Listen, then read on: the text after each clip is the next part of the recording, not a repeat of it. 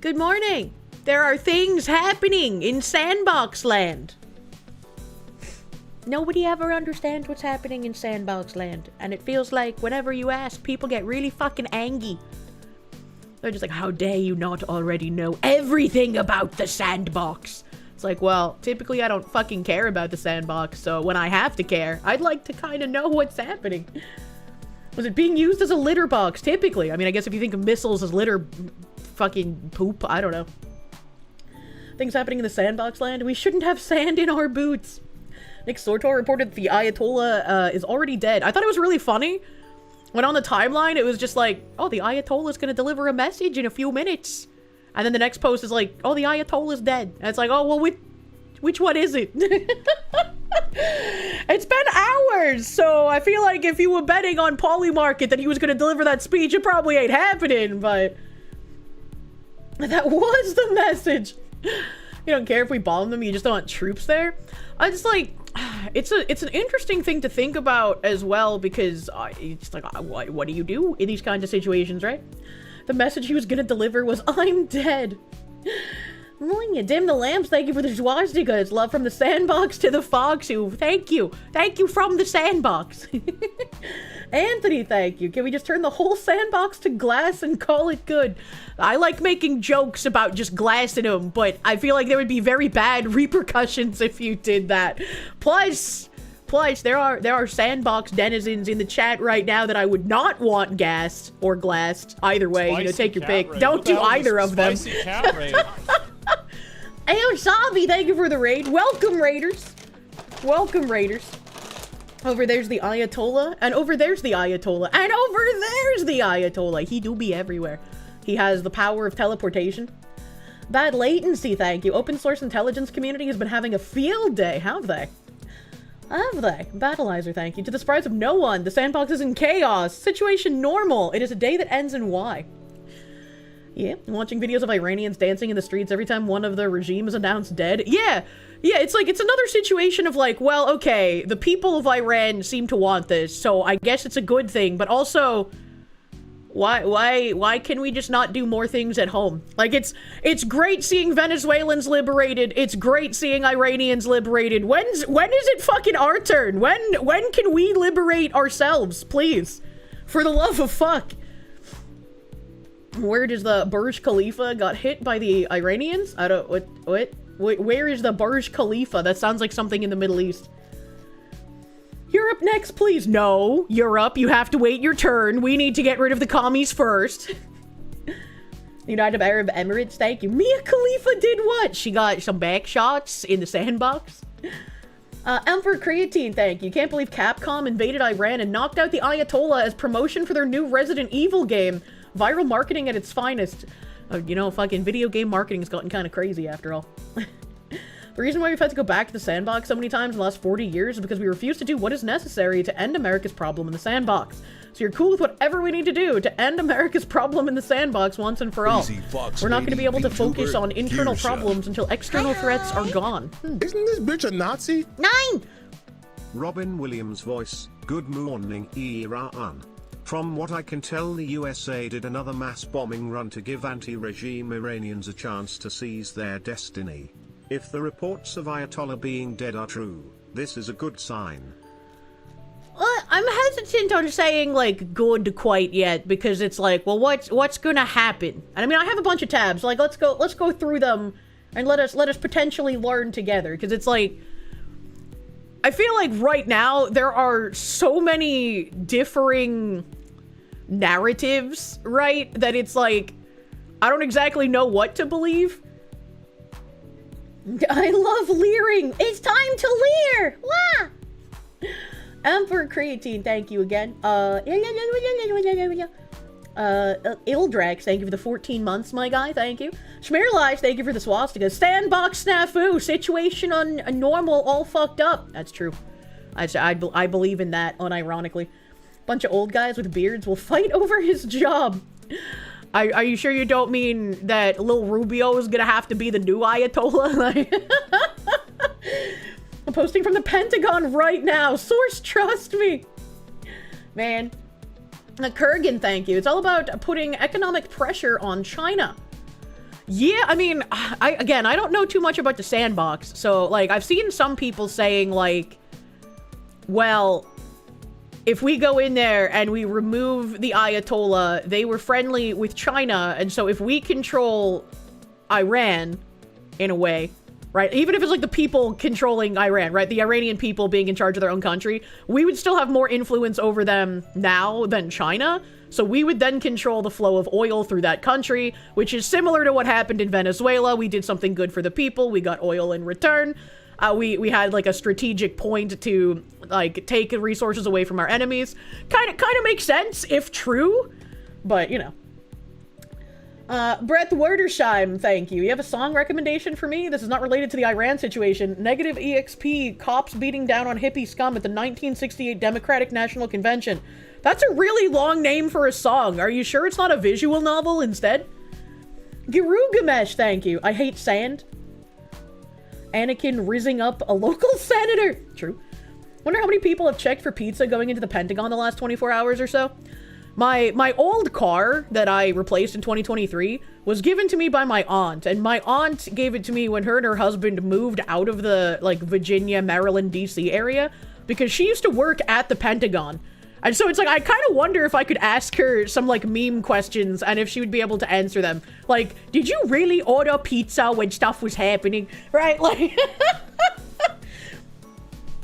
didn't Hegseth start, ordering pizza parties randomly to mess with people watching that? I mean, if I was a fucking employee at the Pentagon and people were like, every time pizza orders tick up, something's gonna happen, I would do that. I would be like, let's just have random fucking pizza parties. And to throw them off, occasionally let's throw something weird in there, right? Like, maybe on July 19th, we just order a fuck ton of Chinese food. You know, just see what kind of comes out on Twitter after that. Like, that seems like a fun prank, right? It's harmless, it's kind of silly. Hegseth didn't apparently troll with pizza orders. There's a Pentagon pizza tracker, but it doesn't correlate a lot. Yeah, it just sounds goofy and kind of funny. We get bad latency, thank you. The Ayatollah transitioned. New pronouns are was, were, and here, there. Good lord. Into the abyss. Chinese food means Israel is in the building. They just ordered a massive party platter of gyros. What does it mean? We're finally taking what you owe us, Greece. But maybe he took a cue from Trump trolling the media with adding random pizza orders and Chinese food. I mean, maybe. Maybe. I always thought it was funny, like, when people were talking about how much debt Greece was in, and I remembered I remember back in the day, I had a friend who would like literally just pay the rent for people in Greece, and I was like, what are you doing, man? Jews do be ordering Chinese in Christmas. My Meme and Pepe liked ordering Chinese for New Year's. Should yoink Starmer from the UK on the 4th of July. That would be really funny. Alright, that would be incredibly funny. If commies had a sense of humor and the UK wasn't a dystopian hellhole, I would say even for laughs, right? Just like pretend that it's a black bagging, but he's in on it, and we just like stage a kidnapping and bring him to the US, and then all of a sudden it's like, woo, fireworks! You know, but commies don't have a sense of humor, so we couldn't do that. Ham the Third, thank you. And today's program is brought to you by the number 9! Questionable content, thank you. Clearly this is all an attempt by the patriarchy to maintain the wage gap after the Ayatollah abolished it. Oh my god. Battleizer, thank you. Before we get to the next sandbox snafu, which is your favorite new boat woman, you prefer the unlock Boga tier? There's new boat women? I did finally install BlueStacks again on my new drive, so like or not BlueStacks. My thing on my OBS is called BlueStacks because that was what I was using back when BlueStacks didn't suck. I'm using a Moo Player, I think it's called, yeah, Moo Player. I did reinstall it on my drive, but I didn't know there were new ships. Oh yeah, there are. There are new ships, there are indeed. You are correct. Maybe I just pull on stream before we go into the sandbox, right? Let's have some nice women. Some nice women, and then touch the sandbox. Why not? Did I mute? No. You'd rather have Starmer as Prime Minister than Polanski? Polanski doesn't sound like the last name of a person who would be ruling Britain. Where are we? Where are we in the YouTube chat? Dio Brando, thank you. You want a Persian waifu? That's a very British thought. No wonder you're paying in pounds. Can I please bless your gotcha pulls? You've gotten dog shit luck for the past few days? I hope you have better luck, sir. It used to be that, like, people would wait for me to stream Azure Lane and do pulls with me, and they would have good luck, but I don't know if that works in current year. Oh, hey! Oh, hey, there's a magical Goral. The first 10 pull, easy, no big deal. Internet Zen Master, thank you. Reminder that the first casualty of war is truth. We'll know it really happened by Monday. That said, this attack was telegraphed over a month in advance. Any US politician upset about this are geopolitically dumb as rocks. I just pay more attention to domestic than, like, the geopolitical sphere, I suppose. Because my opinion, 99% of the time on the sandbox is I don't want Americans going over there and dying, and I don't want my tax dollars doing anything over there either. And I feel like that's a pretty normal position for the majority of people. But then it's like, when you look at something like this, and it's like, well, maybe it's in our best interests. Maybe there's something good out of there. It's like, I don't know, maybe I'm wrong about wanting, like, entirely, like, no intervention anywhere? I don't know. Oh, a major event happens and Kirsche isn't on vacation. I know, it's kind of crazy. It's like, what's happening when I can not be on vacation and something happens? Okay, Vittorio? I gotta delete a Vittorio? I'm always really bad at fucking looking through my dick when I have to dump ships. Oh god, these are French ladies, these are Japanese ladies, these are the German ladies. Here we go, it should be somewhere here, right? Yeah, this one. Yeah, that one, get her out! Get her out, she's useless! Anthony, thank you. As a citizen of the sandbox, you were asked why we didn't flatten the place to get rid of the twards that were threatening his family. Yay, censorship.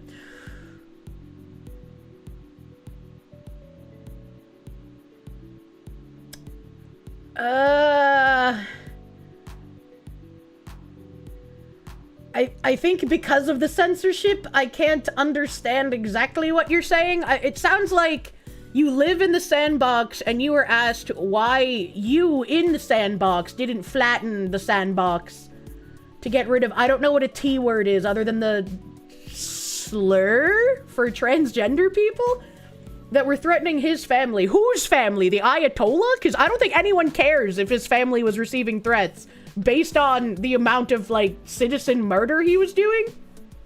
Oh yeah, I forgot about the word terrorists. I'm used to having to, like, read no words.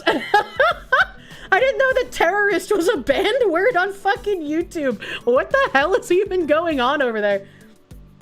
YouTube chatters, please use stream elements, less censorship. Yeah, if you really are trying to say something and YouTube is hard hammering your dick, the stream elements link will help you in that regard. They're spookiest. I think I would have even been confused by the spookiest. I'd been like, what? The CIA's doing what now? Those damn terrorizers. Senor, hello there. Thank you for the 4 months. You didn't have turning Iran back into Persia for your 2026 bingo card. Time to get some pizza. Turning Istanbul back into Constantinople when, unironically. Dadu guy, thank you for the 21 months. China and Russia worked through Iran against us. Venezuela was the same. Trump's kicking their pieces off the board, which is what it kind of looks like. And like, obviously, any kind of military intervention into any kind of country in the sandbox is going to be of benefit to Israel. But just because it is of benefit to Israel, does that mean that they are some like evil puppet master in the situation? Just call them Terrys, the fucking Terrys, bro. I'm sick of getting gold ships that aren't the new ones. What's happening? Professor John Wolfman, thank you. That time I was isekai'd and unalived a hippie. Can we have better VR? Ooh. Damn, this woman's tits are fucking massive. And she's got a fucking blindfold on. I like this one. I like this Russian. That's an interesting pose for a ship. Yeah. Massive Doge, thank you. At least the sandbox war, or at least this time the sandbox war is faster. Well, we'll get into that, right? Because I have a bunch of tabs and some people are like, but Kirsche, you don't understand. This is the beginning of a 1,000-year war where millions of Americans will lose their lives. And it's like, well, I don't know. I don't have a crystal ball. Based on what happened in Venezuela, I would probably err on the side of that not happening. Because we went into Venezuela, no one died, and then we got the fuck out and said, all right, you do your thing. We're gonna like help you with your election, and then we're gonna fucking leave. A woman sitting on their heels is an underused pose. You need more of it. True and fucking real. There's a reason why the foot friends like it when the women sit on their feetsies. Please stop saying terrorist. The PC term is team on offense. What the fuck? Don't forget the fact that we bombed Chavez's tomb before leaving just for the lulz, just to send a message, you know? It's not about what's right or wrong. Sometimes it's just about having fun. Brett Werdersheim, thank you. It's a real song. It's a real song by the band Negative XP. They did the song Ramona Flower Song for Scott Pilgrim. Oh! The only Ramona Flower song I remember is the one that's on YouTube, basically mocking women who act like Ramona Flowers. It seems a crusade is underway in the Middle East and we all hope this doesn't turn into a forever war. Enjoy teasing the boat woman. I love teasing the boat women. Thank you, Ulgrim the Crusader. He said the thing. He said his name. That last super chat about negative XP is lying. Wait, lying or just like misinformed? Question mark. Ronald Big Don, thank you. So far, you've heard Israel saying Khamenei is RIP, and then Iran said no, he's not RIP. We'll do a 1-hour address to prove it, and then it was canceled. Ooh. Oh yeah, that's right. I got a cow. Hold on. I was talking so much I forgot to like ditch my gold ships. They're gonna fill up my dick and I won't have room for other things. So Takao and Hood I gotta get rid of. That new skin for Alabama, by the way. Oh my god, it's so fucking good. It's so fucking... I love how she has like Dro Elf skin color. It's so pretty, man. Hood, get out of my dick. And Takao, get out of my dick. Go away. There we go. Didn't his palace get bombed and is now rubble? Which one? Emperor Creatine, thank you. Breaking, a U.S. Air Force pilot who single-handedly demolished Ayatollah Khamenei's palace has been identified as 40-year-old Samuel Hyderson. How can he keep getting away with it? Can we move Khamenei's unalive date to tomorrow for the El Presidente a month promise? That's true. Why didn't we wait one more day? How could you? I'm most upset about that now. Battleizer, thank you. It took you 150 pulls to get Moskova. I don't like them odds, brother. I also don't like that you can't stack the UR pulls. Because, like, I don't need any of the other URs. To Iraq, and a guy with the nickname Chicken Fucker asked me why we didn't glass the place to get rid of all Al-Qaeda. He was an interesting guy despite his accurate nickname. Did I forget to fucking lob bitches into the sea? Why was there one boat left here? The fuck was that? The fuck was that? I think I forgot to lob my bitches, chat. Anthony, thank you. You're deployed to Iraq and a guy with the name Chicken Fucker. You know, Chicken Fucker might have had an interesting point. 2001 invasion of Afghanistan lasted from October 7th to December 17th, 2001. That's how long it took America to defeat Afghanistan in war. The rest of the Forever War was actually just trying to create a civilization there. See, that's where we shouldn't bother. Like, that's not our problem. Like, you can take control of your country, or... See, this should be the thing. This should be the nitty-gritty, right? If we go in and we yoink your dictator, and you're happy that we yoinked your dictator, right? Like, we're not just going in and yoinking dictators that people like. Don't do that. But, like, if we go in and we yoink the dictator and the people are happy-clappy, we should be like, all right, now you govern yourselves, or you become our territory, all right? If we have to come back, don't make us come back. Is pretty much what we should say, right? I gotta go find the slaves. Hold on a second, I'm scrolling up. Oh, it was on YouTube. I was scrolling in Twitch chat. Oh my god.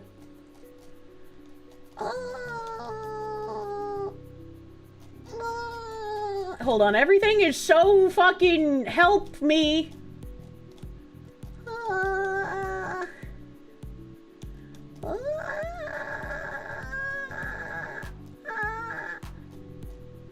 Battleizer, thank you. I read that. I'm scrolling. Battleizer, thank you. Question, why do I not have the auto-lock new ships turned on? I do. What do you mean? My auto-lock new ships is turned on. I only get rid of the ships that aren't the new ships. Right? No, it's turned off now. What? Why did it turn off on my reinstall? That's a wonderful fucking question. That is a great question, and I am glad that I scrolled back far enough to read it, because I don't think I ever would have fucking noticed. I don't need another Lutzow. If you look at Trump's track record, he's consistently done precision strikes without putting boots on the ground. He has already called for the Iranian people to take their country back. This is not Iraq 3.0. And I think that is exactly what should happen, right? Automatically lock new characters, you dumb fucking bitch game. You had me worried that I was accidentally throwing new ships into the ocean. Oh my god, that would have scared the shit out of me. That would have been scary. Lutzow, where are you? Where are you? Where are you? Where are you?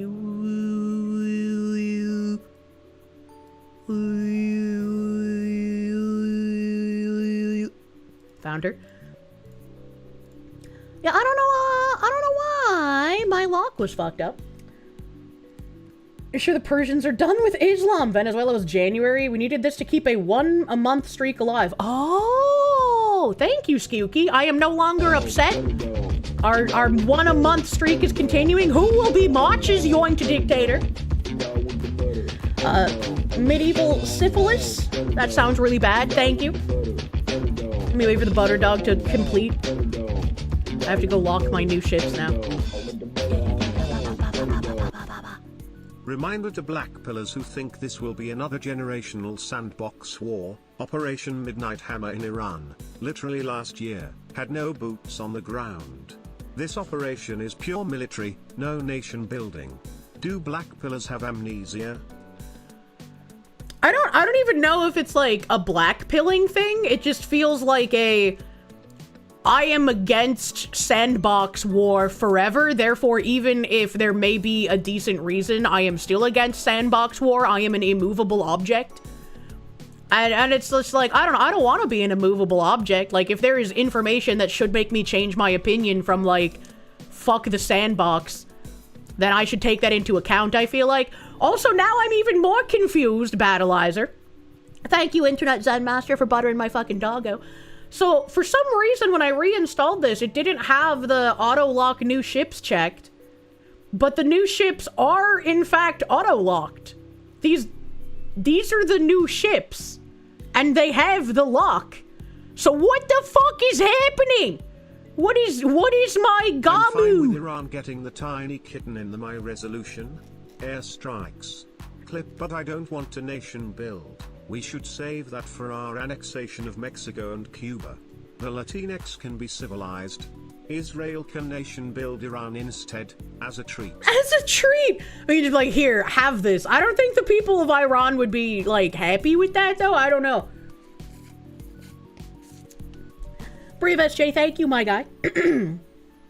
The tiny kitten in the My Revolution or Resolution airstrikes. I don't even know what that means. I don't even know what that means, but like, I don't know. It'd be interesting to see. Medieval Syphilis, thank you. Monkey's Paw BS, you finally get the war to end Iran's awful regime, but it's on behalf of Israel. That is censored on YouTube. It's censored on YouTube because it's like used in a derogatory way. Like, I get it. Fucking... Is it on behalf of, or does it just also benefit Israel, is the question. Right, because when it's like, you did this on behalf of Israel, it makes them sound like they were pulling the strings, they're the only reason we went there, and we did it specifically for them, right? So, like, I don't think this was on behalf of. Maybe, again, I don't have enough information, and I'll change my opinion. But it feels like, from what little I do know, that this was also, it just also benefits them as well.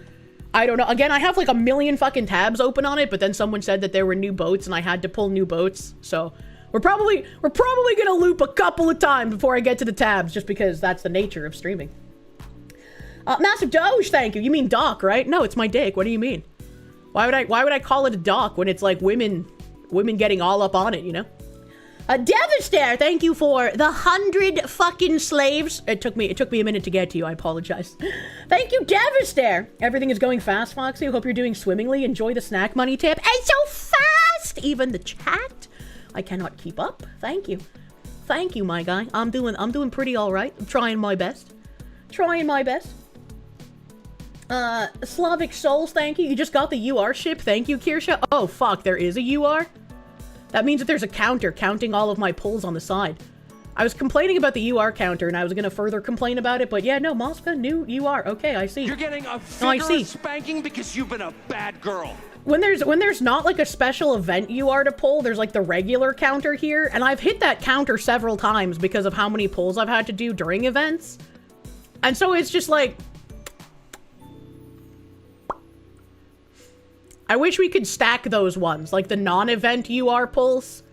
Just because, like, I don't want to fill up my dick with more URs that I don't need. It's getting kind of ridiculous. You got the UR in 40 pulls. You still don't have the SR, though? Yeah, the SR is usually what is most painful for me to pull, but I got lucky this time, it looks like. I got lucky. Massive Doge, thank you. Kirsche punishing the good old Roman Empire way. Gamer Kev, thank you. Here's the commander now. You gonna smash ships? I fucking love my boat women, man. This is a game I've spent a lot of time and a lot of money on. Rambam, thank you. All hail the unstoppable and indomitable fox woman. Please don't put me in control of anything. Danny D, thank you. And to think you went to bed hoping for good news for your birthday and wake up to this. My bad, I guess. Were you, like, pro-Iranian regime? One thing that those that dislike Israel forget, eliminating the mutual enemies also has the benefit of reducing the need to send them more money for more weapons to defend themselves with. Win-win. True. That's a good point, Brent Wolfe. So hopefully sending less money. And I know some people bring up the, like, well, what about refugees from the country that we just took the dictator from? And it's like, well... We just took their dictator, so in theory, there shouldn't be any refugees. Their people should be getting busy doing, like, civilization building. If they're leaving after the dictator is removed, then they didn't really have any intent of nation building in the first place, did they? Why do I have so many talents? Battleizer, thank you. I did it manually, that's why I asked. Did I? Did I? I don't think I locked them. Oh, I did. Did I? I don't remember. I'll trust you. I don't remember. A Blager, thank you. Pakistan and Afghanistan started a war with each other yesterday. This sounds like a good opportunity to strike. They're at war with each other? John and English, thank you for the 5 gift members. Thank you. Thank you, thank you. They're our enemy because of Israel. Yeah, no, Muslims literally want to kill all Christians. I mean, not even that, but like, isn't Iran the country with like all the people who are just like, yeah, death to America, woo! I was just like, I feel like as an American, maybe that's a problem. Maybe. Liu Sugi, thank you. You find it funny that we hammered them on the Muskaladar equivalent date of 9/11. Oh, the Muslim calendar equivalent date of 9/11. What the? What is the Muslim equivalent of 9/11? Sudafed, thank you. Hopefully the U.S. has learned to just wreck house and leave. No nation building to line the pockets of politicians who own shares in defense contractors. True. True and real. 1975, Iran was a strategic ally and close friend with Israel. It is really not hard to figure out the caliphate is the problem. Today is the Muslim equivalent. I was going to say, wouldn't today be the equivalent, I guess? But, like, we didn't kill a ton of their civilians. We just took out, like, the regime people. 9th day of the Muslim calendar's 11th month. Oh, that's what you mean. See, when people say 9/11, I don't think of it as a date anymore. I think of it as like, oh yeah, all of those people died. Richard Slammer, thank you. Good news and bad news. Bad, your toe will have to leave you. No! Good is the podiatrist has done so many of these, it's a minor surgery in his own separate office. Oh, that's pretty good. That is pretty good. Speaking of minor surgeries, fun fact, you could actually get an abortion completely awake and aware of the procedure the whole time. I thought that was horrific to find out. Like, I don't know. Like, if I was in that position, I would want to be put the fuck under. I don't want someone, like, making a smoothie inside of my uterus while I'm awake and conscious for everything happening. Like, that just is kind of fucked up. We're getting bombed again? What? Oh, I was like, what do you mean by this? And then I read your name and I was like, oh yeah, he's in Israel.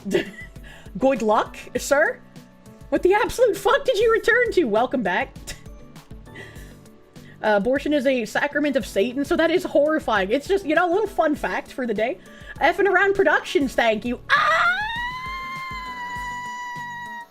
If Iran is neutralized, Hummus Land runs out of excuses for proxy conflicts. What other nation are they actually going to use as an excuse? How did India get renamed to India from Hindustan? Marmalin, thank you. People also forget that Iran played a large part in the Great War on Terror era. That rhymes. And why we didn't go after them is beyond you, but we've had this war going on with them since the 70s. I see.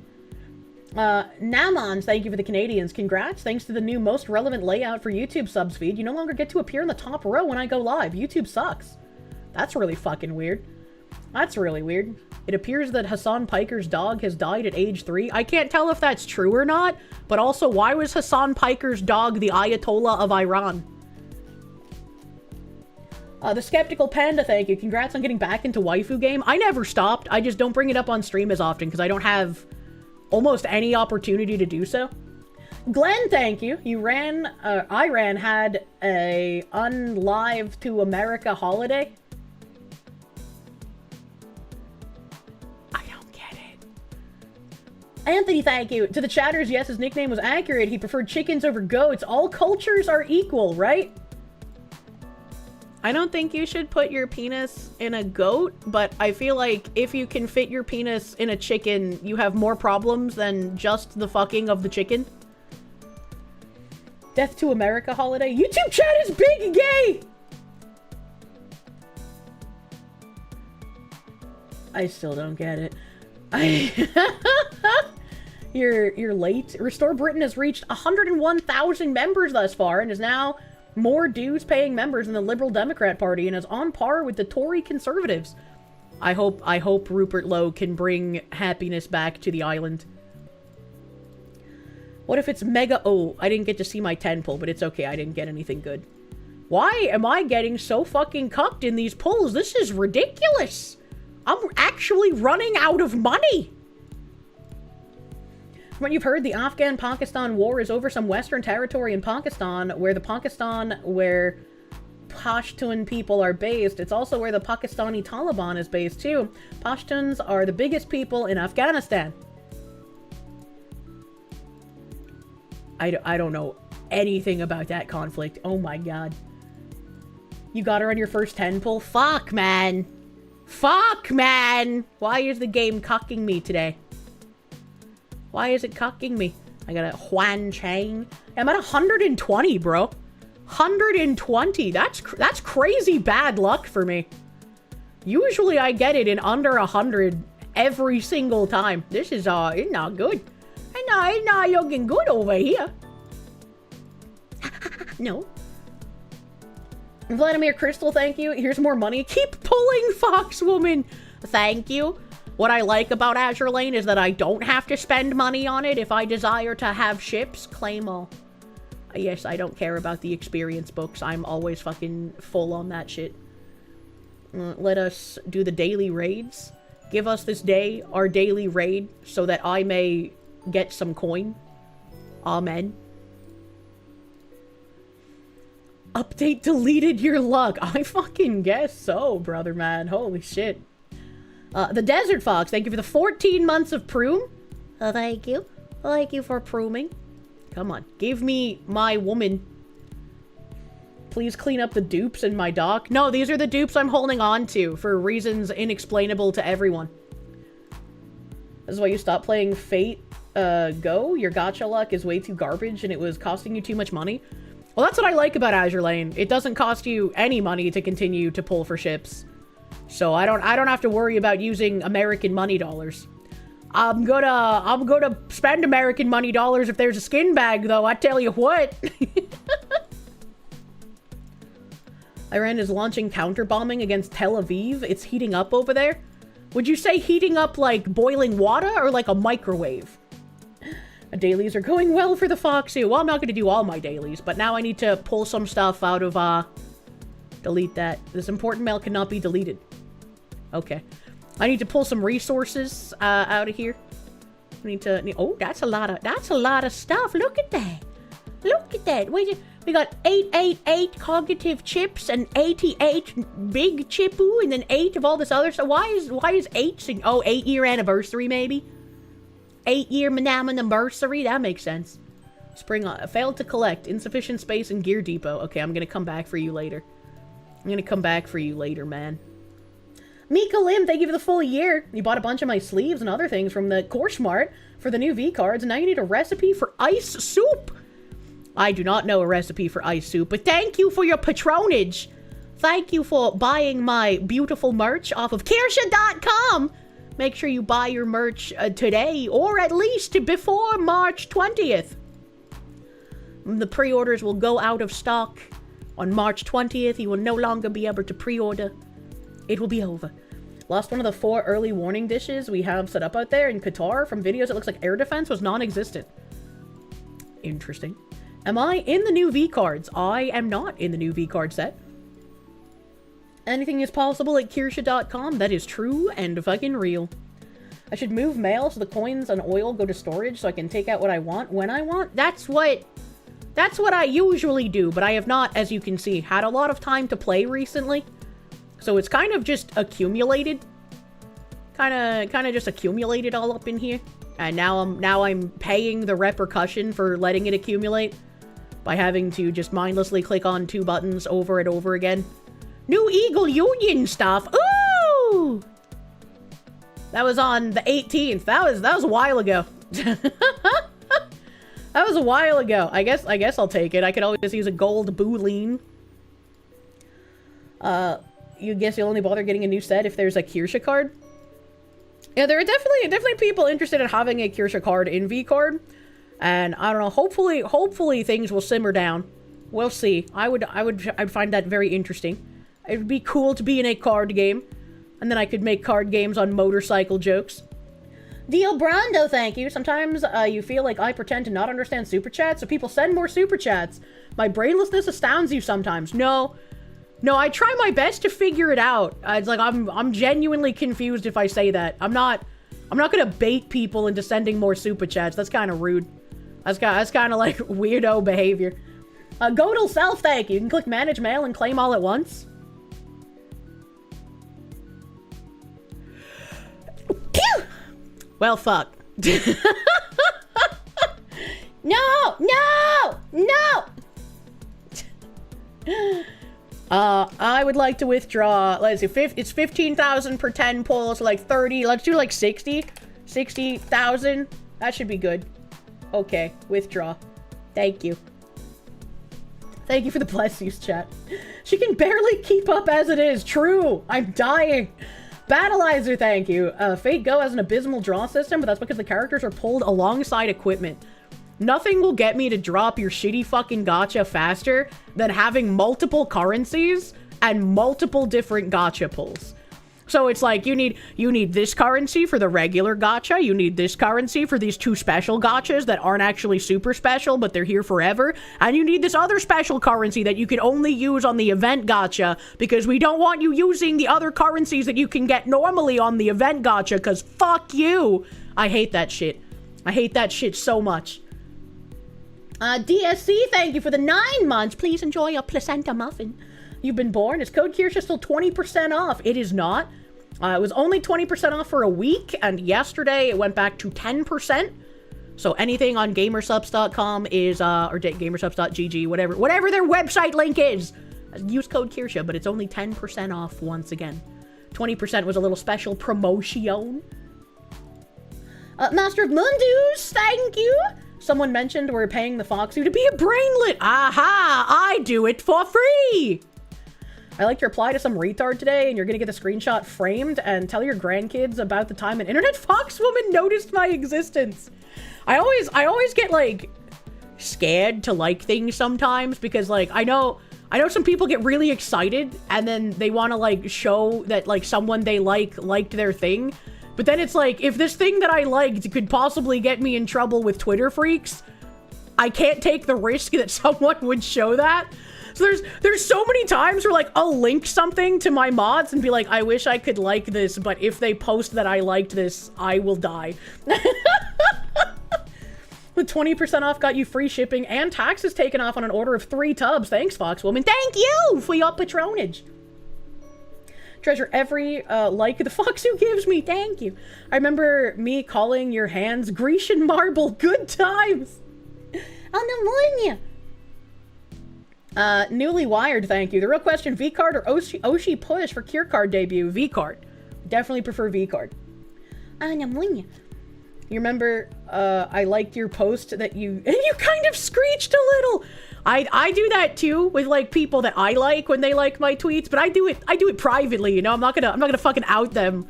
I like, you know, I understand that, hey, let's keep this between us, all right? This is a secret. I love this ship, but please give me the UR. Am I actually gonna hit 200 pulls for the first time in my life? I'm at 150, bro. This has never happened before. I am being cucked. The Ayatollah has specifically came for me. Notice that Sandy Peterson, the Age of Empires guy, noticed Kirsche on Twitter. Did he? I might have noticed that he did, but I can't remember because I'm bad with names. Battleizer, thank you. That's why you're silently happy when your Oshi likes your tweets for funny comments? Yeah, exactly. Do a single pull for you. You lend me your luck. Okay, I'll do...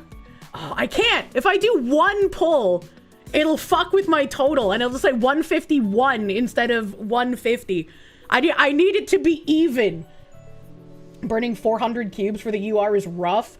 Yeah, this is the lowest I've been on cubes in a long fucking time. A long fucking time. Happy 24th anniversary, by the way. On this day 24 years ago, Xenosaga 1 came out. Oh god. Part of me still really wants whatever fucking Takahashi is cooking up when he put in all those Xenosaga references at the end of the last Xenoblade DLC. But also part of me is terrified because, like, if you fuck up my beloved series, I will be so mad.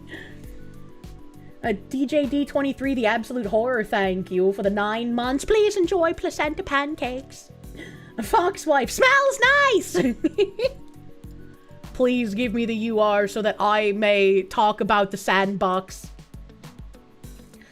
Sandy Peterson, Age of Empires, Doom, Quake, Call of Cthulhu. That's not gonna help me. I would have to, like, see his post on Twitter, and then that would remind me if I saw it or not already.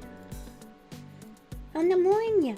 She's slow, but we like her. I'm very slow. Please, ampersand. You wouldn't wish an old game remake on your greatest enemy? You saw FromSoft cockblocked Blue Point on Bloodborne. Thank God for that. Well, it wouldn't be a remake, right? The Xenosaga series was supposed to be 6 games long, but Nintendo bought Monolith from Bandai Namco, and so, like, I guess, I don't know if they bought it from Bandai Namco, but Monolith was like a studio, and Xenosaga was under Namco, and then later Bandai Namco. And so whenever Monolith was bought by Nintendo, the IP rights to Xenosaga were still maintained by Bandai Namco. And Nintendo was like, yeah, this isn't going to make enough money for us to bother, like, trying to buy the rest of the IP rights, so game's over, buddy. So this was your life's work, and now it's cut short at 3 games instead of 6. Get fucked, I guess. And so he named Xenoblade as, like, an homage to his original series that he wouldn't get to finish, the Xenosaga and Xenogears. And he put a lot of, like, little Easter eggs in Xenoblade to, like, you know, wink, wink, nudge, nudge towards the original series he was working on. And I refused to play any Xenoblade game because of Nintendo's dickishness until, like, they finished Xenosaga. And so I was really excited when the end of the last Xenoblade DLC, again, I hadn't played it, so people in chat were the one who told me about it, and I watched it. I was really excited that they put in a basically, hey, we're now going to basically, like, merge the Xenosaga storyline with the Xenoblade storyline, and that's hinting at what the next game is gonna be. So it wouldn't be a remake of the Xenosaga games, it would be finishing their story and merging it with the Xenoblade timeline. Deadpool Kid, thank you. Did a certain civilware get offended that I was asking questions? Do you mean like silverware, like the spoon guy? It seemed like he was unhappy that I was asking questions, which is kind of weird, a little strange here. Response to Xenosaga 2 is what got it cut down to 3 games. The other 3 games were supposed to happen between 2 and 3. Yeah, Xenosaga 2, this is going to be a controversial take. Xenosaga 2 is my favorite game in the series. It has, oh, thank fuck. Oh, thank fuck, it's over. It's so over, it froze my fucking game. My emulator, it froze on the animation. As I was gonna say. I fucking did it! It's over! It's over. We're done here, buddy. Oh, God. And all of this, I just want to point out, in all of this, I didn't get the meta ship, which I'm sure I can buy from the point shop, but it's still funny. Still funny that in 170 pulls, that is the most it's ever taken me to get an event UR, and I still didn't pull the meta ship. That's funny. That's a funny happum stampsums. I'm gonna just double check to make sure that I'm correct and that I can get it from the point shop. I'm pretty sure I can, yeah. Okay, I can get it from the point shop, no big deal. No big deal. Oh, she reminds me of fucking her outfit. You guys can't see it. For some reason, the outfit makes me think of like Blackrock Shooter.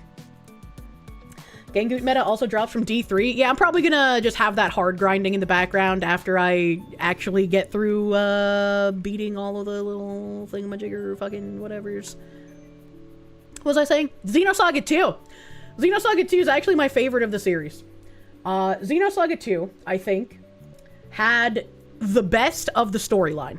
I think it had the most engaging, the most in-depth, and just like everything about the story in 2 was fucking amazing. However, because they fired so many of the people that worked on Xenosaga 1 and replaced them with people who clearly had no idea what the fuck they were doing, the character design was bad. The graphics in general were bad. the revamp of the combat system was bad. The voice actors that didn't continue from episode 1 were all bad. Cosmos is fucking like, I hate hearing her in episode 2. It's so bad. Momo's voice, incredibly grating.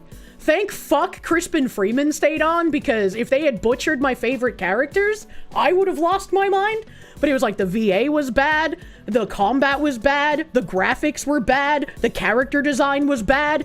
Everything about Xenosaga 2 was fucking bad. But the story was the best out of the 3 games. So, despite how much I loathed everything about 2, the story was enough to make it my favorite of the 3. And especially when you take into account how by the time Xenosaga 3 came along, they didn't realize exactly what their fuck up was between 1 and 2. And so they just turned it into like another JRPG carbon copy where they didn't have tons of dedicated cutscenes. It was the really lazy, like, models are just swaying back and forth without any kind of movement with their mouths doing talking. It's like, it was just really boring. The combat went back to typical JRPG instead of the fun thing they had in 1 that was really unique. It would have, like, to understand how jarring it was to go from, well, 1's combat is really fun, to, okay, what the fuck did you do to it in 2? Please bring it back, to, oh, what the fuck? It's just normal in 3. It'd be like if you played, like, Shadow Hearts and you had that fucking combat wheel, and they removed the combat wheel in favor of, like, the traditional tab target menu combat. Like, it was just like, what the fuck are you doing? Like, I don't know, 3 felt like, okay, we fucked up, we don't know how we fucked up, so let's just go back to a formula that we know works, so people will buy it. And by that point, everyone was just like, why did you do this? You killed all of the soul in your project.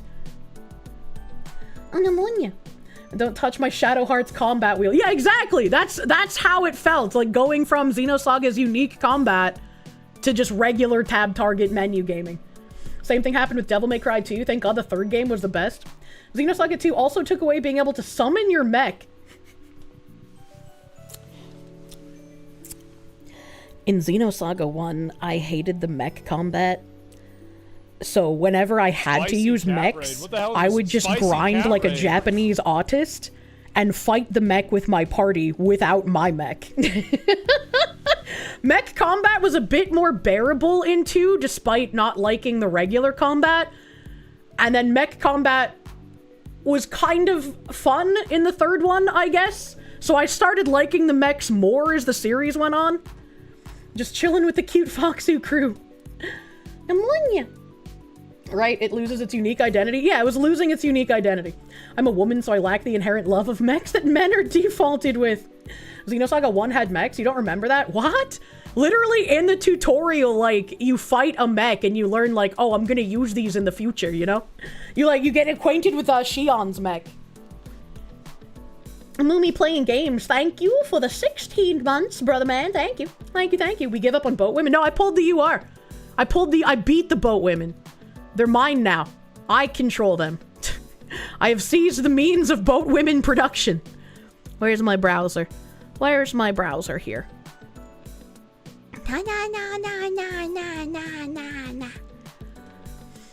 Taboo time. True and real. Smiler, thank you. The Ayatollah is dead. We got confirmation now. Crazy Confirmation. Fox lady VTuber Kirsche. Hi. Isn't this bitch a Nazi? 9. All I can say is that, regardless of the operations in Iran, that Psyop anime guy has a lot of wild material for his next episode. The IRGC is flailing and shooting missiles at Tel Aviv and nations that have US bases, pissing off those sandbox nations. That'd be very interesting. I'd like to see if we get any sort of videos coming out about all of that stuff. Yeah, we have confirmation now. Hell yeah. Hell yeah. Thank you, Internet Zen Master, my guy. Who is the PsyOp anime guy? Who dat? Master Prick, thank you. Wasn't Iwata the one that told Takahashi to call it Xenoblade? Also, Xenosaga Connection started in 2. You straight up see the Zohar. Yeah? Yeah, I don't remember when they started. I just remember him putting little Easter eggs in the game. And I was like, that's really cute. That's really cute. And it's like, yeah, if he had a friend who was talking to him about it, that makes sense. I don't remember that. I just remember him being like, it's an homage to my OG series. Because, like, that was his baby, man. And Nintendo was just like, yeah, it's not worth it to buy the IP. And Blue Star people are claiming that Iran is short 40 politicians. What is Blue Star people? Somalia? That's a Blue Star. Okay, am I caught up? I'm caught up. So, last night, I saw this tweet. Iranians report that the popular Bad Saba app used to determine prayer times has been hacked. Instead of the usual prayer times, users saw messages supporting the attack and calls against the regime under the headline, "Help has arrived." And I was like, damn, that's fucking crazy. Can you imagine, like, all of the American zoomies on, like, Snapchat or WhatsApp or some shit? Just, like, texting their dicks back and forth at each other, and suddenly a global message comes across, and it's just like, "Help has arrived!" And they're like, what? What the fuck? My YouTube has frozen. Why has it done this? There we go. They do be showing dicks on there. That's fighter jets dominating the skies of Tehran. That's pretty interesting. That's a pretty interesting light fixture. That's interesting. Oh, it's got a lot of black smoke. And then, literally, so this was at 2:42 a.m. And then literally 2 minutes later, the White House posted this video. So let's watch this thing. I actually have not watched this, so let us watch this. Let us not watch this, because my headset is fucked. Ein moment. I have to fix the fucking. Thanks, I hate it.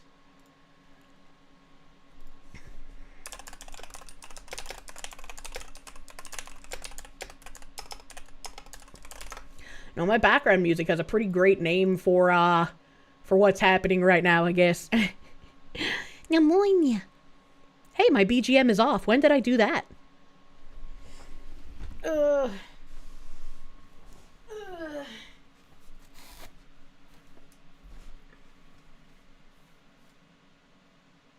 I can hear again! Man, I can't wait to have my fucking old setup back from my apartment. I miss being able to, like, reach my PC from where I'm sitting. I like jamming out to it, man. It's fucking cracked. Alright. Fettuccine broccoli, thank you for the ooh. You tried to play Xenosaga 2, but man, the combat is so much worse than 1's. It is. It really is. But if the story is good enough, I can play through shit combat. I like Secret World, after all. Leo Segui. I'm so bad at your name. Sorry, thank you. Just let me play Xenogears one last time. True and real. 2Chen, thank you for the 5 months. Keep politics out of your praying app. Help. Alright, let's listen. United States military began major combat operations in Iran. Our objective is to defend the American people by eliminating imminent threats from the Iranian regime, a vicious group of very hard, terrible people. Which, like, yeah, I can agree. They do chant death to America. That makes sense. However, if the safety of American people is #1 top priority, can we please start doing what President Bukake has done for his nation? Can we please start removing activist judges so we can have the rule of law in our country once again? Like, there are difficult things and difficult decisions that need to be made in order to get us back to a functioning place. And it's just frustrating. It's just frustrating to see so many other people be able to reap the rewards of liberation, and we still have to play fucking tongue tag with communists. I hate it so much. Oh yeah. BGM should be off, thank you. I turned my volume up to max, but it's still kind of low. It's still kind of low. I literally cannot turn it up any louder. If there's a YouTube video of this, I could play it on YouTube, and it might be louder? Its menacing activities directly endanger the United States, our troops, our bases overseas, and our allies throughout the world. For 47 years, the Iranian regime has chanted death to America and waged an unending campaign of bloodshed and mass murder, targeting the United States, our troops, and the innocent people in many, many countries. Among the YouTube version. All right, so I can crank it with the YouTube version. Thank you.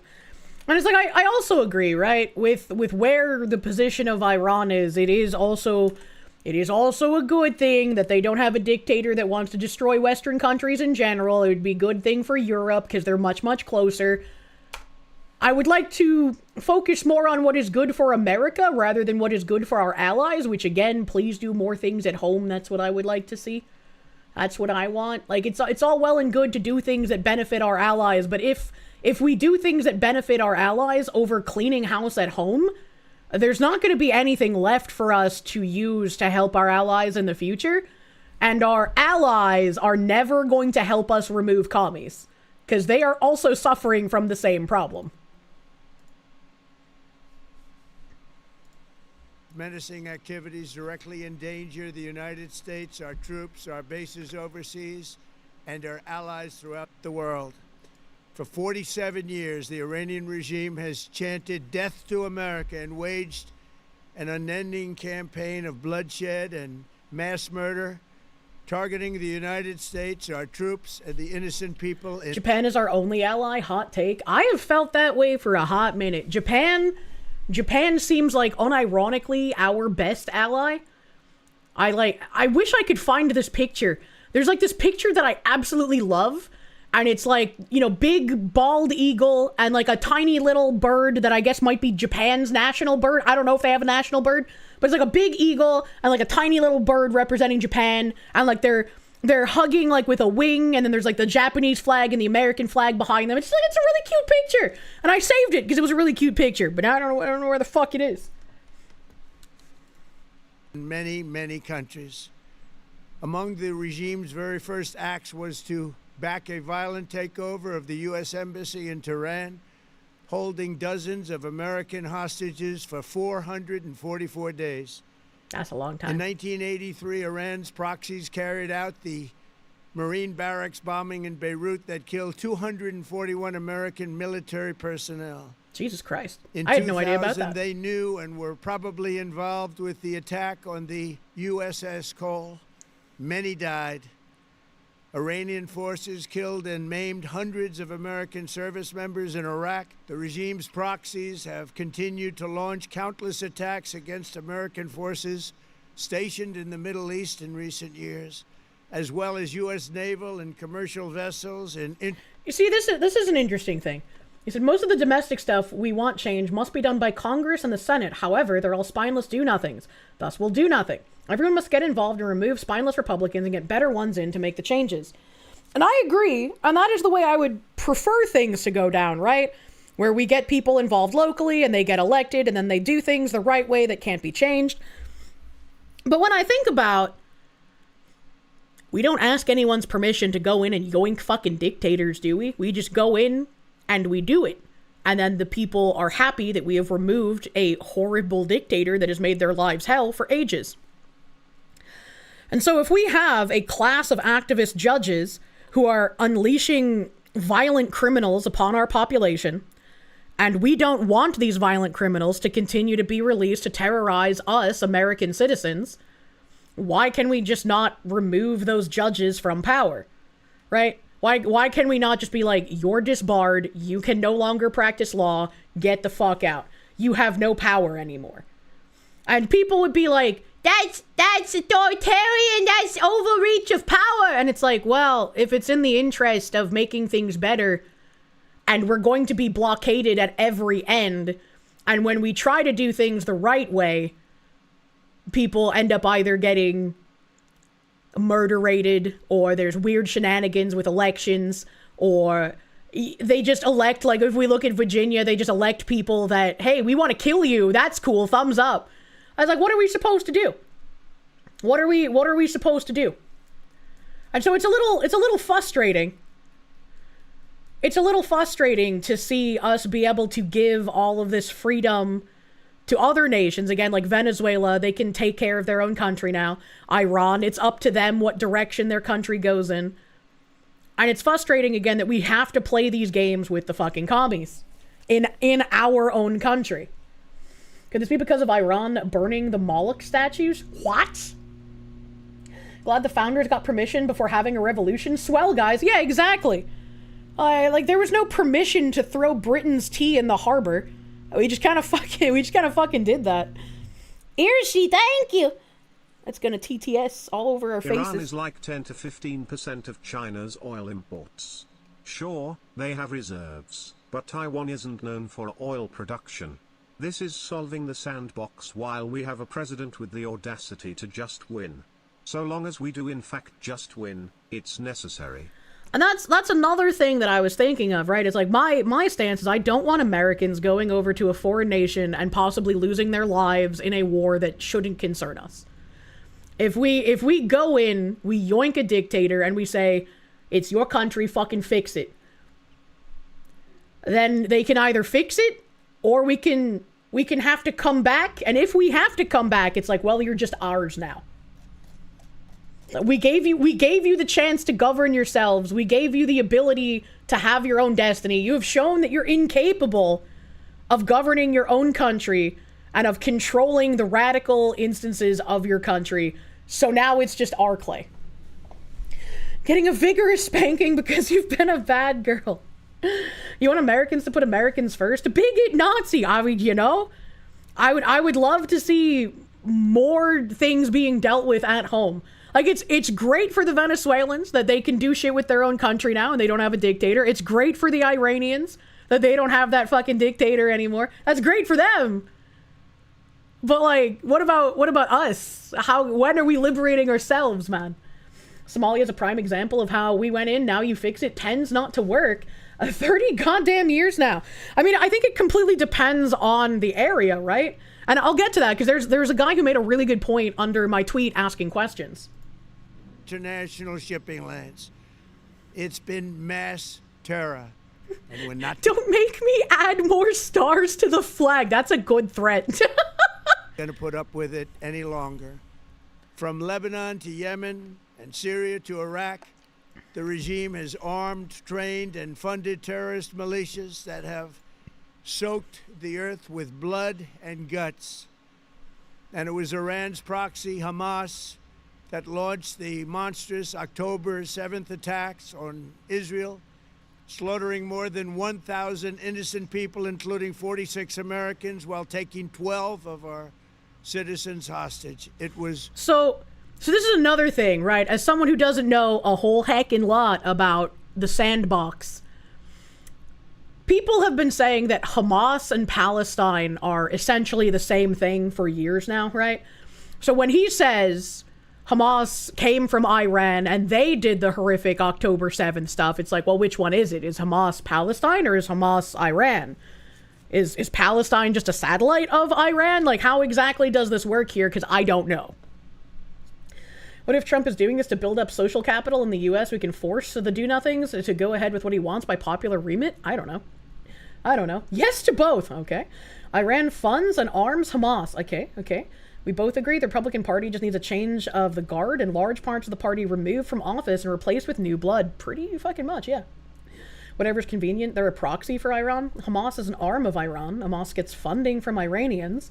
Hamas rules Palestine functionally. Okay. Hamas is Palestine, but Iran heavily funds it. Hamas was the government of Palestine, but it's a puppet of Iran. How much CIA funding did Iran use to back Hamas? That's also a good question, right? Because, you have... Crazy Fox Lady VTuber Kirsche. Hi. Isn't this bitch a Nazi? I was wondering why Nuxtaku wasn't covering the attack on Iran this morning. Then I remembered it's Shabbat/the Sabbath. The Blue Jew is likely vibrating right now because he can't stream until after nightfall on Saturdays, given he knows the sandbox. That's a good point. He would know much more about sandbox dealings than I would. Thank you, Internet Zen Master, my guy. Thank you.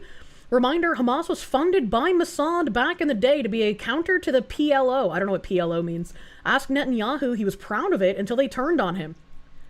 That seems really goofy. But I was gonna say, someone brought up, sorry, I didn't remember who. Someone brought up that the CIA also did funding, and it's like, well, yeah, Obama left a ton of fucking weapons over there that I think, got into the hands of Islamists in Syria, if I remember right? A Palestinian Liberation Organization, thank you. I'm bad at acronyms. I also have Crazy Fox Lady VTuber Kirsche. I do. We leave a lot of shit. Is Khomeini dead? Apparently, we have confirmation he's dead, yeah. Iran is the primary funder and supplier of terror in the Middle East. Hamas, Hezbollah, Houthis all receive money, training, and supplies from the Quds Brigade of the Iranian military. So, I mean, if it's true that Iran is providing funding to all of these terrorist organizations, then it would just be globally a good thing that we have gone in there and yoinked their dictator. Just wanted to wish Favorite Foxu a happy Saturday, and may the honorable chatters have a great day too. Monya! We're luring today? Leering? Sudafed, thank you for biddies. Iran supports terrorist organizations throughout the Middle East. Al-Qaeda, Hamas, Hezbollah, many more. Iran provides funding, training, guns, and even provide military and intelligence advisors. And it's like, I'm wondering, right? Because I'm sure people who hate me will be like, Kirsche is getting indoctrinated by her audience. But it's like, if you're on the left, right, and you're a supporter of, like, Hamas and these things, and you're upset that we went in there and we fucked with the Islamist regime, if Iran wasn't funding Hamas, then what would be the problem with us going in there besides just being against any kind of American interventionalism in general, right? They even stack Argentina and have ties to the communist past presidency? What? Isn't JonTron's family Persian? Does this mean JonTron will visit Iran now and make a funny video? JonTron is Persian, yes. It's hard to believe that Iran would fund Al-Qaeda, given the latter think the Shiites are heretics who deserve death. I have no idea what goes on between, like, the Shia and the Sunni population. I just know that they fucking hate each other. I don't know why. Jonathan Arian Jafar. I remember when people found out his middle name and they were like, oh, that's proof he's a white supremacist. Like Asman said, does it benefit Israel? Yes, but it will benefit the rest of the world also. Tal Iran is a YouTuber who put out a video called Iran regime is cooked, Al Khamenei finished in Israel strike. Sparky Redhead, thank you for the R's. If Orange Man adds more stars to the flag, make sure they're golden. The biggest stars, a beautiful gold, the best stars in the world. Emperor Creatine, thank you. So let me get this straight. The Ayatollah lasts for 47 years, and President 47 is the one that ends them. Who's writing this movie? Hideo Kojima. It does feel like a fucking Metal Gear plot. Windstalker, thank you. The do-nothings in Congress are the ones who have to disbar judges. Best Trump can and should do is ignore the bad judgments. I very much understand that, like, things are going to be slow rolling as we fix them, because it didn't take us only a couple of years to get into this mess, and it's not going to take us only a couple of years to get out. But, like, the uncertainty is something that fucking kills me. And especially as, like, an anxiety-ridden woman, it's just like, please just fix it. Please just fix. Kurgan, thank you. This hurts China a lot. Russia, too. Pixie Misa, thank you for the one group Iran didn't support was ISIS. They were so bad that Iran joined the international effort against them. I wonder what made ISIS so different from, like, Hezbollah and the Houthis. Because, like, to me, as, like, an Islamist terror organization is an Islamist terror organization, I haven't really made any differentials between them. Because ISIS is Israeli funded. What the fuck? Primarch Bentley, thank you. Glad to have my boat women back. It'll be interesting to see how the Twitter freaks spin Iran to satisfy their TDS. Well, it seemed like, right? Like, I expected leftists to just blame everything on Israel, right? That just made sense to me. But when I looked at Twitter, it was like, everyone on the right was like, oh, I guess this confirms that Trump is an Israeli puppet. And I'm like, what the fuck is going on? It's like everyone hates Israel so much. It's just like, it feels like any kind of rational thought goes out the window. Eric Wamble, thank you. These judges and commie bureaucrats have become entrenched over decades, and it'll take decades to purge them. Local and state elections matter. We need to be vigilant and keep the pressure on. It's just like, obviously I don't agree with everything an individual says, but like seeing how much commies seethe at the New Hampshire Libertarian Party and fucking Jeremy Kaufman, that makes me happy. Anything that makes commies seethe and threaten to leave an area I enjoy, thumbs up, keep doing it. We had 2 ISIS groups in Syria being funded at the same time. Gee, Bill, your sandbox lets you have 2 ISISes? I remember when, like, there was someone who got in trouble for, like, doing something with, like, the name ISIS, even though they were referencing the Egyptian goddess, because of ISIS, the terror org, and they, like, apologized for it. God, I wish I could remember what the fuck that was. Same, Jeremy is acting like, Netanyahu today? What? He is? I haven't seen anything he's posted about what's happening here. Oh, where was I reading? Zenik, thank you for the czars. Iran is the head of an octopus. Their tentacles are all around the world, not just the Middle East. Iran, along with Russia, funded the ANC back in the day, and Iran continues to fund the ANC to this day. That seems really weird. That seems really weird. And I would actually be very interested, right? Because one of the things that I did give props to Russia for was, I can't remember exactly how long ago it was, but when everyone around the world was still denying the fact that there were any Boer murders in South Africa, Russia was the only country to start offering refugee status to Boers leaving South Africa. So I was like, that's really good that Russia decided to step up and do something like that. So it's a little weird to hear that they were funding the ANC that kind of caused this problem. I don't know, like, what Russia would get out of having funded the ANC and then switching gears and offering refugee status to the Boers. That's very confusing.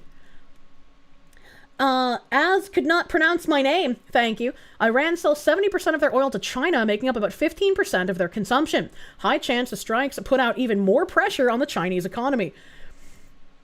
And Venezuela also had oil supplies to China, right? So having Venezuela and Iran taken over, I wonder how much that would nuke the percent of oil trade from China, I guess. They also smashed the color revolution shit in their country flat. Communism has its uses, Foxu, as the ANC was against the West. I mean, yeah, I guess that's fair. Funding something that was commie, even if you don't agree with everything they say. It's kind of unfortunate. Am I worried that we'll mess up the situation like Iraq? Seeing how things went in Venezuela, I'm tentatively optimistic that it won't turn into another sandbox war, but that's why we're learning today. Realistically means China cannot attack Taiwan due to lack of reliable oil supply. Hopefully. Some stupid punk, thank you. Hope this isn't a messed up question, but any chance of a Gamer Subs product again? Also, shout out to It's a Gundam for the collab that introduced you to me. Thank you! Do love Papa Gundam. ISIS was never Israeli funded. The source of that info comes from Pro-Hamasuk. ISIS was trying to set up a brand new Islamic caliphate, and the theocracy in Iran, who also want a caliphate, didn't want competition in the Mideast. See, this is why I just, like, never paid attention to the sandbox, because it's like, it seems that there are 2 diametric realities, and it's so hard to cut through the smoke and understand which one is real. Right? Like, as an American living in America, I can see what our commies are doing to things that I can see happening with my own eyes in real time. So I know which one is real and which one is the lie. But I don't live in the sandbox, and literally everyone has an interest in putting out a narrative that aligns with their interests in the sandbox. And so it's like trying to figure out who's really funding who's really behind what, which person is doing the bad thing. It just seems so incredibly difficult to me. Horse Black Silver, thank you. You missed the days when the only terrorist organization determined to rule the world we had to worry about was Cobra. Thank you. And thank you, Internet Zen Master. Thank you. It's just really disorienting, right? Like, I'm not saying anyone is particularly wrong. I'm just saying it's like, it's really difficult to figure out what is true and what is not when, like, there's so many people convinced of, like, diametrically opposing things. Forget the commies. Callum at Britannica Politica has more of a real view on it, with locals interviewed on location. See, I like that stuff. As couldn't pronounce my name, thank you.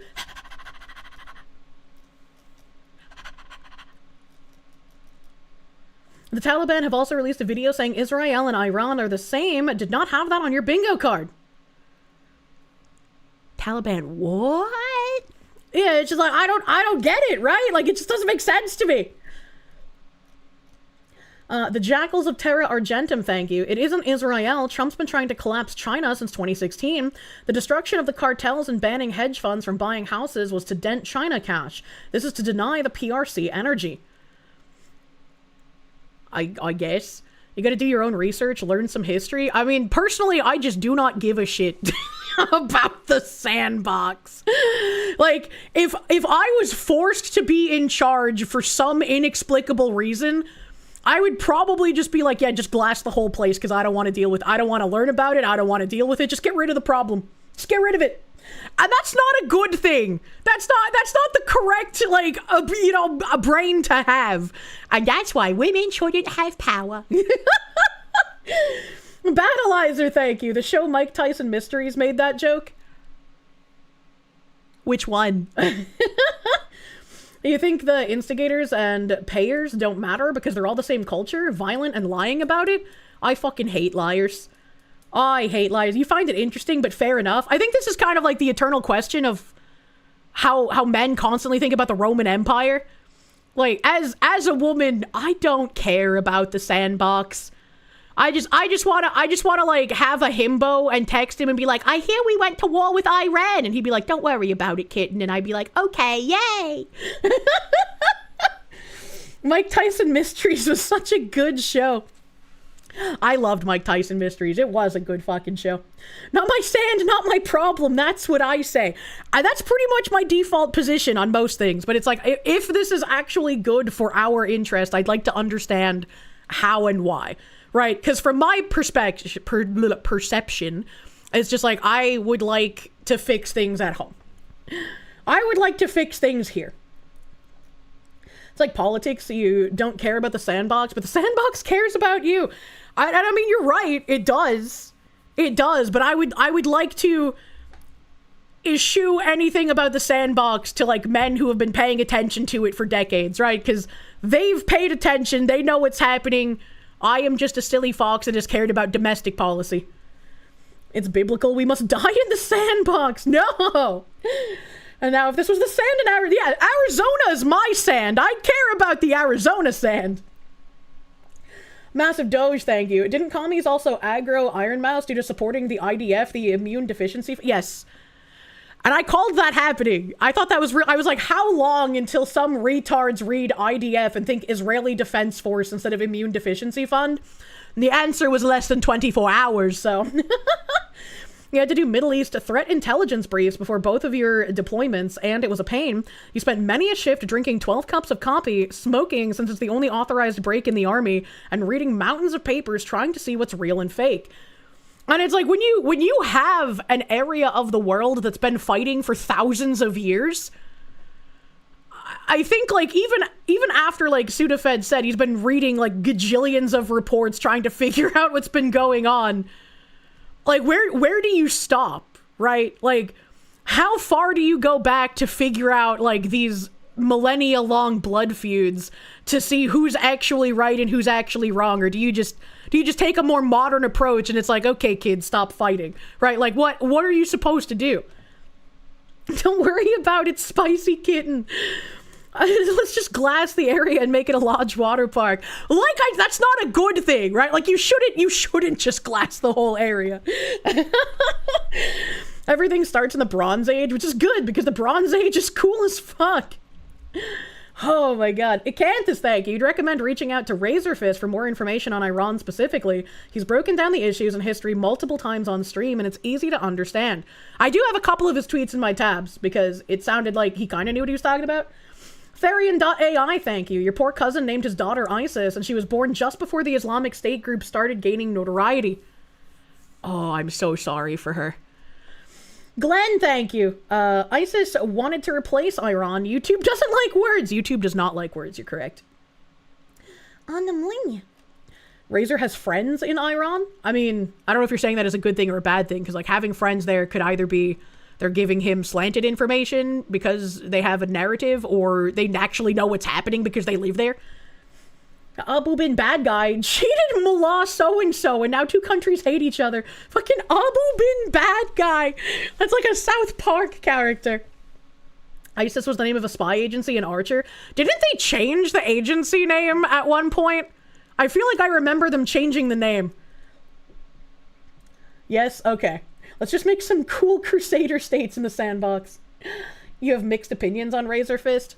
I mean, it seems like a lot of people do nowadays, but if somebody knows what they're talking about in like, one area, I'm not gonna, like, disregard them. Bren Hydra, thank you. Can we do a Maduro on activist judges and Ilhan Omar? If we can't even deport Ilhan Omar, we're kind of fucked. You served on the carrier in the Gulf a bit over half a year ago. Still have friends abroad. You hope they stay safe? Yeah, same. I just like the biggest thing, right, is like hot take. I dislike war. War is not fun, which is why nobody likes warhawk politicians. Because warhawk politicians are just like, yeah, and I'm going to send people to the meat grinder because I like money. And it's like, I don't want people sent to the meat grinder. And I don't want politicians to line their pockets with money because they send people to the meat grinder. I don't like that. War bad, hot take. But sometimes war might be necessary. Not to line politicians' pockets, but in order to protect your nation and its people. And I think that might be okay in that regard. Going to the sandbox with boots on the ground, I don't think is good for our people or our nation as Americans, because we do not border the sandbox.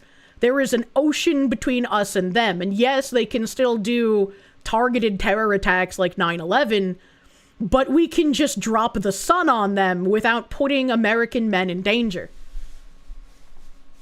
Can we send the politicians to the meat grinder? Imagine. Some people seem to have a pretty good time. What the fuck? But Kirsche, think of the oil. Anthony, thank you. All you're saying is Lincoln suspended habeas corpus to get what he needed to do done.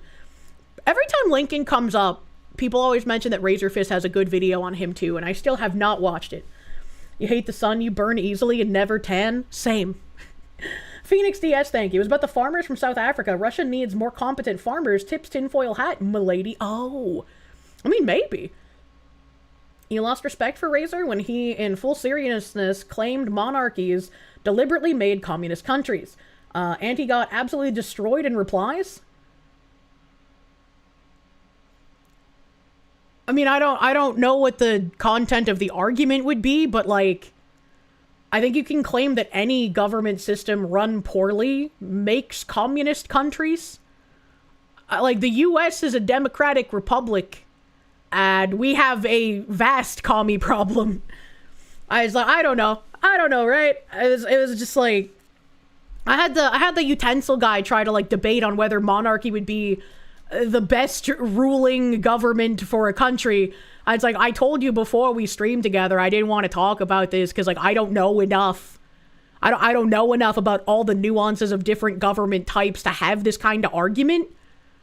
And it seems like it would just be kind of like slapping a fish out of water because, like, you've researched this shit and I haven't. So, like, what's the point of even having the conversation? Are we just gonna get autistically focused Razor Fist and his opinions now, chat? What do you mean? Yeah, if I'm the monarch. Yeah, it's me beheading the wives. Razor also has a big hate boner for Batman because the Shadow isn't as popular. I don't even know who the Shadow is, and I don't really care about Batman. Wow, he does not, you retard. I don't know anything about that, man. Unironically starting to think it's Full Metal Alchemist, and they drew a big spell circle around the war zone to steal everyone's life force. My fucking god. Glenn, thank you. When the prophet was called to heaven, his followers fight over if his brother or son should lead. What the heck? What the heck?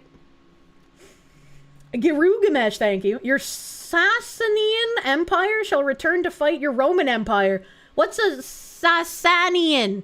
That sounds like a monkey. Fear of FEMA, thank you. Not wanting to think about the sandbox equals I just want to grill. You're talking about the crossroads of the world where half the goods everyone lives off travels through.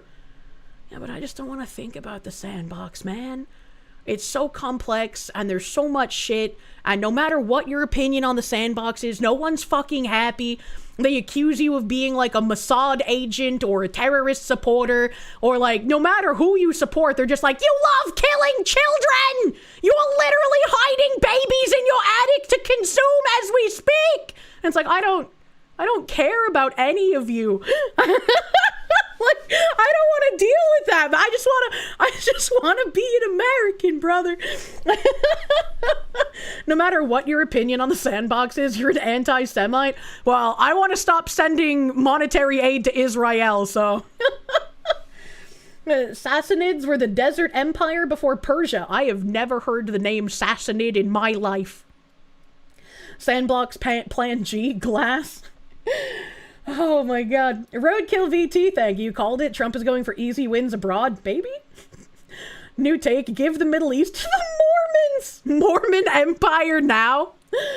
What if we broke up the Middle East and we just gave all of those, like, religions that are too small to matter, like different sections, right? We could see how the Scientologists build a society. We can see how the, like, Breatharians build a society. And then, like, after 50 years, it could be like a big game show that we release on TV. The Blue Star people aren't the same as the biblical one. The land is being occupied by pretenders. I don't like referring to Israel as the Blue Star people because it just makes me think of Somalia instead. As could not pronounce my name, thank you. The main rule to remember for the sandbox is everyone hates each other based on blood feuds going back millennia. It's easier to pump oil from a glass floor. People are probably correct that it's like you kind of have to know a little bit about what's going on in the Middle East, but it's like that's what I want. That's what I want a man for, right? I can pay attention to the domestic. He can fucking take care of the fucking whatever shit outside. I don't know. It's just like it feels like it's too much. And when it feels like it's too much, like that's how you lose a majority of people. Somalia is the White Star people. Somalia is white! Zenik, thank you for the czars. Cliff Note history. Russia funds Iran and African revolutionaries and educational subversion. Russia then goes broke and collapses. Effects are still felt today. Russia starts to correct, but still commie roots. I see. Just give all sandbox to Coptics. Like Kingdom Hearts lore is easier to understand than the sandbox. Yes, that's what I'm saying. Saren Mathis, thank you. Sargon had the best take on this, posting a video titled, I am not monitoring the situation. It's such a far-off issue that you just cannot care over the immediate problems at home.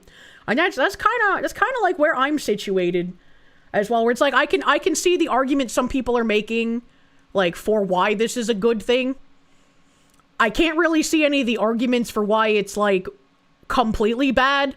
Because most of the people making a it's completely bad argument are just like, it's the Israelis, they're the puppet masters. And it's just like, well, it seems like a good thing. Would I have preferred him to focus on the domestic issues that are literally clusterfucking us the past, like, year? Yes, absolutely. I would have preferred that. I wish that we could do more than we already have been. Unfortunately, we're a country that has it's unfortunate in this situation, but it's fortunate for 99.9% of the time that we have, like, such a checks and balances kind of governing build. And it's infuriating that people find all of these fucking weird loopholes or they twist the meaning of things in order to push through things that should never have existed. Affirmative action and DEI nonsense being examples of that, right? Affirmative action was always illegal. It was always against the law. It was expressed discrimination. However, how many years did we have affirmative action as just the status quo before we finally were able to repeal it? The Czechs and Bolognese. The Israelis have their hands in a lot of cookie jars, but they aren't the only group doing that. To focus only on them is a mistake. I would expect the CIA to be pretty much the same, you know? Who called? Hello? Internet Zen Master, thank you. Don't worry, Foxy, you only know how convoluted the sandbox is because you did an end-of-the-year report on the Lebanese Civil War. That was absolutely messy. Every conflict there has at least 4 to 8 factions, and that's how it's been since the Ottomans fell. Yeah? It's incredibly difficult to tell what's the reality of things when it comes to sandbox, in my opinion. Algrim the Crusader, thank you. You sent a link and stream suggestions to the This Land Is Mine song about the forever conflict region of the sandbox. Lady Takanashi, thank you. War is diplomacy by any other means when all fails. That's also a good point. Fun fact, China was a huge ESG investor over here for the obvious reason. Well, yeah. Why would you not fucking pump money into the subversion of your enemy's nation, making them weaker? As could not pronounce my name, thank you. Oh shit, side note, apparently Hassan's dog died. I thought that guy was trolling earlier. Wait, are you serious? How? Where are we here? Dooba dooba dooba dooba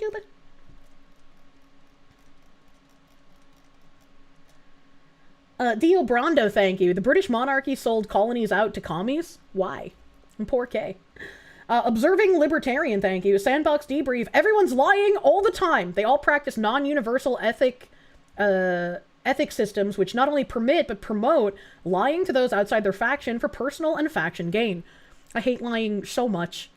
Phoenix DS, thank you to the Canadians. Time to reinstate the Alexander the Great protocol when dealing with the sandbox. History, so many lessons from the past lost. Heavily joking, of course. I don't even know what that would entail, to be completely fair.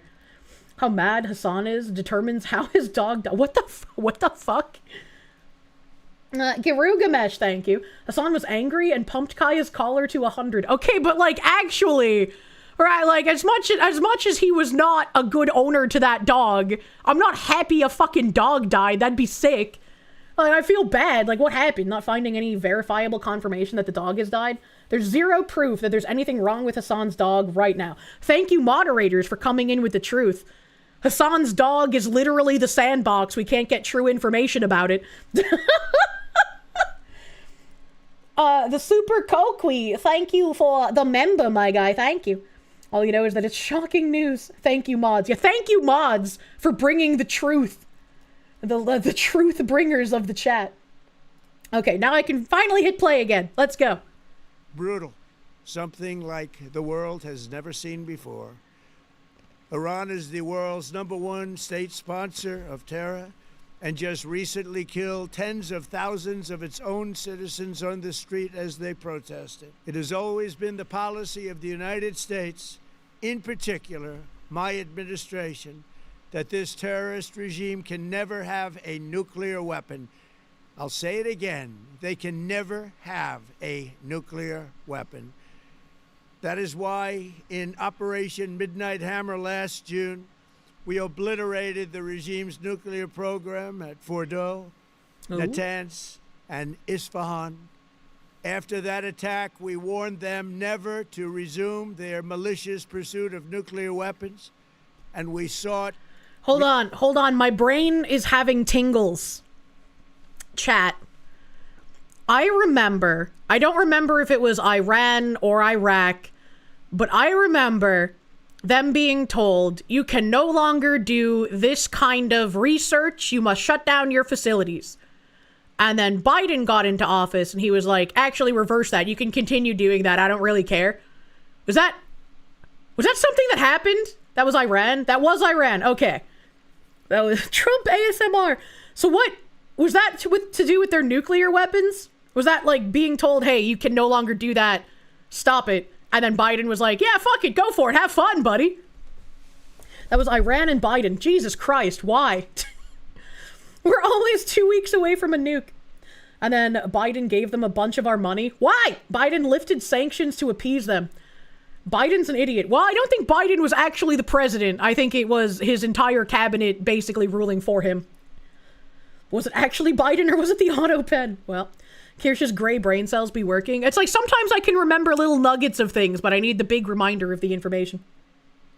You remember it left behind some of our toys, too. We always do, for some reason. The Dems are in bed with Iran. John Kerry's daughter married a super rich Iranian. Weird. You thought Obama gave Iran a pallet of USD? Internet Zen Master, thank you. Breaking news update. Trump has been shown photos of the Ayatollah's dead body. Woo! So, 80% chance the tyrant is dead. Also, the Kaya is dead stuff is 99% a troll. Still, I say give Kaya to Nux or anyone else. From the bed to the TV, Kaya will be free. Well, I'm glad it's just a meme. I don't like it when animals die. That makes me sad. And that's good that we have a confirmation of something about the Ayatollah's body, because, like, holy fuck, it was confusing for a while. Kaya delayed his planned public speech. Repeatedly to make a deal. We tried. They wanted to do it. They didn't want to do it. Again, they wanted to do it. They didn't want to do it. They didn't know what was happening. They just wanted to practice evil. But Iran refused, just as it... I think that's something that a lot of people in current year don't understand, especially some of the more useful idiots who champion just releasing criminals. Sometimes you can't talk about rehabilitation. Sometimes a person is just evil. That's just how it be on occasion, right? You can have your, like, Mother Teresa's of the world, but you're gonna have the complete 180 opposite of that, where they're filled with nothing but black gook, you know? They're just like complete tar pit of destruction and awfulness. And the image Trump was shown must have been a GIF, you know, to show all the pieces. What the fuck? Has for decades and decades. They've rejected every opportunity to renounce their nuclear ambitions, and we can't take it anymore. Instead, Mother Teresa wasn't a good person either. What? What did she do that was bad? What did she do? She was not. But if you kill him, you'll be the same as him. I hate those people. She was a very bad person. Is this the same as how, like, everybody turned on Gandhi because Gandhi turned out to be racist? She more or less tortured people. Mother Teresa did 9/11! Oh my god, Gandhi was stolen valor. She beat children until they accepted Christ. I can't tell if this is real or not. Ilani BC, thank you. Unfortunately, foreign and domestic matters are deeply intertwined. Think about all the foreign money that funds domestic commies at home. Cutting off their cash flow indirectly is a win. Oh yeah, that's a fair point. That's a fair point. Didn't she make people suffer so that they would be closer to God? What the fuck? Sometimes you have to beat Christ into people. I don't think that's how that works. Gandhi slept naked with teenagers to prove he was a good guy. What the fuck? She intentionally kept medicine from people and let them die. They were supposed to pray to get healed. Okay, that's kind of weird. That's kind of weird. She put the children on the street to beg for money and steal. What the fuck? What the fuck? It pulls out the feared nun ruler. And sometimes the beatings work more efficiently if you use a cross-shaped stick. I'm sure there's a fetish for that somewhere. Mother Teresa forbade nurses from giving comfort to hurt or starving children. She wrote, "The suffering of the children take me closer to God."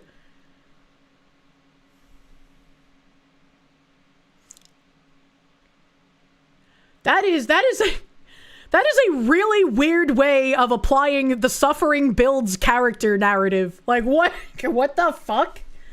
Pretty much every media hero from the 80s and 90s was a vile piece of shit. Teresa, Mandela, Gandhi. I fucking guess so. That's fucking wild. What the hell? Mother Teresa's genuinely a bad person, not in the scumfuck leftist framing of her simply being Christian. She physically abused children and let sick people die. Sadistic woman in all regards. Well, you know. Seems really easy to talk shit about dead people. I mean, yeah. But when it's like, I don't know. I obviously can't find her and ask her. Mandela murdered a ton of people and his wife loved necklacing dissidents. Yeah, I don't know how Mandela ever became like he's a great person figure. That one kind of escapes me. That shit would still be evil even if she was alive. We talk smack about the living here too. Make no mistake. Yeah, true. People remember you after you die? I mean, occasionally. Were they sick or uncurable sick? It's like, if they were uncurable, why would you still withhold medication that could make their, like, pain a little lesser, right? Hell. But is this actually true, or is it just as manufactured as February history? That would be the good question. Help. Remember, Kirsche, history is written by the victor? I don't think Mother Teresa was a warlord, so I don't think there's, like, a victor in that scenario. Mandela became good guy because he was anti-white. The woke has been with us for a long, long time. I guess so. That's what she wants you to think. South America, limited supply of drugs? I don't know. New leader in Civ 7. Gus of the Dorks, thank you. See, I ran into Spoon, a man so absurdly angry at America, he endorsed anyone that owned a gun should Minecraft themselves because we didn't riot after someone shot Trump. Good old monarchists. What the heck? When we have, like, the January 6th people who were treated like they had literally gone around assassinating people willy-nilly, I don't think anyone is really capable of staging anything on a higher pattern than what happened on January 6th. Because they would pretty much just be killed immediately. History is written by the victors, but not when the good guys win. Saudi Arabia is joining the Iran war on the side of the US. The Saudi Arabian prince is the one who keeps buying video game companies, right? Mother Teresa took Rhodesia from us. Nevaeus Luna, thank you. Pro-Iranian protests began 10 minutes before Trump announced the aggression on Iran. Organic my ass. See, this is where I'm confused, right? When people are just like pro-Iranian, right? Because it's like, which one? Pro-Iranian like the people, or pro-Iranian like the government that was in power with the Ayatollah? I gotta be a bit more descriptive. Emperor Creatine, thank you. A limerick for you, Foxu. There once was a mufti from Iran. He battled the US as much as one can.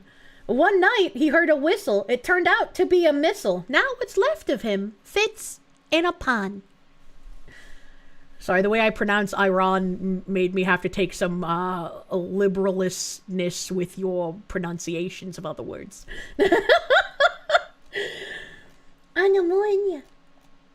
Liberal. She's a fucking feminist. Alstrix Helsing, thank you for the 4 months. Just got done lifting a truck cab onto a trailer. Must celebrate with Foxu merch. So far you got the wallet and the jacket. Thank you. Fluffles, thank you. This one time at a zoo, a llama sneezed on you. I don't like the way that my hands get wet when animals lick me. Zen Tetsu, thank you for the CRCs. Gandhi wrote a letter to Mr. Mustachio glazing him. Nah. I saw the footage. They marched into the White House and blew President Lincoln's shitch move off. Man. I was gonna make a joke, but then I realized I would have been olived so hard my mods would have revolted.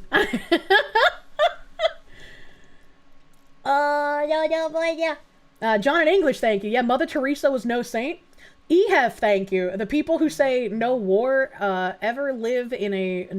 the people who say no war ever live in a naive world. We've done sanctions, trade embargoes, and everything else. The idea that violent force is avoidable is a Western idea that no outside of the West cares about.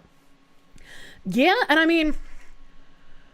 if you want to be, like, an absolutist about no war, right? Like, bringing pacifism to its logical conclusion... you're just gonna die, man. Because there are gonna be people that look at you and be like, look at this fucking retard. They're not gonna defend themselves. And they're especially not gonna defend themselves if they're gonna be the one who has to throw the first punch in regards to someone destroying everything around them, but not actually touching them. So, like, yeah, there's problems with that as well. Fuck pacifism, it's retarded. Only a Sith deals with absolutes, yeah. The Internet Zen Master, thank you. Mother Teresa was a good person. Anyone who claims otherwise is a Reddit atheist nonsense. She wasn't perfect, but she was not an evil person like people claim. I don't know. She was given sainthood, so I just always assumed she was, like, oh, that's a good person who lived a good life. But like, there's so many people in chat who are saying like, no, she was torturing people. I don't know. I don't know what's real, man. I would have to like research Mother Teresa, and I'm gonna have to be honest with you. I really don't give a shit enough about Mother Teresa to spend my time looking into her. I don't care. I don't care. A nice opinion, did the Pope give it to you? That's only considerable if you ignore Martin Luther King. You don't even know who Mother Teresa is. Violence, naked force has solved more issues in human history than has any other factor, and the contrary opinion is wishful thinking at its worst. And there are some people who only understand strength through power, unfortunately. Kaze Wolf, they give the 25 months. Hello, Fox and honorable chatters. You're now a long Kirsche. Have I considered a black cherry-themed outfit? I would like a goth outfit one day. That would be fun. Random Twitch algorithm message. Thank you. A time to brigade the Fox into taking a stance on Mother Teresa. I think it's completely okay for some people to just be like, if it has no real bearing on current year, to just be like, yeah, I don't really care that much, right? Like, what the fuck does Mother Teresa have to do with anything that's going on right now? Nothing, really. So it's like, it's not something I really would want to concern myself with taking up time to learn about. If there's a good, compelling reason to research her, maybe, but I feel like there's much more pressing issues to fill my brain with information of. Is this like what happened to Michael Jackson? A bunch of media repeats lies, the lies get cemented as fact, and now people repeat the lies as truth? Yeah.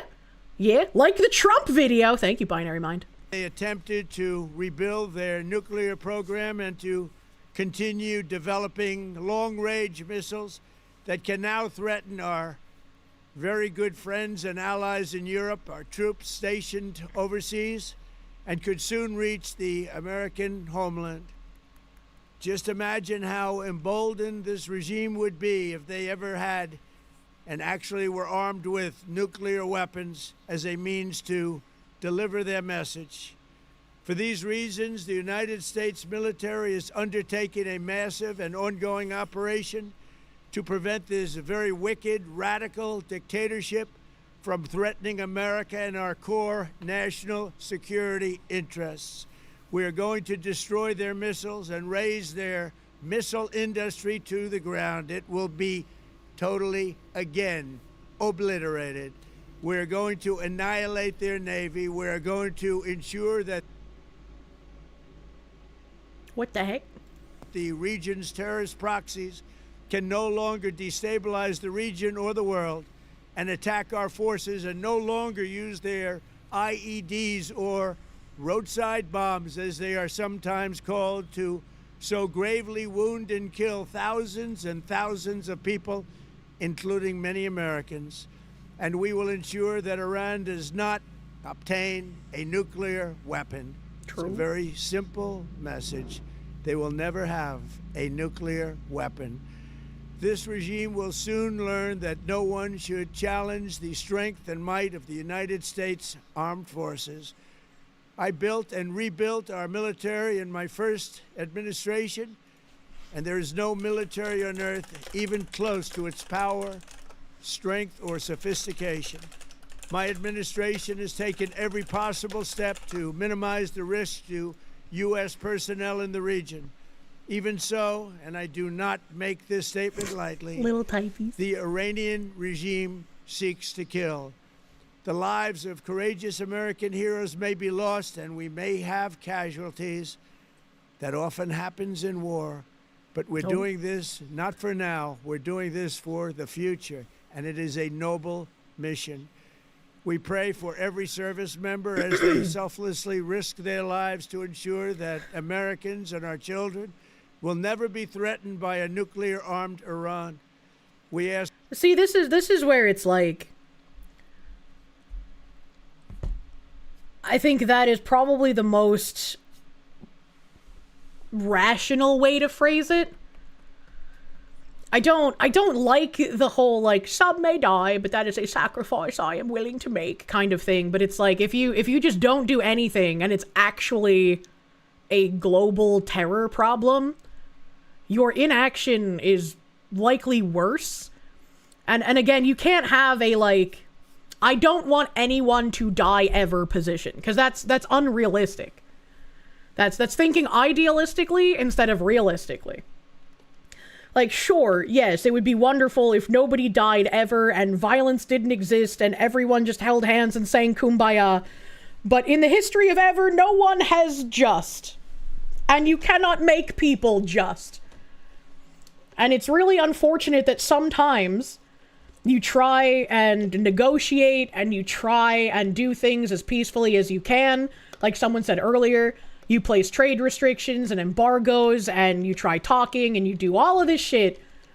And it just doesn't work. And so you have to escalate to something that you didn't want to have to do. You must choose between a few now that you're responsible for or many later that you can pretend you aren't responsible for. That's a way to look at it. That's a way to look at it. Making the mother of all omelets. We can't fret over every egg. Weird, because the communists keep telling you that people will just now. They never have, and they never will. Current happening is probably interesting because that confirms Trump being Netanyahu's best friend forever. I don't think it confirms that. Hello from Malaysia. Was there an event in your life that made me get into politics? I started paying more attention once, like, transgender stuff was on the rise because I started having... Obviously, right, as a woman, there were issues with women-only spaces now having males in them. And then... stuff appears real from my checks. John Paul II gutted the devil's advocate, the guy who says let's not make this guy a saint role in 1983, then canonized a record 483 saints, including Mother Teresa. So being a saint doesn't mean much anymore. That's a lot of saints. 400. I didn't know you could canonize that many. Thank you, Toast Engineer. Thank you. So it kind of started there, and I already had the, like, hey, politics seems kind of fucked up from high school. Because when I was in high school, and the Obama presidency was up, the first Obama presidency, there were people who were like, I'm gonna vote for Obama because he's black and black people have big dick energy. And I was like, that doesn't really seem like the way you should decide the ruler of your country, actually, maybe, potentially. I don't know, like, what about his policy positions? Isn't that more important? So that already made me think, like, there are too many people who don't know anything that are determining where things are gonna go. And then all of the transgender stuff happened, and then I started seeing more... I guess I didn't really know it was commie gobbledygook at the time, but I started seeing more leftists trying to ruin hobbies that I enjoyed. I've been playing games since I was a small child, so the more that they tried to, like, whine and cry about the way women were sexy in public advertising or in movies or in TV shows, and the more that we couldn't just have jokes, like, if you told certain jokes, you were a bad person, didn't make any sense to me. And so I started getting more and more involved, and then eventually, even after I was streaming, I started talking about it because it was having even more of an effect on me than it did before. Very obnoxious, very terrible. I just wanted to play video games. You have radicalized me. The thinly veiled racists say they voted for Obama because he's well-spoken, not just because he's black. What the hell? She ate exactly one weed and became an anime fox woman. Oh my god. Don't forget the role your mom played. The role my mom played didn't really have me get political, I guess. I mean, I guess being anti-Nazi is kind of political, right? But that was more seeing how things were with my mom and the people around my mom ensured that I didn't fall into the same progressive traps that my peers did, because I actually got to see a far different worldview than everybody who lived in, like, a lily white ivory tower. And, you know, I think about it often, the whole, like, everyone hates the rich, but do you have the courage to hate the poor? Because it seems like so many people make so many excuses for the poor. And it's like sometimes they're not poor due to unfortunate circumstance or any kind of discrimination. They're poor because they're a fucking retard who can't take any kind of responsibility for their own life. And they try doing the misery loves company nonsense that just pulls everyone down to their level. Your mom didn't make you a political radical, but it did inoculate you from bullshit and lies. That's true. And it taught me to look at actions rather than hear words. Very, very true. That's a good point. Lethal Weeaboo, thank you. Verstal 2028, burning bridges. Fuck the bridges!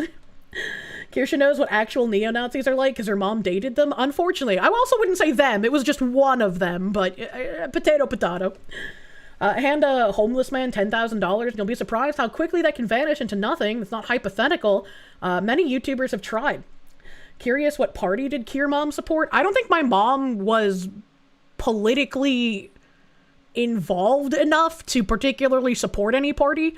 I know I asked her at one point, like, who she voted for. I think in 2016? No, it was when I was streaming, because I asked her on stream. So it must have been the one where Biden won. And I think she said she voted for Trump, but your mom couldn't vote because she was a felon.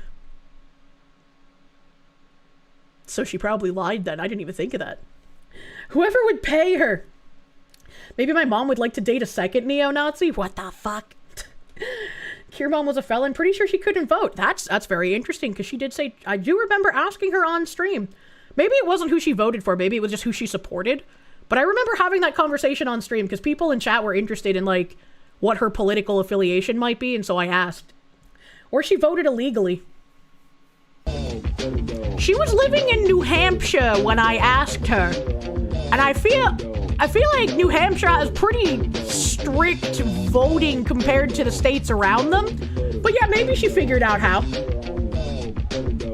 Didn't have to vote there. That's true. She could have went into mass and voted. Kier mom lied. Imagine my shock. Let you finish, Foxu, but Trump just posted to Truth Social announcing the Ayatollah's dead. Update: the Hitler is dead. Memes. Long live Persia and free Iran. Also, say a prayer for Nux's sanity. Poor blue guy is probably losing it right now. Man, I am so glad that I'm not religious and I don't have to adhere to any sort of, like, you can't do stuff before a certain time on these specific days, get fucked, idiot. Like, nothing against people who do adhere to that, but, like, fuck, I would lose my mind. I could not do that. James Gallipo. Oh, wait, Internet Zen Master, thank you. I answered you, but then I didn't say thank you. I'm sorry, thank you. James Gallipo, thank you. For the tip jar, when you vote for your president, you're voting for your warlord. Gamers are so back. Can we make warlord noises? Felons can have their voting rights restored? Do they just have to file some paperwork after a period of time? I wouldn't know, and I don't think that's a question I would get a real answer to, even if my mother was not pretending to be dead. Skelters, thank you. After what the Iranian regime did to the goth girl, you wanted to enlist and die in the eternal sandbox, but you're too old to be a grunt. I don't know who the goth girl is. My mom definitely seems like the kind of person who would vote illegally. I mean, yeah, you have a point. You have a point. But if I spend too long thinking about, is what my mom said true or fake? That makes life really hard. So, you know, I just give it could be real, maybe it's not, who knows. Speak on the Epstein files. No give a fuck about Trump anymore. Did you just like come into chat and demand I talk about something? What? Why would I talk about the Epstein files when we literally just bombed a dictator out of the living plane? Are you okay? Are you suffering from retardation? Lethal Weeaboo, thank you. I already read that. Thank you, thank you. Obsessed! Would I be willing to hear about religion if my future himbo wanted to talk about it? I can't really imagine myself dating someone long-term that was a super strict religious adherent. I don't know, it just doesn't seem like something I care about enough to... Why am I getting buzzed so many times? Why am I getting so many emails? Oh, it's because there's packages. Fucking packages! Beep! Bombs in the Middle East might be nice, but what about those bombs getting dropped in the Epstein files? You can't talk about the holy cookie jar. I don't know what that means! Ask God to protect all of our heroes in harm's way, and we trust that, with his help, the men and women of the armed forces will prevail. We have the greatest in the world, and they will prevail. To the members of the Islamic Revolutionary Guard, the armed forces, and all of the police, I say tonight, that you must lay down your weapons and have complete immunity, or in the alternative, face certain death. All right, that's kind of badass. Like, regardless of whether you think we should or should not be in the sandbox, that's a pretty fucking badass sentence, right? I say tonight that you must lay down your weapons and have complete immunity, or in the alternative, face certain death. It's like, we'll give you a chance to surrender, but if you don't, we are going to fucking kill you. And that's like the kind of thing I would like to hear from a real leader, you know? Crozan, thank you for the 5 gift subs, my guy. Thank you. Thank you, thank you. Okay, so competitive religion is off the table. What about casual religion? Like, what if he just chills with Big J on the weekends for a bit? I mean, that's fine. Hidden, thank you. I mean, like, I grew up Catholic, and while I feel like I am more agnostic in current year, I still think that having roots in something like Catholicism makes a lot of sense. I've said before, if/when I have kids, you know, hopefully, fingers crossed, I would like to send them more so to a private, like, Christian or Catholic academy than I would a public school. And I know people have been like, Kirsche, just homeschool them. I don't have enough faith in my ability to homeschool by myself. Like, I feel like I'm intelligent on some topics, but in other topics, I'm a drooling fucking mongoloid, right? Like, please don't entrust me to teach a child math. They will not survive. They will not be able to be a cashier after I am done with them, all right? Like, please give them someone who can actually teach them that. Maybe if there was, like, some kind of a homeschooling compound, like what Zuckerborg has. Zuckerborg has, like, a bunch of families that participate in a homeschooling commune. And so there's, like, different people who teach the kids different things. I think that could be helpful. But I think having, like, a baseline of your morals rooted in some kind of religion can make sense. Because if you remove any kind of influence from that, from your life, like, where is your baseline? And I don't think that you have to be religious in order to be a good person, obviously. I'm just not exactly the best at explaining myself in these kinds of things, I think. But, like, I think that it gave me a good baseline. And I think that it would give my children a good baseline. And they're called parent partnership programs. You went through one, and now here you are getting your news from a cartoon fox woman. It provides moral framework. Yeah, that's kind of how I feel. You're agnostic, but you'd probably bring kids you have to church for the community. I mean, my dad brought me to church because his mom wanted him to. He was, like, so relieved when I started fighting back about going to church. And then eventually I was not forced to go any longer because he hated having to bring me. So there was that. But I don't know. And I mean, I've said that I want to continue family tradition. Everyone on my dad's side of the family has had a traditional Catholic wedding. And I think if I'm not mistaken, if I have a husband and he's not a Catholic, he would have to get confirmed by the church in order for us to have one. I think that's how that works. But I would like to have one to just honor family tradition in that regard. Homeschooling collectives are also a thing. Yeah, they are. Spiritualism does help bring a sense of belonging. Without it, most folks will devolve into materialism. Maybe. You end up like worshiping something as a religion with the absence of religion, potentially. I don't know if I do that. I don't think I do, but it's possible. It's a blind spot that I have. But I don't know. There are things that I like to think about that are more interesting or comforting than what one religion would bring me. And I think my biggest thing is just like, I like knowing things. I like having information so I can make as informed a choice as possible. And there's nothing that really tells me which religion would be the one true, as it were. There's nothing that pulls me towards, like, any of the religion being, this is obviously the one that is true and correct, and all of the other ones are wrong. And so I don't really think that I could kind of slot myself into any religion to be devout to. You have to get confirmed to become your nephew's baptism godfather or whatever. Holy shit! What a waste of time! It doesn't take that long. Scientology. Okay. All the best of luck. You may be blessed with a wonderful himbo and children. Thank you. Is there anything that pushes you away from certain religions? Islam seems more of a, like, tenant for war than a religion, so I kind of get pushed away from that. 5 weekends for 4 hours. Oh, that is kind of long. I went through it when I was like a teenager, so I guess I don't remember. It was just kind of mudded together with all my other church kind of goings. The one true religion is Protestant Christianity. Your sources trust me, bro. I don't know. Like, I kind of look at, like, the ancient religions, right? With all of their different gods and mythology, and it's like, that's fascinating to me. Min-max the religion choices. Of course, the RPG gamer would min-max. You know, that's kind of what I have to. You gotta put them in a chart. Thank you, Hidden. Thank you, Hidden. Kirsche is our god and cult leader. Kirschism is the one true religion.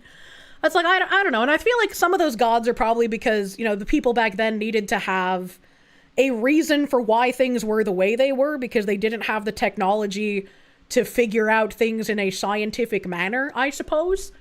Like, you know, you had a god that made the sun rise because they couldn't explain it otherwise, and there was a god that made the moon rise at night because they couldn't explain it otherwise. But it's like, what if that's continued into the modern era? Where, like, we've done away with, like, the god of the wheat fields and the god of the harvest and the god of the apple trees, because we know how these things exist now. So we don't need those gods. But what about the ones that are left? But then like, you also think about, like, some things just don't make sense when you try to apply science to them.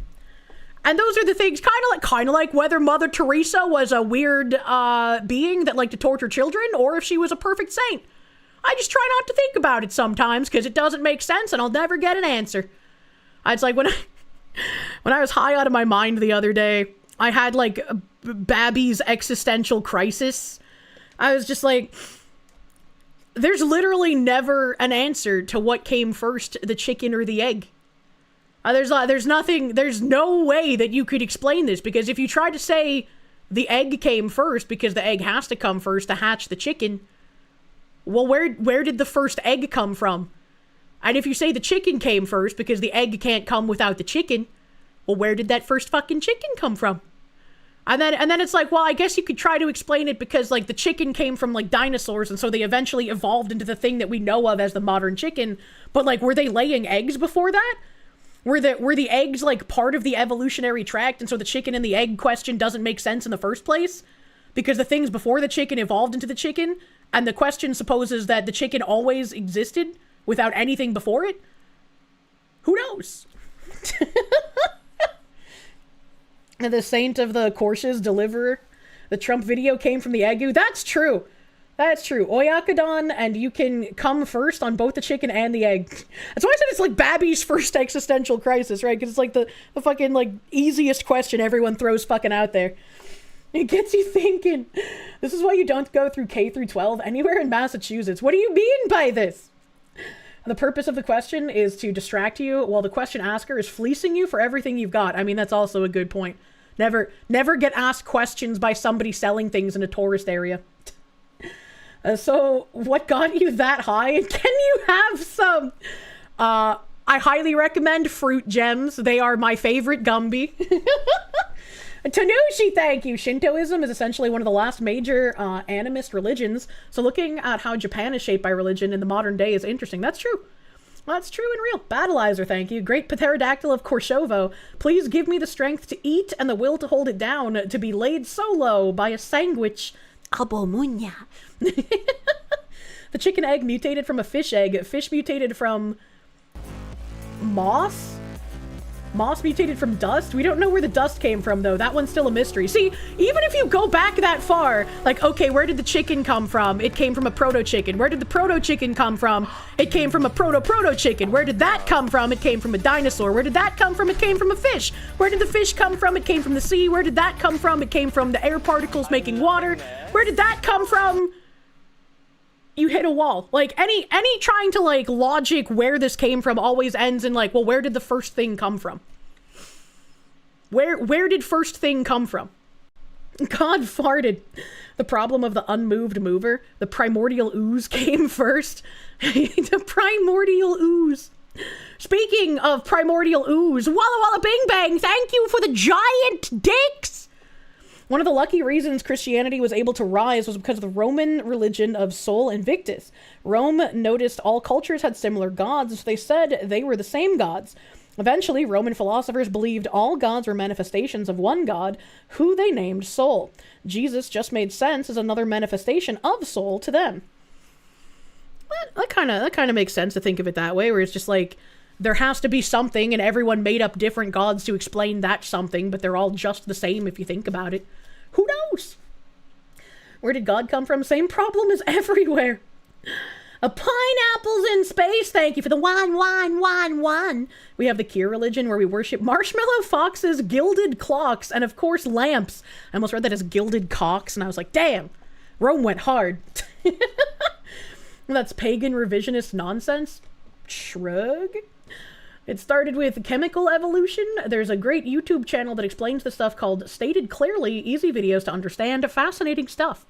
We actually don't know. Our best theory is indeed the primordial soup theory that somehow spontaneously created life. Do wbelieve we have actually replicated it in a lab a bit back. I just don't know if there's really any way to actually know. And that's why I'm agnostic.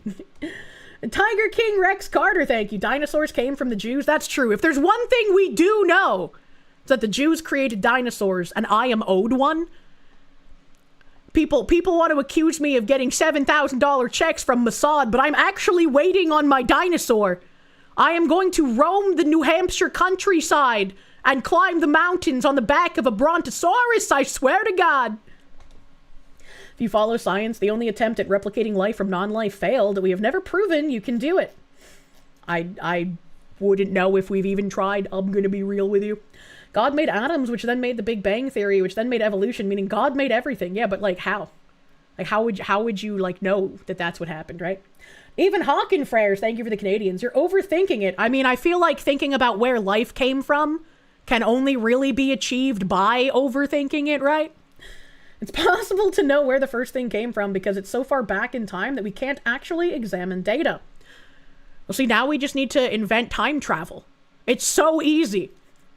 Master Prick, thank you. If you're curious about Catholicism, research it. I mean, I grew up Catholic.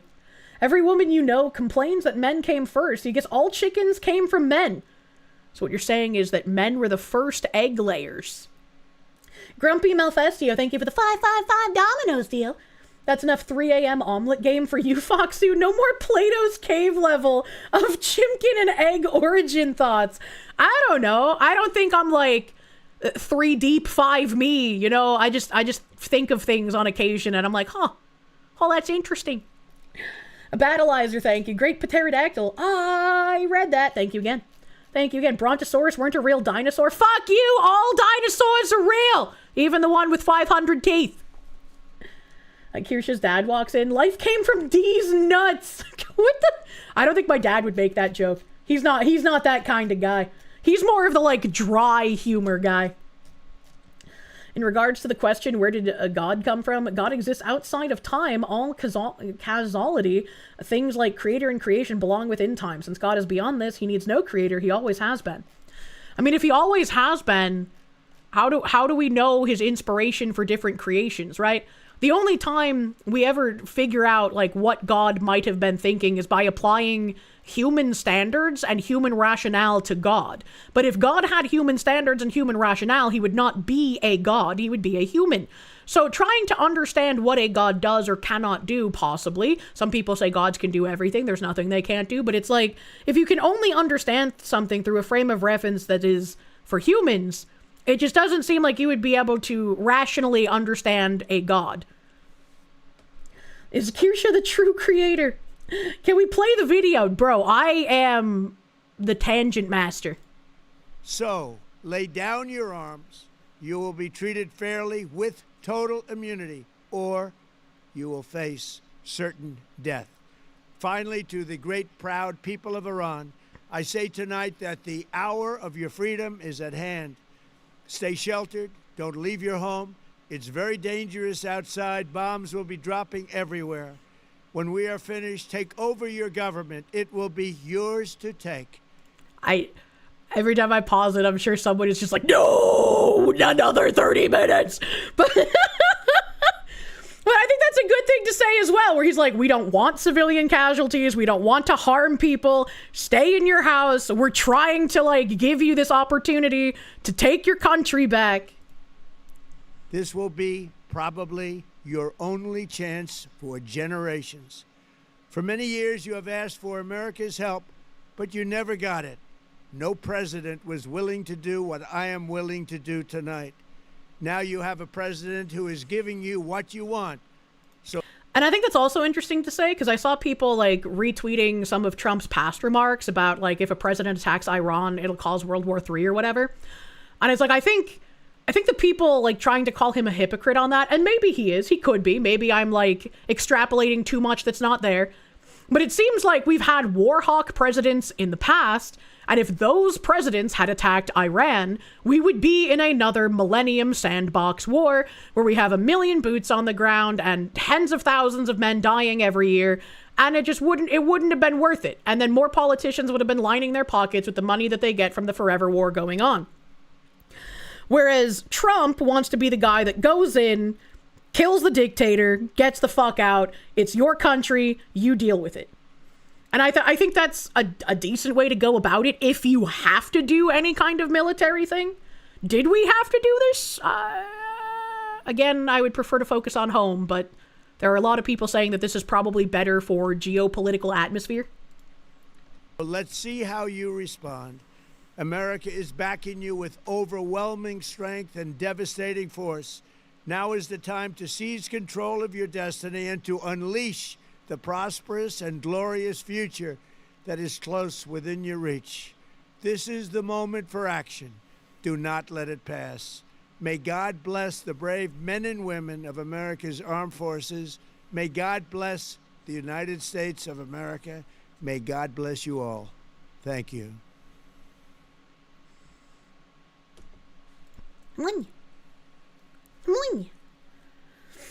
Marcus Rubio is crying because he now has another country to wrangle. I did it! I finished the video! Dio Brando, thank you. We're made in God's image. Woman by brain cells? Are we? Which one, though?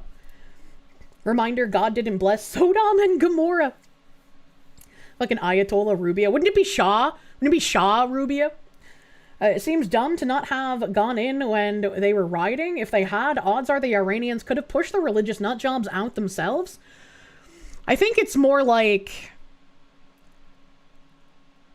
we were trying to get the government to stand down peacefully, right? We even positioned fighter jets in the UK to be like, look, man, we're not fucking around. If you don't stop killing the protesters, we're gonna do something about it.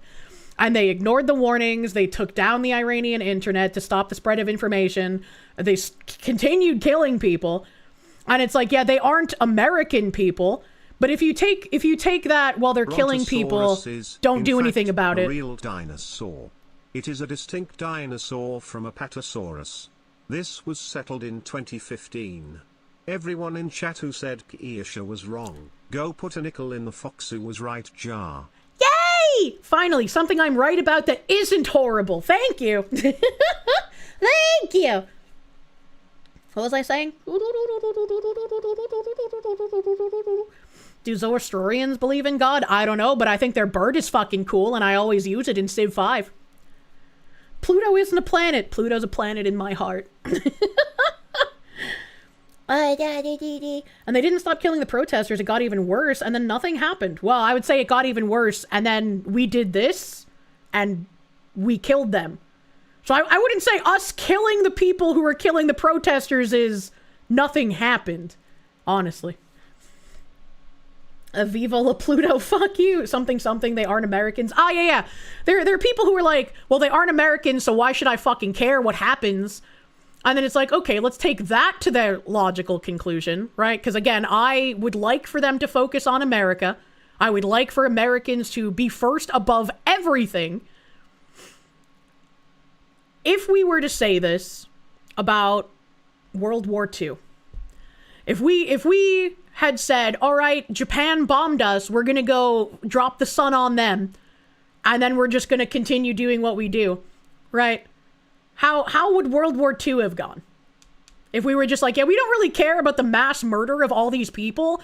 We just care that Japan hit our boats, and so we're going to drop the sun and then get the fuck out. Jay Martins, thank you. Hey, Kirsche, can you pull up your previous message? YouTube won't let you super chat it for some reason. I don't know what that means. Like, if it won't super chat, then there is no previous message, question mark?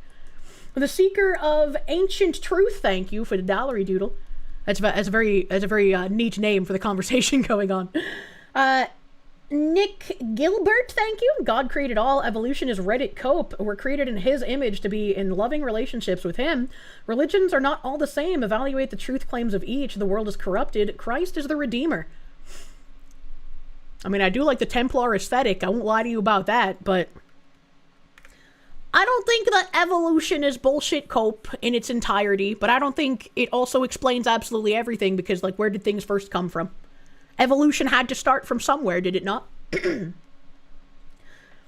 People need to realize the pause between making demands and taking actions isn't doing nothing. It's the global equivalent of your dad's footsteps coming up the stairs to whoop ya.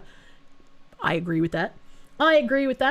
Eager for Foxy Wallet? Already have RFC blocking sleeves for your cards to keep them safe in the Schmexy wallet, which will be in the Schmexy hoodie, available to all at Kirsche.com. True, thank you.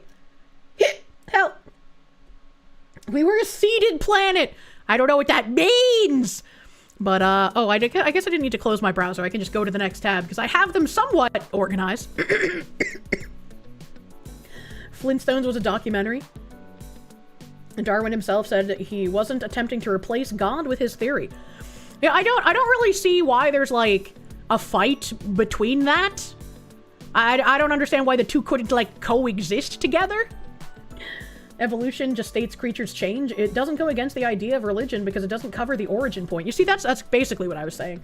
Like, it seems like they could work in tandem, to me. Can't do an operation in days. It takes weeks and months of planning, or else we have deaths. Also true. Also true. A Phoenix DS, thank you. Canadians are just North Americans without proper freedoms. North American unification when? Ammonia. Father of modern genetics is an Augustinian priest. That is very interesting. So this continues on. Chris Brunette here. I don't know who this guy is. My tabs are a little fucky. CNN put out an article 33 minutes ago saying that this attack is for Amalek and to fulfill the mitzvah of remembering Amalek. I don't know what an Amalek is, but this is the CNN article. And it says, timing of U.S.-Israel attack on Iran bears symbolic meaning in Judaism. The timing of the U.S. and Israeli attack on Iran bears symbolic meaning in Judaism. Ahead of the upcoming Jewish holiday of Purim, worshippers read the specific portion from the Old Testament known as Zachor. I'm butchering the pronunciation, I apologize. The passage from the book of Deuteronomy commands the ancient Israelites to remember an unprovoked attack by the nation of Amalek and to eradicate the memory of Amalek once the Israelites are settled on their land. The passage is read publicly before the Purim to fulfill the mitzvah of remembering Amalek as Israel's archetypical enemy. And the article is here. And it's by Ty Shalev, 5 hours, 13 minutes ago. And it says here, the timing of the U.S. and Israeli attack on Iran bears symbolic meaning in Judaism as Israeli Prime Minister Benjamin Netanyahu referenced the upcoming holiday of Purim in his first statement. 2,500 years ago, in ancient Persia, a tyrant rose against us with the very same goal, to utterly destroy our people. Netanyahu said of the story, which takes place in what is now Iran. Today as well, on Purim, the lot has fallen, and in the end, this evil regime will fall too. Netanyahu frequently references religious events or symbols in his statements. Ahead of the upcoming Jewish holiday, worshippers read a specific portion from the Old Testament known as Zachor. The passage from the book of Deuteronomy commands the ancient Israelites to remember an unprovoked attack on the nation of Amalek. I read that portion. Oh wait, it has more. Located in modern-day Sinai and southern Israel, and to eradicate the memory of Amalek once the Israelites are settled in their land. The passage is read publicly before Purim to fulfill what Jews consider the mitzvah, or commandment, of remembering Amalek as Israel's archetypical enemy. Amalek is often referenced as a historical enemy of the Jewish people, and Netanyahu invoked it shortly after the October 7th, 2023 attack on Israel. So it seems like this might have been updated, because I thought I read it over here. but it looks like they added some stuff to it after these screenshots were taken. Still a very interesting article. Still a very interesting article. Let me see here. It's not going to be a good holiday now. Master Prick, thank you. Sorry, what you meant earlier was to research Catholicism beyond what I learned in school. There's a lot of books by priests that go deep into some of my questions. Also, there's a ton of Catholic scientists. It could be fun to think about. Mr. Bunny, thank you for the 19 months. Even Hawken Friars, thank you. An act of remembrance for a nation whose memory they wanted eradicated. Someone done goofed. I think it, like, if I'm reading it correctly, right? Where they say the passage remembers an unprovoked attack by the nation of Amalek located in modern-day Sinai, and to eradicate the memory of Amalek once the Israelites are settled in their land.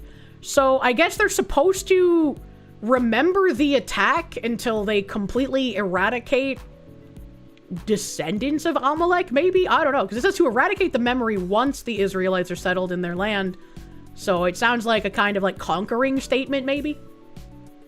Using the World War II analogy, does that mean if we nuke Iran, we get anime too? I don't know about all that. Internet Zen Master, thank you. America and Israel assisted the Iranian protesters for the past month, sneaking potable Starlinks into Iran, so the protesters kept up the fight. Also, sandbox wars love starting on holy days. If it works, it works. Tanushi, thank you. The Amalekites, or a Canaanite people, whom God ordered destroyed in whole, and the Hebrews didn't obey this. It bit them in the ass later in Babylon. I remember the Canaanites. The way I pronounce Sinai isn't correct. This guy new here? Asking questions about Amalek is not looking so schizo now, is it? Was asking questions about Amalek considered schizo? This is my first time hearing about Amalek, so like, I don't know. I have a very simple question for Shabos. Who is Amalek? Shabos. Who is that? Who is Amalek? Oh, Amalek. Do you believe they should be destroyed? Who are they? I don't know what this is. I guess this is a guy being called schizo for talking about Amalek. I don't know. But I guess that has no bearing on what's happening right now, necessarily. The Canaanites are the Edomites? I don't know what an Edomite is. I've heard the word Canaanites. I've not heard Edomite.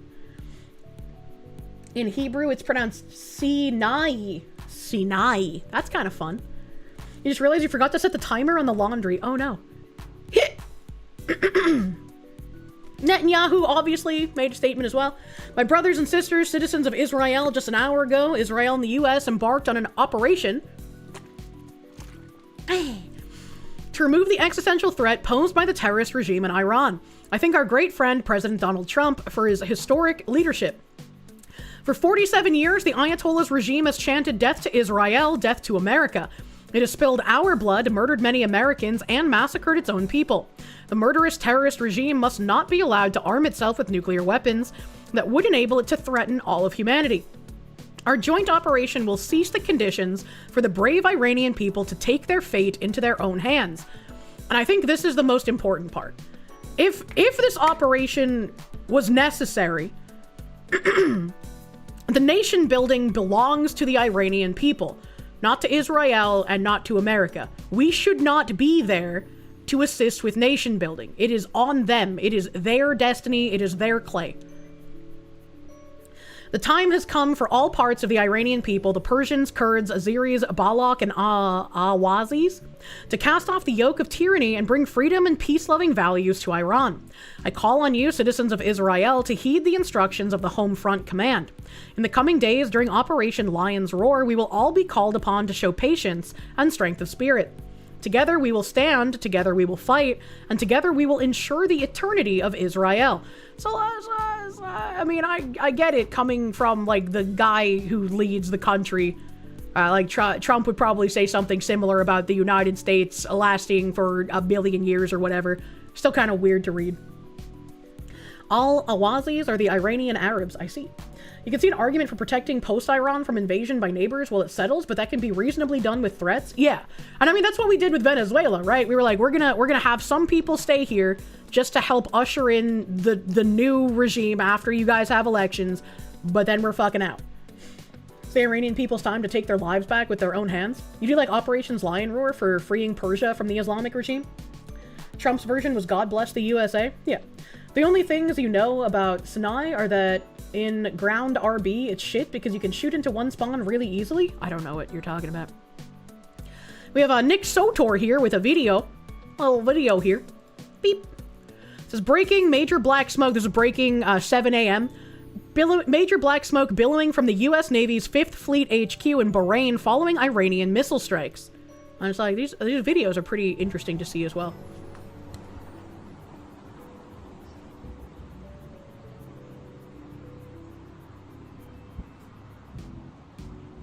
Ah.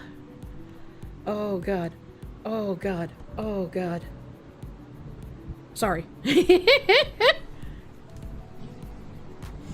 That's a lot of black smoke.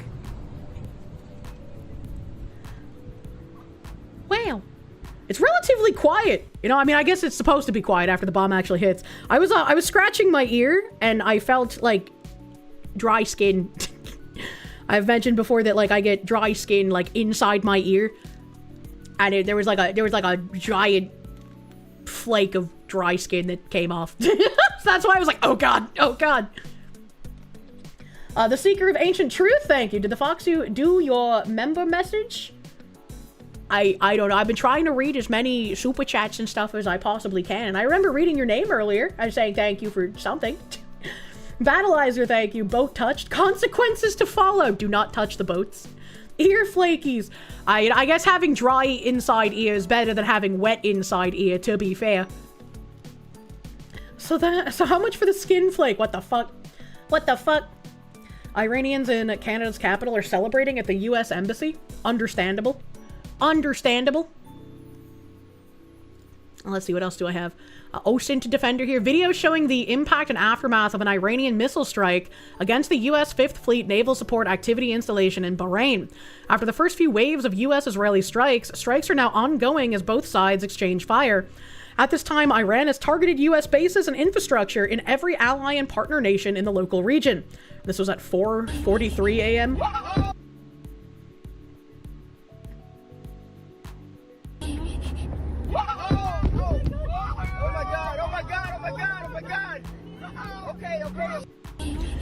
That would be absolutely horrifying to just be like driving and have that happen alongside you.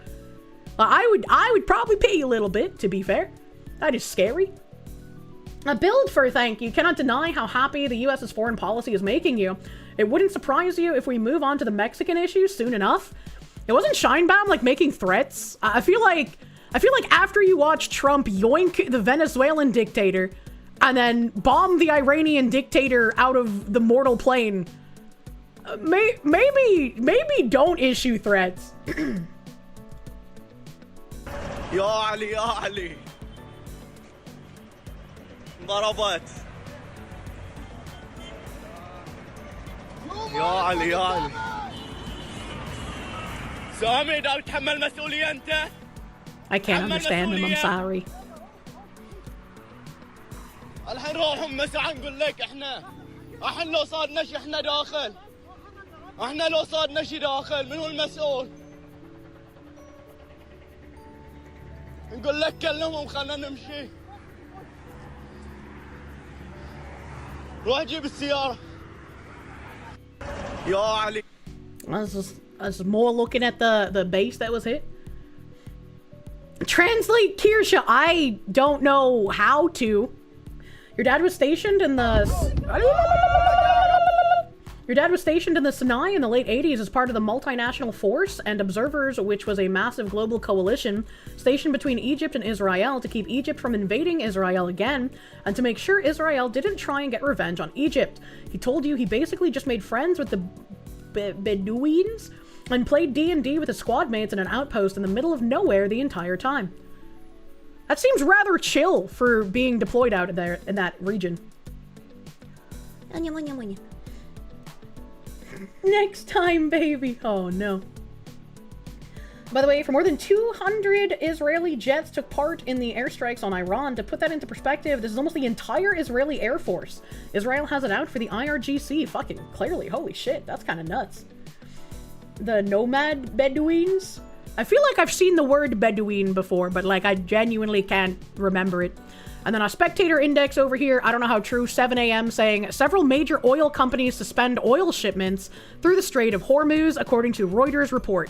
Someone asked Grok to verify, and Grok said, yeah, Reuters confirmed several oil majors and trading houses have suspended oil and fuel shipments via the Strait of Hormuz amid today's U.S.-Israeli attack on Iran. Per 4 trading sources, this follows heightened risks in the region, which, considering it is now an active war zone as we are dropping bombs, that makes sense that they're going to not deliver as much through that area currently.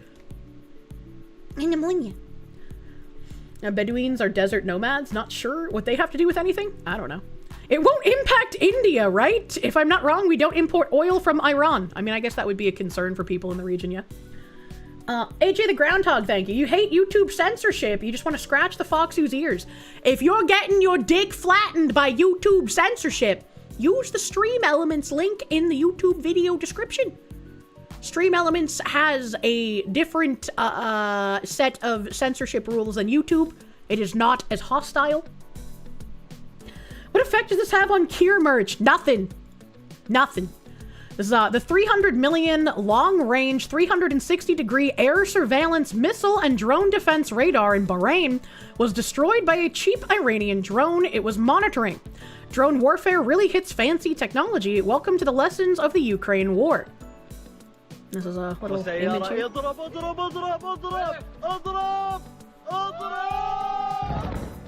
Is that the Iranian version of no whammy, no whammy, no whammy, no whammy?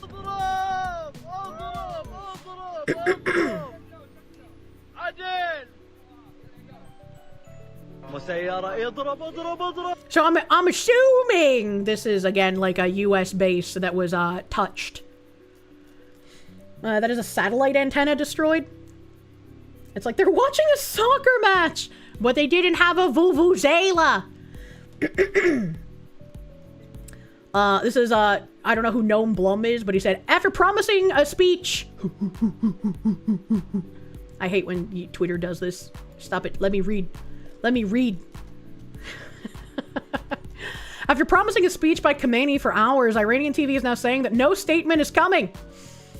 Yeah, and we do have a confirmation. I'll get to that at the end. We do have a confirmation that Khamenei was, in fact, murderated. There's someone, Dr. Eli David, saying breaking Amir Hatami, Iran's defense minister, was eliminated. He threatened to destroy Tel Aviv and the Haifa. I don't know where Haifa is. And Razor saying, breaking! A federal judge has overturned the Iranian defense minister's death! You know? That's true. The American federal judges kind of just have eminent domain over everything. They can just bring the Iranian ministers back to life. You know, they just say, no, stop it. And, you know, we can't do anything. We can't do anything anymore. I'm gonna turn that boat around.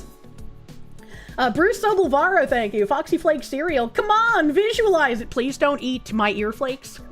AJ the Groundhog, thank you. You would also ask first to scratch.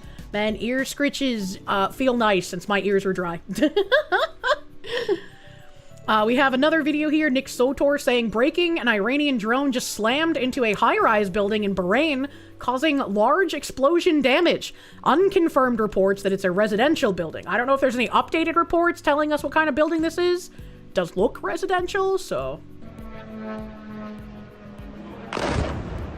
Oh, is this why people were saying this is literally their 9/11 earlier? I kind of makes sense now. No. Death isn't going to listen to US federal judges, but it might visit them. I don't know. They seem to have power over everything. Time for Arab nations to speak up. Grok, is it real? Grok! Grok, help! Yes, the video is real. Al Jazeera verified footage of an Iranian drone striking a high-rise tower in Manama, Bahrain. Bahrain's Interior Ministry confirms residential buildings targeted in the area near US 5th Fleet HQ in Jufair. Part of Iran's retaliation for today's US-Israel strikes on Iranian sites. Also reported by BBC, Wall Street Journal, Stars and Stripes, and Situation is developing. Why would the Iranian drones strike civilian high-rise towers? Like even if they're like close to the US base, that just kind of seems dumb. I don't get it. This is literally just helicopterized V1 buzz bombs. If you think this is a lesson that was learned in the last few years, you've been smoking the Magen is more important than last gen crack pipe. I have no idea what you're talking about, brother man. They're housing US troops and contractors? Yeah, but like, if you have a building, I don't know how many people can fit in this building, right? But for easy math, let's just say there's 3,000 people in that building, and 25 of them are from the US base. Is it worth killing that many of your own citizens to get those 25 people? That seems really fucking weird.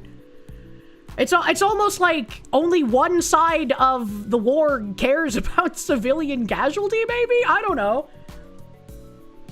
If you don't value the lives of your citizens, then yes. I'm having flashbacks back to the using children as meat shields. Girugamesh, thank you. XCOM type aim, a 99% chance of hitting a target and accidentally destroyed a resource you needed.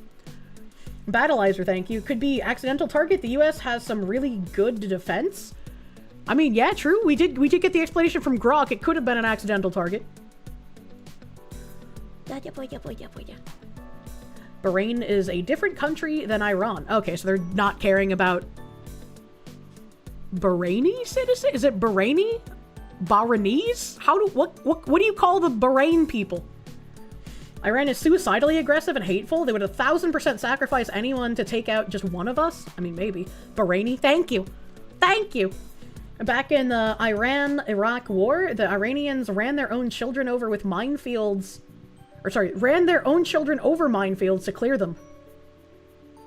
I don't know if that's true, but if it's true, that is fucking what the hell? Bad latency, thank you. You think the Iranians are hitting random civilian targets across the Middle East because of all the leadership giving orders being gone? Maybe. Maybe. That's a good hypothesis. DRT is king, thank you. According to the Islamic calendar, today's the 11th day of the 9th moon, hence the Islamic 9/11. Actually, interesting calendar. Battleizer, thank you. Could be accidental. I read that, thank you again. Iran military's on autopilot. Glenn Greenwald here saying, Trump's former CIA director and the largest newspapers of the Israeli media can state explicitly and clearly that the Mossad is all over the protest in Iran. And yet, still people will deny it and say openly a conspiracy theorist could believe such a crazy tale. And he has some screenshots here. This was a thing that was posted on January 12th, 2026, by the way. It's just been reposted recently. Mike Pompeo saying the Iranian regime is in trouble, bringing in mercenaries and its last best hope. Riots in dozens of cities and the Basij under siege, Mashhad, Tehran, Zahedan. Next stop, Baluchistan. 47 years of this regime, POTUS 47, coincidence. Happy New Year to every Iranian in the streets, also to every Mossad agent walking beside them. At Trump, at Rubio, at CIA. And then there's a Jerusalem Post thing here that says, Mossad spurs Iran protest, says agents with demonstrators in Farsi message. As protests grow across Iran, the Mossad posted an unusual Farsi message, urging demonstrators to act, saying it is with them in the streets, amid rising economic pressure and public unrest. And, I mean, I guess I could see people having called this a conspiracy theory, because most of the people are like, Mossad is behind this. Mossad is the puppet master. When it's like, maybe this is just in Israel's best interest. And so, like, we would send people somewhere if we had an interest in what was going on. They sent their agents there. Like, I guess Mossad has basically become synonymous with, like, secret spooky society slur word. And it's fun to make Mossad jokes, don't get me wrong. I love that shit. But they're basically, what, the Israeli equivalent of our CIA, you know? Like MI6? How else would we do the strikes without knowing where, you know? Mossad is the new CIA. You're sure the US agents also are amongst the protesters? You know, that's what I would figure, that we probably had some agents that were there. They trained our spies. Mossad is the KGB of the Cold War in modern times. Glenn, when the French helped in the revolution, were they behind it? Yeah, that's kind of what I'm saying, right? It's like, just because they're helping doesn't mean that they, like, orchestrated the entire thing. Mossad and the CIA are basically the same organization since the end of World War II. You know, I can believe that tinfoil. There's videos on Reddit of Iranians celebrating the death of Khomeini. They're setting off fireworks and everything. If anyone says the Iranians aren't happy, then just point to the video evidence. I mean, they're not going to care about the video evidence. They didn't care about the video evidence of all the Venezuelans celebrating either. All right, like, there's already people fighting where, like, some guy was in Europe and he was like, I'm an Iranian and, you know, it's great that Iranians are celebrating, blah, blah, blah. And then someone from fucking Canada quote retweeted him and they were like, I'm an Iranian and I say if you support this, you're a horrible person. And it's just like, the Europeans and the Canadians are fighting over who's more Iranian now. Like, I don't know what's happening. Therian.ai, thank you. You legitimately do not care if Mossad is pushing the protest. You'll cheer for them. The protests are a worthy cause. That's like, I didn't exactly say it that way, but it's like, if the people in Iran are sick of their fucking government, yes, we should be focusing on home, but like, if we helped and if it's in the best interest of both us and Europe in the future, and we lose less by doing it now than waiting for things to get worse, then I guess it's okay, maybe. Mike Pompeo here again. This is January 2nd. This was the original post where he said the Iranian regime's in trouble, just showing that it like actually happened. It was a real post. Data Republican made a post this morning as well at 11 a.m. Actually, no, this is February 23rd, sorry, a few days ago. All about the foreign-influenced Western media called Gray Zone and Iranian protests. Last month, X celebrated the Iranian protests, and then they just disappeared from the headlines. And it came out quietly that hundreds and even thousands of protesters were brutally massacred. So why did the story mostly die? Because an influence operation ran by a foreign-backed media group called Gray Zone turned a massacre into a debate about who was really behind the protests. A new report from NRCI-IO, Network Contagion Research, is a neutral and independent organization whose mission is to identify and forecast cyber-social threats and report on them in a timely fashion. I have no idea who this organization is, never heard of them before. Published on February 19th, documents exactly how it worked, the seeding, the laundering, and who did the amplifying. As always, patience as I pulled thread together.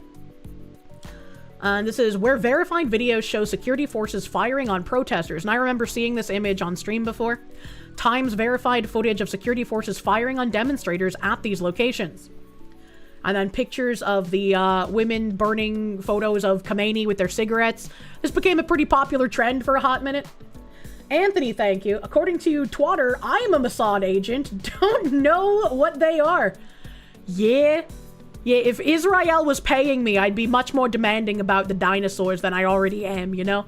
It's like, why are you giving me money when I can have a fucking dinosaur, Mossad? AJ the Groundhog, thank you. You think Korshovo's capable of developing ICBMs?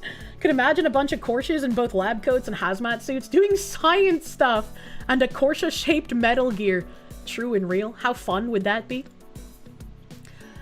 Second post here. Before the first protester was shot, IRGC-affiliated Fars News was already calling the December 28th uprising an enemy psychological operation. The regime needed evidence, and they got two gifts. One, Mossad's official Farsi X account posted solidarity on December 29th. We are with you in the field as well. Number two, former Secretary of State Pompeo tweeted on January 2nd, Happy New Year to every Mossad agent walking beside them. Both were immediately seized as proof of a foreign orchestrated coup. This has like 6 pixels. What are we doing here? Mossad Farsi, let's come out in the streets together. The time has come. We're with you, not just from afar and verbally. We're with you in the field as well. And this is... It looks like Azan Safaranejad. Admission of guilt. Mossad's official Farsi language account has shamelessly stated that their operatives are present on the ground in the protests. Once again, being present and being supportive does not mean orchestrated. At this point, you don't even care if the claim is true. Data Republican continues, do I think Mossad was involved, perhaps in some way, providing indirect support? Do I think Mossad orchestrated this? No. Because this isn't how foreign coups are coordinated. The very first vector to attack is the security personnel. You need defectors. That's the whole reason why the Seditious Six were trying to egg the military to defect. That's true. The top priority of any foreign coup is to have defections among the military and security forces. None defected from the Iran regime. That, unfortunately, is the strongest counterfactual to me. the man who processed the post into regime-usable narrative, Syed Mohammed Marandi, U.S.-born Tehran University professor, former IRGC member, former advisor to Iran's nuclear negotiations team in Vienna, described by Iran International as a government mouthpiece. He told his followers protesters were funded and trained by Mossad operatives. Someone here said the riots in Iran have a different pattern this time. They're organized groups in smaller cities that target the main government buildings. Easier targets. They're funded and trained by operatives based in the West. This is clearly a terror operation led by Western and Mossad intelligence. And I think this is kind of like a better, like Data Republican is explaining this much better than I did at the beginning of stream, where it's like, I live in America. I can see an event happening, like Renee Good getting shot, and I can see the footage coming out in real time, and I can see how the officer was struck by her vehicle first, and then he returned fire after being struck while still in the front of the vehicle. Whereas someone who's not in America and isn't used to the lies our specific breed of communists tell, just see two opposing narratives fighting and have to figure out between the noise, well, which one is right. And like, yeah, sure, in that example, there is video that they can watch themselves to figure out which one is true. But when we're dealing with a millennia-long blood feud, what exactly can we go on here for, like, definitely true information, right? Like, us not living in this region, us not being in Iran, we only have the footage that we can see in, like, current year. And we can only go by like, okay, well, how much do we trust the sources of the information that we're getting? And I am personally much more likely to trust random people on the ground who might be taking short clips or short video than I am to trust anyone working with a government entity. Because the government obviously has its best interest to lie and stay in power. Don't believe your lying eyes. It's very hard to discern the actual truth. Yeah. And especially when it's like, for someone like me who doesn't know intricately everything that's gone on in the sandbox for fucking ever, it's so much harder to discern, like, okay, which one is actually true? Is somebody giving like a nugget of truth blended between multiple lies? Like, what exactly is going on? As could not pronounce my name, thank you. Most of Iran's neighbors have offered support to the US. With the head of the snake gone, the body is lashing out at everything. And it's kind of looking like that. Lewis Hand, thank you. If the Islamic Republic is no longer funding global terrorism, the USA will be able to save billions of dollars on its military. This benefits the USA. I mean, that would be one benefit. I can't see us actually spending less on the military, though. That's kind of one thing that, like, no matter who's in power, they like throwing around their big dick with how large our military is. Phoenix DS, thank you. An ounce of preventative maintenance is better than a pound of the cure down the road. A lot less glass, too. That is true. That is true. Okay. The billions would go straight to Israel. I would like less foreign dollars to all foreign countries. Thank you. Data Republican continues. This is where it gets interesting. IRGC mouthpiece calling protesters Mossad agents is expected. What gets that narrative into the Western discourse is a different layer. Outlets that look like independent journalism but have documented financial ties to Iranian and Russian state media. Enter the gray zone. And even before I click on this screenshot, I see fucking Brianna Wu's name. That's crazy. Kareem Rifai said just now hacked documents reveal that Gray Zone managing editor Wyatt Reed received thousands of dollars in payments from Press TV, an Iranian state-funded propaganda organization. Oh my god, it's Evil Polt Fan. This is his long-lost evil brother. Washington Post says, news site editors' ties to Iran and Russia show misinformation's complexity. Misinformation experts say an overlap in funding underscores concern that the spread of falsehoods and propaganda online is entering a more complicated stage as the November election draws closer. And this is from June 2nd, 2024. And Brianna Wu said, I really don't want the story to be lost. You have Iran funding leftist news telling Americans that Israel is evil and our own country is the enemy. This is textbook information warfare. Bro, I think I might need to lay down. I never thought there would ever be a world where I agree with anything that comes out of Brianna fucking Wu's mouth. Holy shit. Did I just agree with Brianna Wu? I'm kind of fucking dizzy, mate. This is the info war. This is Mossad's doing, clearly. What year is this from? 2024. It doesn't show the date on her tweet, but the Kareem Rafai one is from 2024. That Brianna Wu. Yeah, what is this fucking timeline? Holy shit. Meanwhile, in Bizarroverse, look, whenever you start talking about the sandbox, Bizarro World is in play, okay? Internet Zen Master, thank you. Brianna Wu speaking facts and truth. Pardon me, I need to go check and make sure I'm in the correct reality. What the fuck? Is Wyatt her ex? The gorilla rape guy? Bahamut, thank you. Did Saren restart recently? What the fuck is this timeline? I don't know. Brianna Wu is in a strange state, not completely schizo-lefty, but still pretty far out. I don't know if I would have said not completely schizo-lefty before reading this. I put my sandbox war in the defensive position. I need a drink. Brianna Wu being right just crashed your tabs. That's his Twitter handle. Yeah, no, Wyatt's Twitter handle is gorilla rape. Vladimir Crystal, thank you. What is the truth? I don't know anymore, man. Roadkill VT, thank you. Wu is against the non-binary category. Interesting. What manner of black magic have we been hit with? Oh my god. Then there's another picture here that says, The Gray Zone.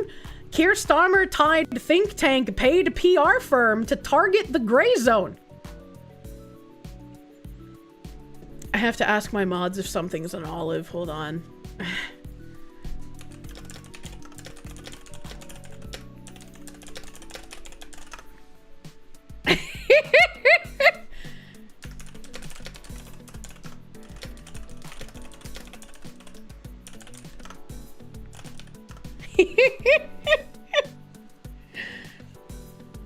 And we do have FARA laws to deal with people like this. Maybe Bondi could... Made myself laugh. Imagine thinking Bondi would just...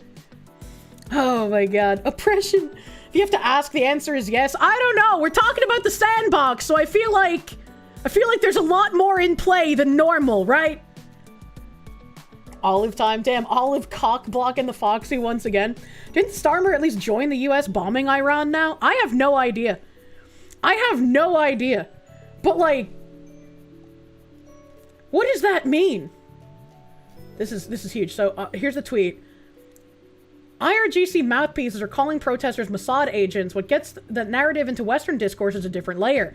Outlets that look like independent journalism, but have documented financial ties to Iranian and Russian state media, enter the gray zone. So this is an article from the gray zone saying that a Keir Starmer-tied think tank paid a PR firm to target them. That's interesting. That's very interesting. The poor mod saw the news today and knew to divert power from tab support to olive shields. True and fucking real. Keir Cuckmer. Like that, I would never think that like Keir Starmer would do anything like this, man. Oh my god. Everything is an olive if you believe in yourself. What is an olive? You do think the UK shouldn't be involved, but that's because we're out of fucking money and should recall all our military assets? Oh my god. Prime Minister Keir Starmer explicitly stated that the United Kingdom played no role in these strikes. It's on their official government site. That's funny. That's very funny. Hasn't that been a UK policy since 1946? I don't know. That Republican continues. Is the gray zone anti-Ned? What is Ned, chat? Anti-globalist, anti-interventionalist. Yes, and I don't care. In my book, Unelected, I document the rise of competing telos. One that ends in a global, borderless Marxist workers' paradise, and another that ends in a global, borderless liberal democracy. They fight each other for the rule of the world. Both are anti-American, anti-nation-state sovereignty, and anti-individualism. Yeah, that's true. I would not want to live in that world where it's Marxist versus borderless liberal democracy. Ned is National Endowment for Democracy. Thank you. On January 12th, the single highest engagement day, Max Blumenthal of Grey Zone published an article characterizing the protest as a violent insurrection encouraged by governments from Israel to the US, and dismissed HRW and Amnesty as US government funded. Same day, Khomeini praised pro-government rallies and told US politicians to stop relying on their traitorous hirelings. Traitorous hirelings. Blumenthal and the Supreme Leader were making the same argument on the same day. Western media whitewashes deadly riots in Iran, relying on US government-funded regime change NGOs. Max Blumenthal and Wyatt Reed, January 12, 2026. As deadly riots burn Iranian cities, Western media ignores the shocking wave of violence, turning instead to US government-funded NGOs for data. The one-sided portrayal has helped push Trump to the brink of authorizing renewed US attacks. Now, I remember some Iranian citizens thanking Asmongold specifically for covering what was actually going on with them. You forgot that's who Blumenthal worked for? I don't even remember who Max Blumenthal is, I'm gonna be real with you. Imam Khomeini's message to the Iranian nation following their historic nationwide rallies. While praising the significant action of the great nation of Iran for today's tremendous rallies and the historic day that they've created, Imam Khomeini, the leader of the Islamic Revolution, emphasized that the Iranian nation has asserted its resolve and identity in the face of the enemies, and that this is a warning to US politicians that they should halt their deceitful actions and stop relying on their traitorous hirelings. I don't know why I can't say that phrase. The following is the text of the message of the leader of the Islamic Revolution to the people of Iran. In the name of God, the compassionate, the merciful, the great Iranian nation. Today, you accomplished a great deed and made a historic day. These great rallies, overflowing with your firm determination, have completely shattered the foreign enemy's plots that were supposed to be carried out by internal hirelings. The great Iranian nation has asserted its resolve and identity in the face of the enemies. This was a warning to US politicians that they should halt deceitful actions and stop relying on traitorous hirelings. God, I fucking hate the letter R. Holy shit. Smoked like a fish, man. So, what I'm gleaning from this is that this was Iranian state propaganda, basically saying these protests are just nationalist showings, nothing to see here. The US has NGOs misconstruing what's happening. Meanwhile, they're cutting off the internet to the outside world and murdering protesters? Am I understanding this correctly? Or have I kind of, like, misconstrued what I'm reading? Yes? And then, whoever the fuck Grey Zone was responsible for pushing this Iranian state propaganda to the Western audience? Trump just announced the death of Iran's supreme leader. Yeah, we have that. All right, good. I am reading it correctly. Interesting. Thank you, chat. Data Republican continues. Beyond Grey Zone, the narrative spread through progressive anti-imperialist networks. Omar Badar, Deputy Director, Arab American Institute, amplified Pompeo as evidence frame January 2nd. Caitlin Johnstone resurfaced the Pompeo quote, in case you missed it, on January 8th, the day the protest dramatically escalated. Nothing to see here, folks, just Trump's former CIA director admitting that Israeli Mossad agents are on the ground participating in the unrest in Iran. So far, all of this kind of seems like you want to kill terrorists who are murdering their own citizens? That must make you a Jew! So that seems kind of ridiculous to me thus far. Pro-liberals will always say they're in solidarity with protesters, but when you actually help them, you're evil. Yeah, it's kind of weird. Kind of weird how that works. During the critical January 8th to 23rd window, engagement from top 10 non-state influencers frequently exceeded or matched official Iranian state media and government accounts combined. So we have Adam Media, whoever that is. CIA director confirms Iranian protests are Israeli and US false flag. Sarah, happening now all across Iran. Millions of Iranians are pouring into the streets of their cities to oppose violent Mossad CIA-backed rioters. I had no idea that narrative was even going on. I've never seen any of these accounts on my timeline, so I had no idea there was even a narrative being sown onto Twitter that, like, there weren't protesters against the government. It was a Mossad and CIA-backed PSYOP rioting that the government was trying to quell. And that Iranians were also protesting against the Mossad and CIA-backed riots. That's fucking crazy. That's insane. No wonder so many people were repeating nonsense that made no sense. Twitter's a silly place. The guy Adam, the Adam guy worked with Tim Pool, you think? Is that the guy that worked with Tim Pool? Of course, this narrative is being used. The US has had their sticky fingers in overthrowing other nations' governments before. I mean, yeah, when you look at things like, what was the name of it? The one with the Hillary Clinton and not the same Adam. Chat, I can't remember the name. It's not, was it Libya? Was it Libya? Benghazi? It was Benghazi in Libya? Is that Libya? It is? It is? Okay. Yeah, so when things like Libya happen, it makes it really easy to be like, well, America's just doing what America does and they're gonna just cause dumb shit here. Right? Because, like, we've caused dumb shit before, so it makes sense as a narrative. And especially when everyone has tinfoil hat conspiracies about Mossad, that makes this a really easy narrative to push, in my opinion. And especially in the West, where, like, everyone on the West is like, fuck Israel, death to Israel, and then everyone, not everyone, but there's a section of the right that's also that way, right? Like, the left just doesn't worship Hitler. It's like the only difference.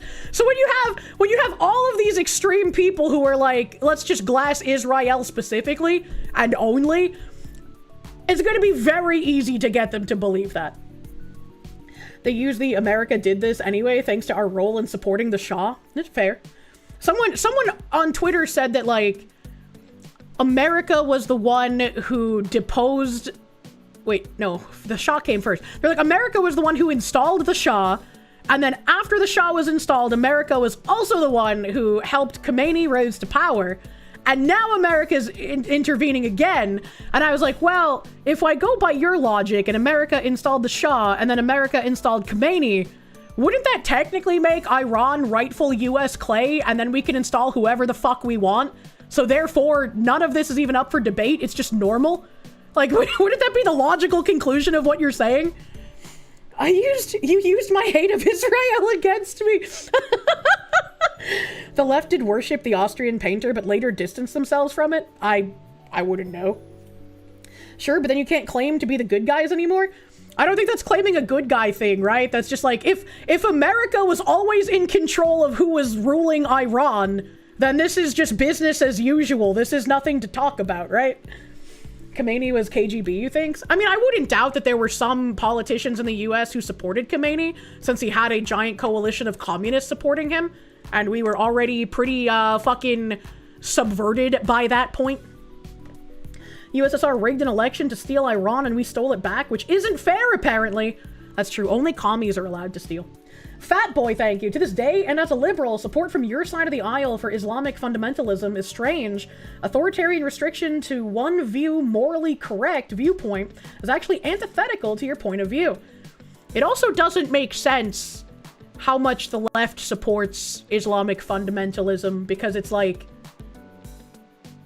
you're not, like, it's literally, like, illegal to be gay under fundamentalism. It just, like, it confounds me to a crazy degree. It's America's world. We just let the other countries play in it. Go, my children, to the sandbox.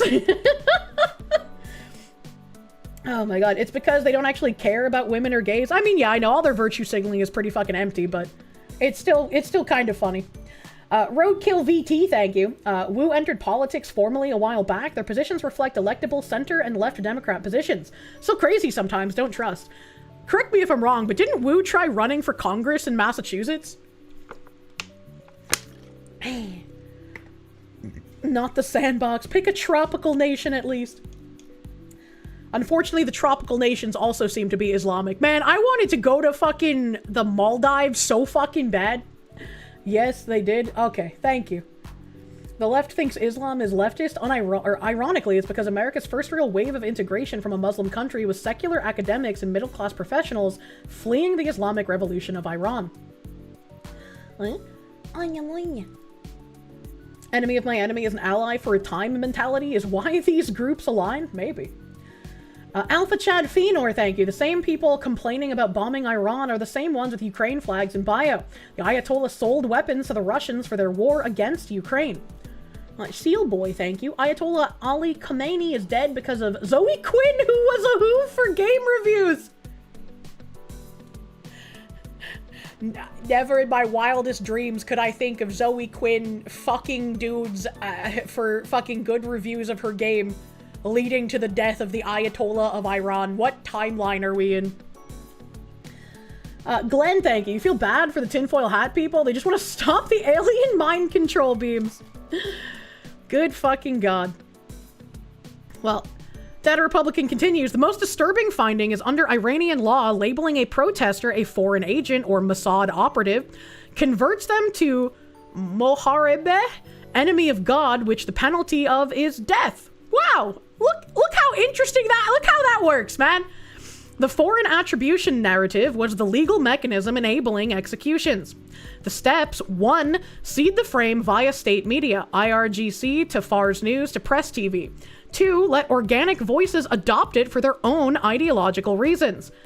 The leftists in the West hate Israel, therefore they're going to support whoever is against Israel. If someone is a Mossad agent, they're just going to be against them. People on the right who hate Israel are just going to be like, well, yeah, of course I'm going to support whoever's anti-Israel. It just makes sense. It's so easy to exploit hate. Place documented assets, gray zone, at the credibility layer. 4. Watch influencer engagement exceed state media reach.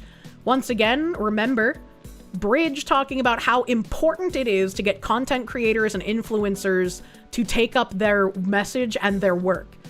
Because influencers and content creators command a much higher level of trust and engagement than previous traditional celebrities did. 5. Collect international solidarity muted. Protesters recast as foreign agents. And 6. Now you have legal justification to execute protesters en masse. That is a very interesting step-by-step process here. I sure wonder where I've seen this. I sure wonder why me pointing out this fact has gotten some crazy people to start calling me a government-funded psyop. Funny how that works, isn't it? Remember when AOC streamed with content creators? Yeah. Patrick Elsie, thank you. Traitorous... Not the traitorous slaves! Slaves built America. Slaves. Thank you. Slaves. Do do do do. Thank you. Slaves. Do do do do. Thank you. Slaves. Do do do do. Slaves. This is your song. Thank you. Thank you, Loose Change, for finding some in your couch to give to me. Thank you. Here your monthly check from Big Loli a day early. We need to ink Mexico president next. Forcing countries south of the border to get their shit together only helps us in the long run. Spicy cat raid? What the hell is a spicy cat raid? Yeah, you know, I am still of the please can we get fucking things done at home?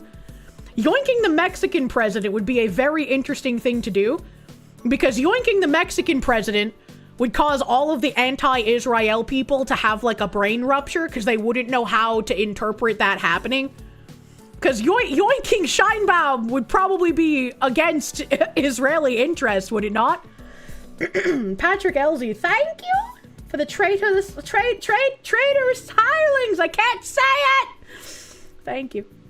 And Loose Change, thank you again for the fucking couch slaves. I appreciate it. Love the couch slaves, man. Amasar, thank you for the raid. Welcome, Amasar Raiders. I like saying your name, Amasar. You hate that your people's standard of living is falling? Well, international corporations and banks use our efforts to control our politicians and media, fund endless wars to keep us divided. Well, that's all right. Well, I mean, I'm hoping this isn't going to turn into an endless war, right? Like, if it does, I'm going to be like, please get us out of the sandbox, bro. I don't want to be there. Do not forever war.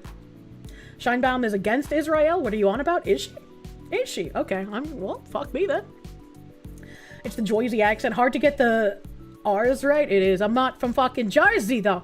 Firebug, thank you for the 22 months. Thank you. Thank you, thank you. It was your first raid. Welcome, first raider.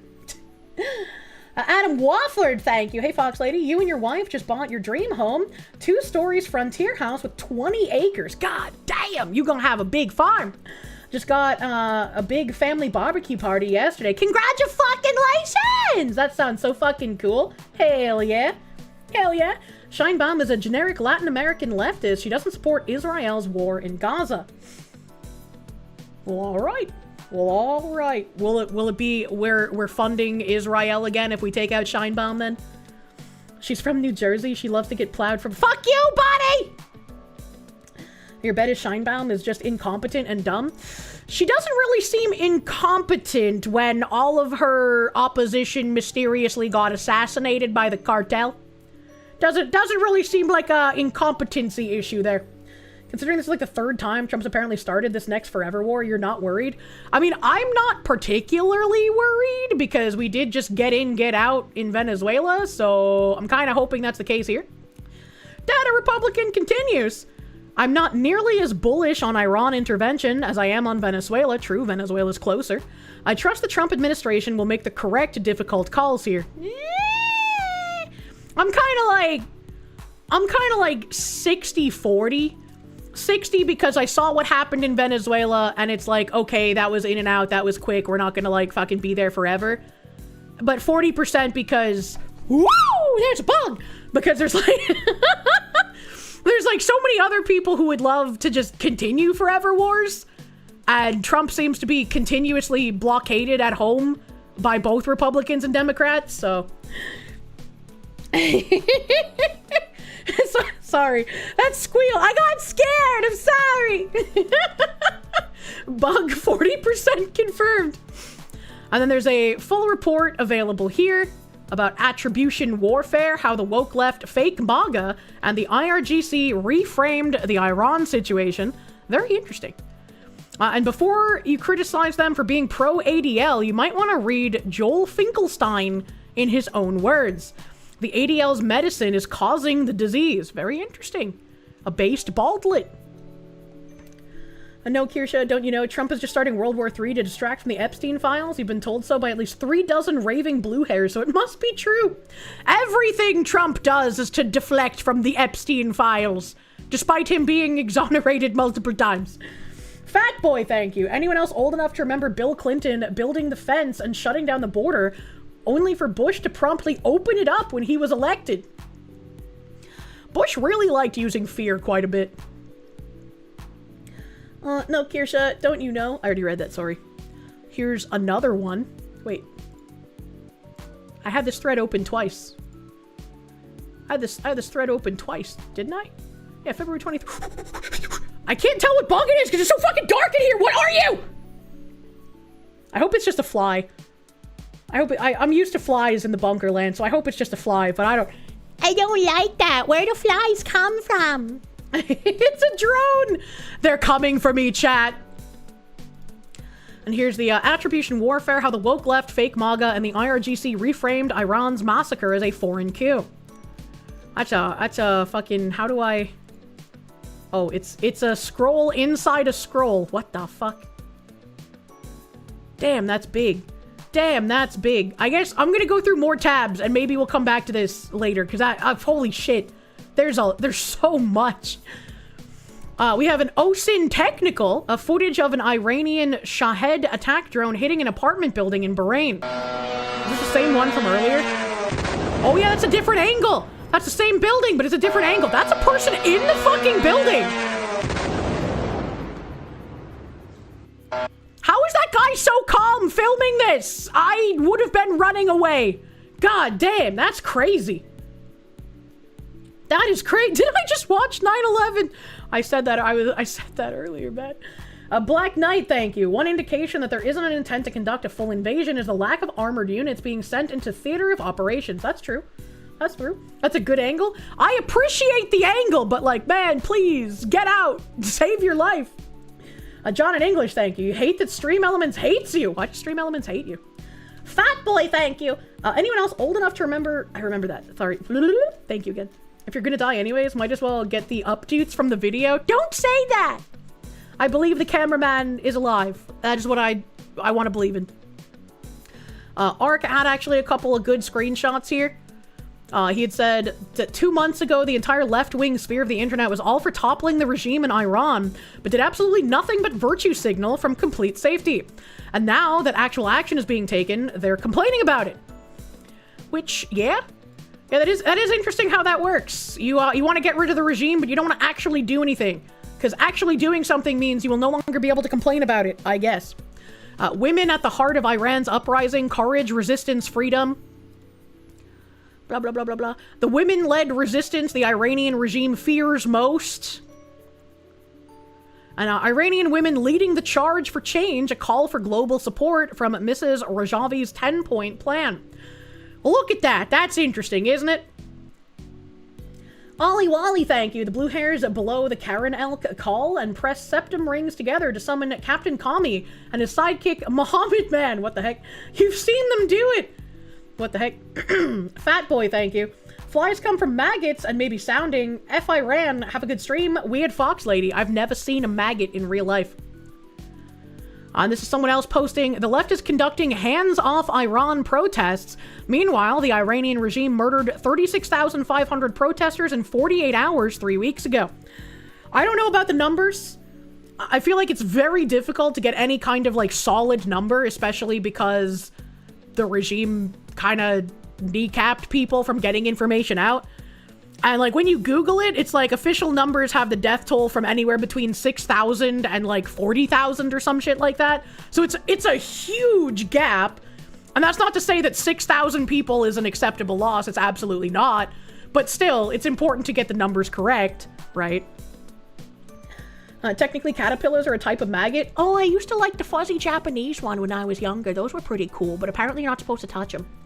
Seal Boy, thank you. Hope the F-14s are okay. Bring them home! You like the Google? It's either 2 people or 500 million. Jesus. And so this is a little poster here. Emergency rally, hands off Iran, Saturday, February 28th at 2:30 p.m. Pike Place Market, 85th Street. Anti-War Action Network. And it's like, if every kind of peaceful negotiation to get Iran to stop brutally oppressing their citizenry has failed, what would these people expect to do? Right? Like, you were for toppling the regime before, but now that something is being done to get rid of the regime, you are angry. This kind of reminds me of, like, a lot of the people who post, you know, a lot of people on the right don't know what time it is. And that there's going to have to be things done that people might not feel comfortable with. Well, this is something people might not feel comfortable with. I don't like war. I don't like seeing anyone die. I don't like that it happens. But sometimes it might be an unfortunate necessity. Is it in this case?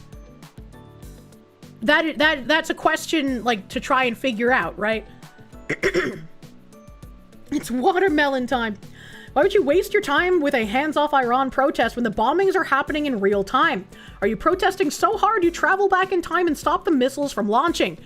It's just like a virtue signal thing, where it's like, I think people like this hate America more than they hate an actual oppressive regime in the Middle East.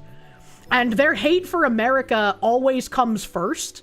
And so if they get any opportunity they can to say that America is a terrible country doing terrible things, even if it goes against an opinion they had in the past, they will still go for it. Jacob Macnick, thank you. Yo, K-Dog, can I give you the most smoker aunt, least hot, aura, naughty chatters get sent to the sandbox? Thanks, champ. Bugs are in your skin. What? What? I don't even know how I would do that. Get that guy. I guess I don't think I could do an aura in a smoker voice. Ban that guy. You know, we can't deport the Americans that hate Americans, but I think we can banish them. Can we treat like part of Alaska as like Siberia, and then we can just send the commies there like the Russians did? If their oppression is gone, they lose legitimacy to complain. That's also a good point. Just channel your mom. I hit him with the naughty chatters get sent to the sandbox. Bahamut, thank you. This is the product of TDS. They want thing to happen, but if Trump does thing, it's bad because Trump did it. True. True and real. Put him in the sandbox. Seattle chatter, not RR. I don't know what that means. Breaking, Iran is under attack. Minutes ago, Israel and the US launched a surprise strike on Tehran. There have been explosions all over the city as government offices, homes, and even the airport were hit by heavy airstrikes. The time is now to stand up and join us in demanding hands off Iran. Join Seattle Against War and several of our partner organizations tomorrow, 2:30 p.m. at Pike Place Market for a rally in solidarity with Iran against this war of aggression at the hands of the US and Israel. That's a little crazy. Jeremy Lorimer, thank you. The left isn't pro-gay, it's anti-West. That's why they side with Islam when it shouldn't make sense. Fair. Furious Dan, thank you. Leftist, Trump snuggles up to dictators. The modern left is just a bag of Cold War sips. The fact that the love-butt activists think they're allied with the Ayatollah makes perfect sense when you realize that Soviets considered both weapons against the... That's actually a good point. And it's very easy for me to accidentally take some of these, like, useful idiot leftists too seriously. Like, still trying to talk to them as if, like, discourse is actually possible instead of them just being some kind of pawn to usher in a communist cultural takeover in America. And when you think of them as, like, just something to usher in the communist cultural takeover, yeah, what you said makes a lot more sense. It's like, that's the goal. Love boat activists. Where was I reading? A Furious Dan, thank you. A leftist, Trump snuggles up to dictators. 6 years later, leave the dictator alone. Leave the dictators alone! Leave them alone! Roadkill VT, thank you. No, it's not real, but you imagine Kirsche's bunker is under Cheyenne Mountain and the bunker bros are just NORAD personnel? Someone get that guy. Land, thank you! For your first time ever watching the stream in real time, you're glad the YouTube side of streaming still has its fair share of questionable viewers. Had to do a double spit take on the super chat. What do you mean?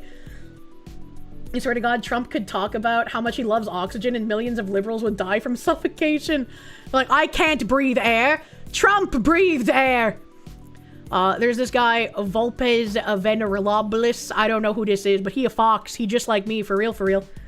Iran, death to America! US is silent. Iran, we're going to build a nuke so we can bring death to America! US is silent. Iran says, we're going to build missiles so we can bring death to America! The US is silent. Just so we're clear, we believe Israel is the little Satan and US is the great Satan! And the US is silent. Iran continues, we're going to try to destroy America's land-based aircraft carrier, Israel. The US says, fine, Israel, go ahead, slap him a little bit. Panikins cry, oh, Israel. Iran, still building nukes though, death to America. The US says, fine, feed the B-2s, but only feed them the nuclear stuff. Panikins, we don't want World War III. Trump is going to get us into World War III. New boots on the ground. Guys, the B-2s are already home. It's already over. It's done. Iran, death to America! US is silent again. Iran, we're rebuilding a missile program! Oh, and we're working on nukes again! US says, don't. Iran says, screw you! And they bomb American bases. The US says, okay, we told you. And the Panikins go, why are we doing this? Can't we just leave Iran alone? No foreign wars! This will start World War III! No boots on the ground! And the Democrats continue, why are we doing this? Can't we just leave Iran alone? No foreign wars! This will start World War III! No boots on the ground! It's so tiring, man. All they did was bomb your base. I don't know if this is an accurate retelling of history, but I thought it was funny. I thought we won so fast. We're already out. They were in and out so fast, the woman couldn't even feel them, man. Based on the progress we've made in one day, unless something crazy happens, this will be swept up in a few weeks. YouTube. Sideways, thank you for the 19 months. Gonna be honest, you've been doing IRL things, haven't been following any news. Big T got his ops. Yeah, we killed Khomeini. Girugamesh, thank you. Kirsche confirmed Gould. You just gave me PTSD flashbacks to learning how to do Titan Extreme in Final Fantasy XIV. Oh my god. Fuck the fucking Gowls, man. How could you do this to me? Battleizer, thank you. Remember to feed your B2s only the best of targets. Adam Wofford, thank you. Kirsche is a part of the...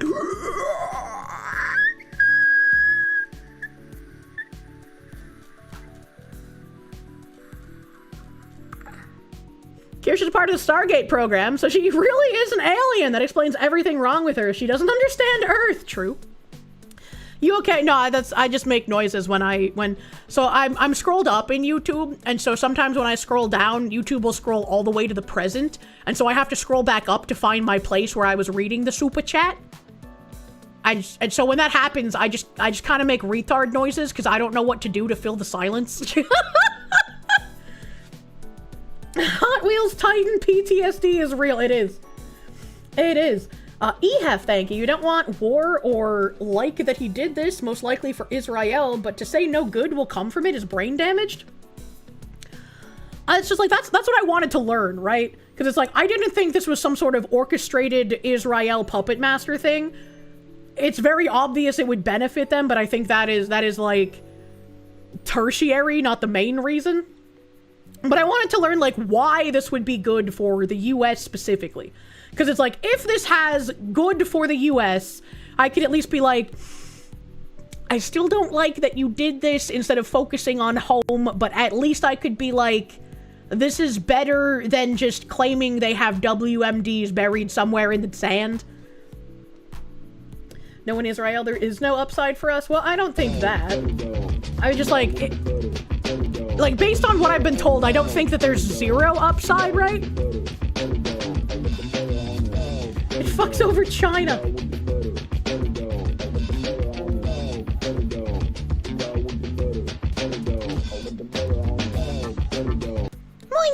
Now we should send a B-52 to drop a payload of nothing but empty boots over Iran.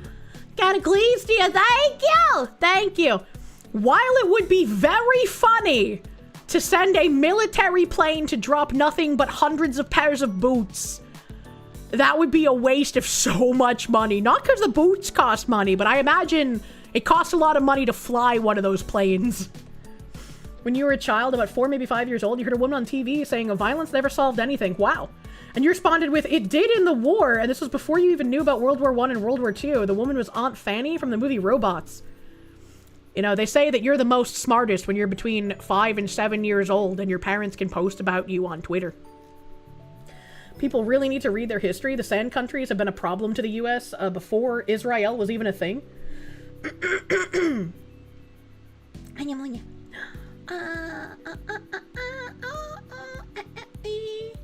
Okay, I'm caught up. The amount of money the US has put into countering Iran's moves in the regions for the past 45 years, if it worked, it'd be great for US budgeting, yes. We had Bonnie the Bunny, I guess. Oh, they put Free Palestine in their bio. That's funny. Bonnie the Bunny is apparently a gimmick account. It's got 11K followers, and they were like, hey guys, as someone with a decent following here, I feel like it's my responsibility to use my platform to spread awareness and try to help those in need. I stand with Iran wholeheartedly. This is what I hate about this, right? There are so many people that are just like, we stand with Iran, and it's like, okay, the protesters or the government? Like, you gotta be a little more fucking specific here. The billionaires who kill, eat, and rape children are not those to be sided with or to be sympathetic to. The ones in the Western countries or the ones in the Middle Eastern countries? Because, like, I still don't know whose side you're on here. If you at all align with them, I do not want you following me. This is time for resistance. America and Israel are once again exploiting their power to try and wipe another country from the Arab world, and it's disgusting. Oh no. It's retarded. If the people of Iran wanted this, I don't see the issue in that regard. This isn't trying to wipe another country from the Arab world. It's giving the Iranians the ability to rule themselves once again, like before Khomeini took power. When women actually had rights, imagine that. Kind of crazy. Who would give women rights, am I right? This ending with a free Iran makes this amazing, yeah. Yeah, right? Furry would literally be stoned to death. It's just like, what the actual fuck are you talking? This person fell hook, line, and sinker for that, like, psyop that Data Republican was talking about. They fell for it, man. I like to keep things lighthearted here. Yeah, lighthearted, like talking about the eating and raping the children that the billionaires do. But I simply cannot ignore this. Free Palestine and free Iran. Again, as someone who doesn't know all that much about the sandbox, when you put free Palestine and free Iran in the same sentence, and I can look at Iran and their people are like, yes, we are free, we can take our own destiny, that makes me think, like, maybe you don't know anything about what's going on. Maybe you know even less than I do. Yes, we are freeing Iran. Yeah, we are freeing Iran. And there were some people who were just like, but Kirsche, what you can't say like the people of Iran are okay with this and that makes it okay, because like, what if foreigners look at Minnesota and they saw all of the anti-ICE protests there and then they thought that all Americans were anti-ICE? I don't think those are equivalent, because ICE isn't actually running around killing thousands of people. Trump has not shut off our internet to ensure that only state-funded propaganda can escape. Those things aren't happening. The leftist communist LARPers in the United States who are anti-ICE wish they had even an ounce of legitimacy that the protesters in Iran had. The protesters in Iran actually wanting to overthrow their dictator is what the leftists think of themselves in America. The problem is that the Iranians were actually ruled by a bloodthirsty dictator, and we have an orange man. Iran is free. You thought you'd have to pay tax. What the heck? Giancarlo, thank you for the biddies. Has someone already told me that apparently there's going to be a blood moon next week? No. Anonymous, thank you. Kirsche, can I please tell your friend Boomer to farming Diablo 2 and touch grass? Why would I tell him to do that? Maybe he's having fun playing Diablo 2. How long has he been playing? Like, if he's been playing it for like 70 hours straight, he's probably touched some grass. Nephenor, thank you. They say that we should ban modern guns because the founders never imagined modern weapons when they wrote the Second Amendment. Well, they never imagined modern leftist women when they wrote the 19th. Dangerous territory. The 3/3 blood moon. Oh, no. Oh, shit. Block the doors, chat. The zombies can open doors during blood moons. That's funny. That's funny. Let's see. Here's a... Oh, we finally got to a Razor post. Marjorie Taylor Greene saying something. What is she saying? Global iNews breaking: 51 Iranian children killed, 60 students wounded after joint US-Israel strikes hit a girls' school in Iran. That's really unfortunate. That's really unfortunate. I'm all for people sharing their opinions, but are you certain that video is recent and not from a decade ago? Are you certain that account is being honest? I'd make sure if I were you. That's a good point. That's a good point. Dr. Malouf, the Islamic regime murdered 50,000 Iranian civilians in 2 days, so yeah, expect leftists to side with them and claim that they were on the right side of history. Yeah, I mean, death bad, hot take. I don't like if this is real and if people were killed in the strikes, but it's like when you weigh that the regime murdered, again, who knows what the number is, it's in the thousands, that much is for sure. But how many thousands is unknown, and I don't know. I don't know if that, like, could ever be really resoundingly known. It was confirmed a failed Iranian missile. It was neither the US nor Israel. Do you have source? Do you have a source? I would love source to, like, fucking verify, you know? Toa Ignicus, thank you. The Wokies respond during a blood moon. Not like this. Videos from years ago, and the account is reposting it and pretending that it's recent. I hate this. I hate this so fucking much. Like, I feel like it should earn you an automatic community note if you post something old and are pretending like it's new. It makes me so fucking angry, right? And I had something in my tabs for yesterday about this where people were posting like McDonald's advertisements and it turns out that it was old. And even journalists were falling for, I found this on Twitter, this must be recent. I'm like, I've complained about this for so long because there's that one like Wall Street Gorilla or Wall Street Monkey, whatever fucking account. They constantly repost old news pretending like it's new. Should be asking for a source from Marjorie Taylor Greene. She's an idiot that makes Ilhan Omar look smart. I mean, I know she's an idiot, but like, Wall Street Apes, thank you. That's who it was. It's literally a journalist's job to look into these things. It is. It really is. And it's like, when I asked, who did I ask? I asked some other fucking retard. Was it Laura Loomer? I asked some other retard like a month or two ago for a source on something.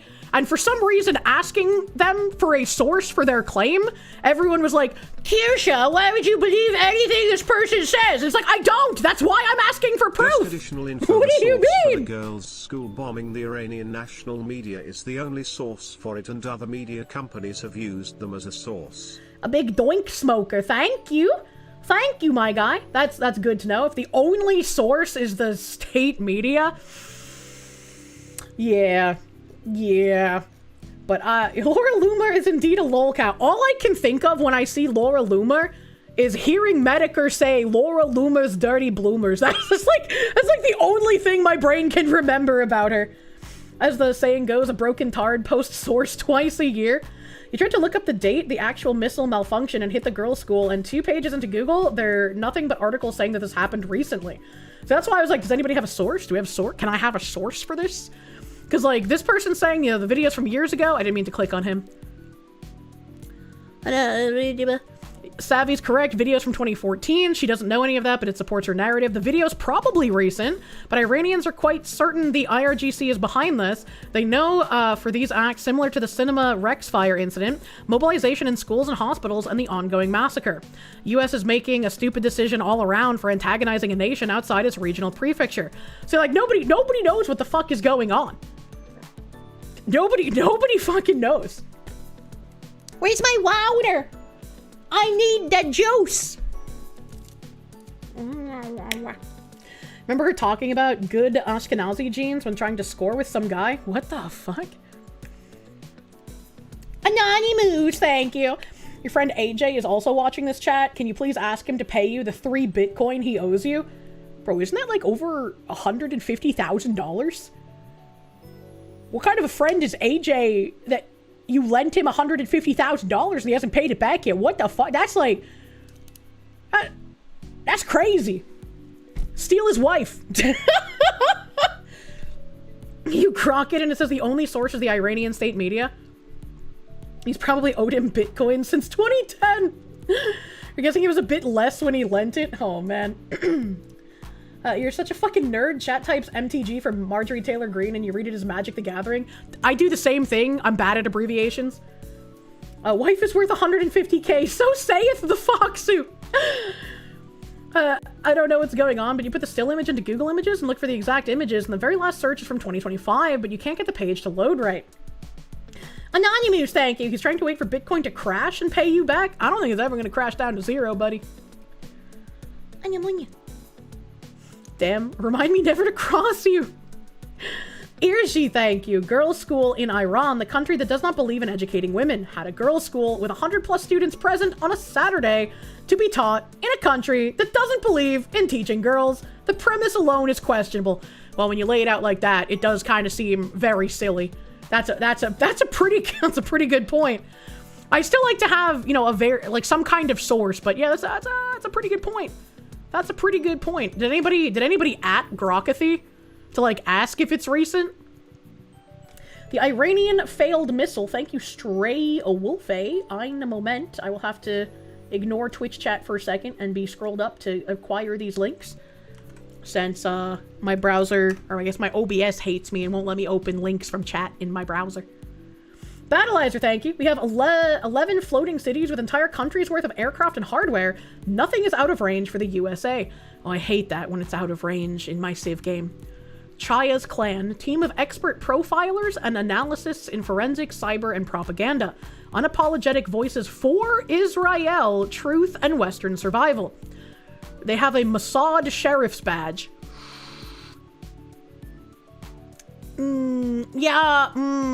I mean, I guess this is an image. Alright, there's an image here, but how do we know this is the same?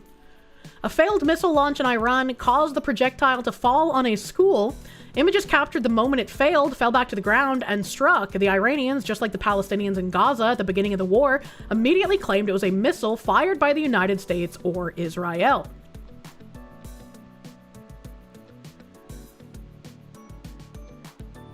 I mean, I can't really tell if it's the same building from this. Can't really see that. Let's see, is Massey claiming these innocents were killed by the US attack? Yes. Additional footage confirms your post.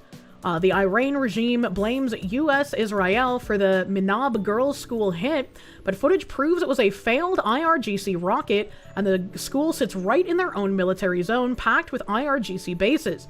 Red triangle is the school, orange rectangle are the military bases. So we have a picture here with the red square being the school, the orange being the military bases. Damn, that school is super fucking close. Jesus. And then the second picture. I guess that building does kind of look, maybe similar. I was hoping... Oh, there was a third picture, my bad. There's a third picture. So this is the school. It kind of looks like that. And then this is the military base, and then the gate to the military base. Funny looking ground to air tracks those Merkin missiles have there. I don't know what that means. Was that the girls' school? So there was a real girls' school there. Interesting. Interesting. Even Iranians claim that it was a regime missile that fell on the school. Propaganda unmasked. Did Israel really bomb schoolgirls in Iran today? Bombshell alert. Iranian sources exposed the truth that it was the regime's own deadly weapon. Okay. She's got a nose ring, so I don't know how much I trust her, but let's hear her out. Israel has bombed a girls' school in Iran, killing 51 students. Please be in English. All-girls school in Minab, Iran was hit by Israel, killing 51 schoolgirls. Wait, was it Israel? Or... Then why is the IRGC announcing that it was an accidental error and promised serious action? Referring to missiles, by the way. Why? She showed a post on screen, but it's in Middle Eastern hieroglyphics, so I can't read it. Why are they posting that they're following up to see who committed this mistake? This is directly taken from the IRGC Telegram channel, by the way. Wait, there's also, in less than 100 meters from the school, there's IRGC structures, including military buildings and a clinic belong to the Guard. So the question is, why are military assets positioned next to schools? And why, hours before, there were reports, there's IRGC structures, including military... So it's not an American or an Israeli base next to the school. It's an Iranian military base right next to the school. Interesting. Buildings and a clinic belong to the Guard. So the question is, why are military assets positioned next to schools? And why, hours before, there were reports of military equipment being moved into schools and hospitals? And why, on January 28th, an IRGC insider published something anonymously stating that IRGC is planting bombs in schools and hospitals, and the plan is to attack these places at the same time as America strikes? Oh wait, this is not even the first time that the Islamic Republic is using... On January 8th, 2020, an Iran Revolutionary Guard Corps, IRGC, Air Defense Tor Unit fired 2 missiles at the Ukrainian plane en route from Tehran to Kiev, killing all those on board. The strike took place in the context of heightened tensions following the United States' targeted killing of Iran's General Soleimani a few days earlier in Iraq, and Iran's subsequent relations on U.S. bases in that country. What the fuck? Civilians as human shields. In 2020, they called the downing of Flight PS752 a mistake. Human error was used then as an excuse when there was talks of war between Iran and America. What is journalism if everybody has already taken a side and has a devil in mind? That's a fair point. I still see people in chat saying that the girls' school thing was from 2014, but we have multiple people now pointing out that it was a failed missile in current year, and that the girls' school is right next to an Iranian military base, and that apparently they've used this excuse before. That ain't looking good, man.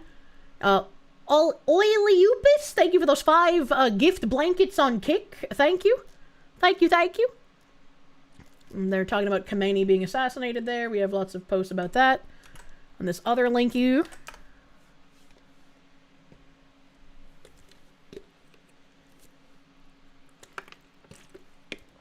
Wait, did you post the same thing twice? Am I crazy? No? Copy. Wait, this is the Gazawood one. Wait, how come the first one didn't did I already look at 2 things? Am I crazy? Do I just not remember what I've already looked at?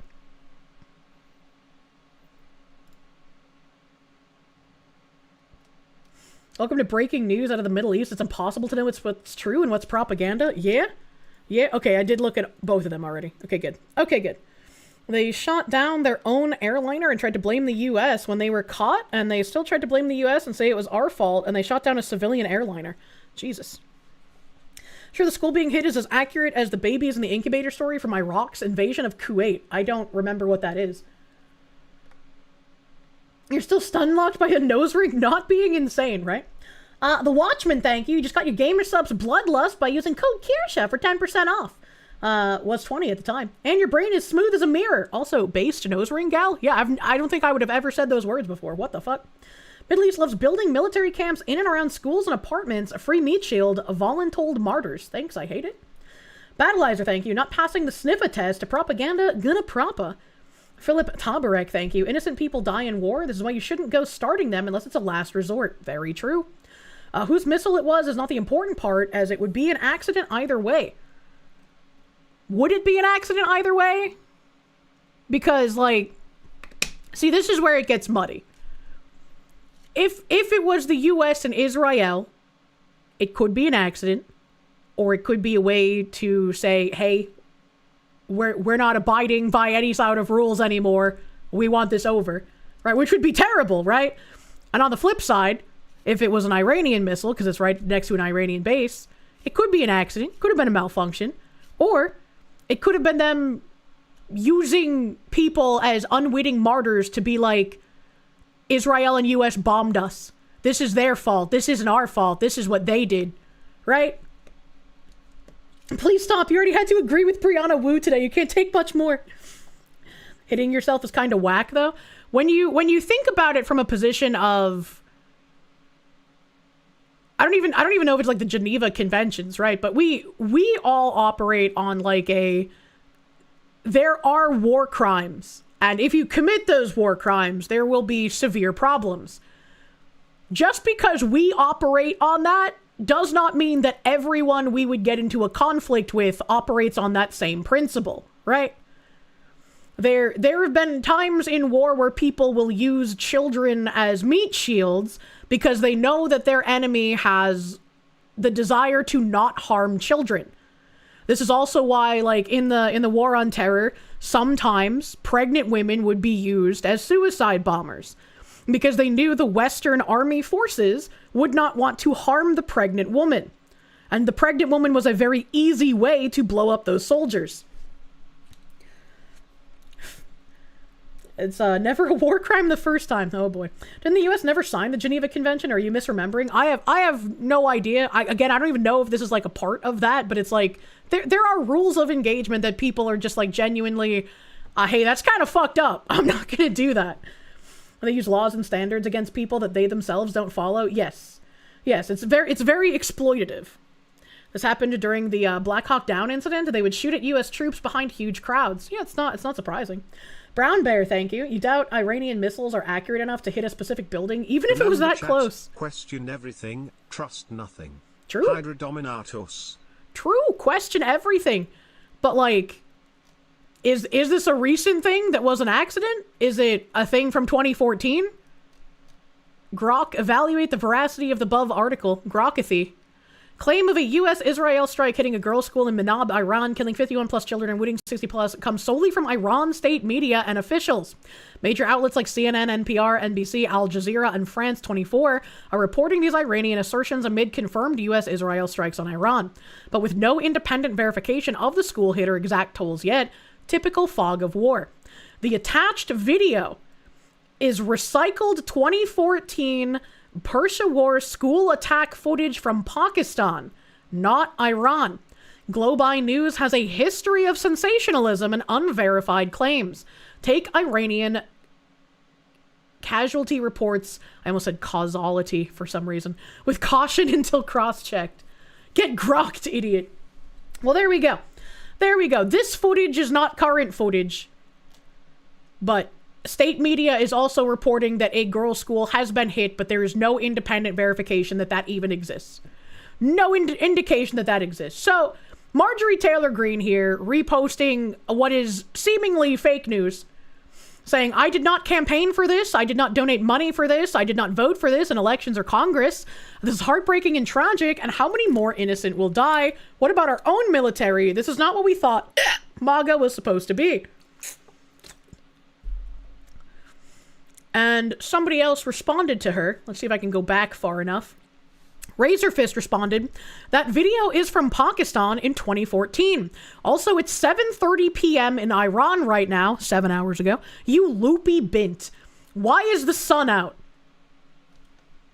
That's a very good fucking point. If she was reposting this, that's a good fucking point. If the time there was in the evening, why would the sun be out?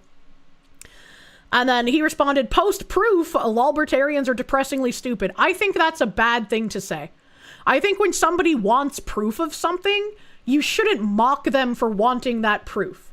Mocking them for wanting that proof is a good way to get them to not believe what you're saying. If you're making a claim, especially if your claim is true and against the fake things being posted, and especially in a fog of war like right now, you should not be calling people stupid for asking for proof. Your party is near death for a reason, and that reason is you.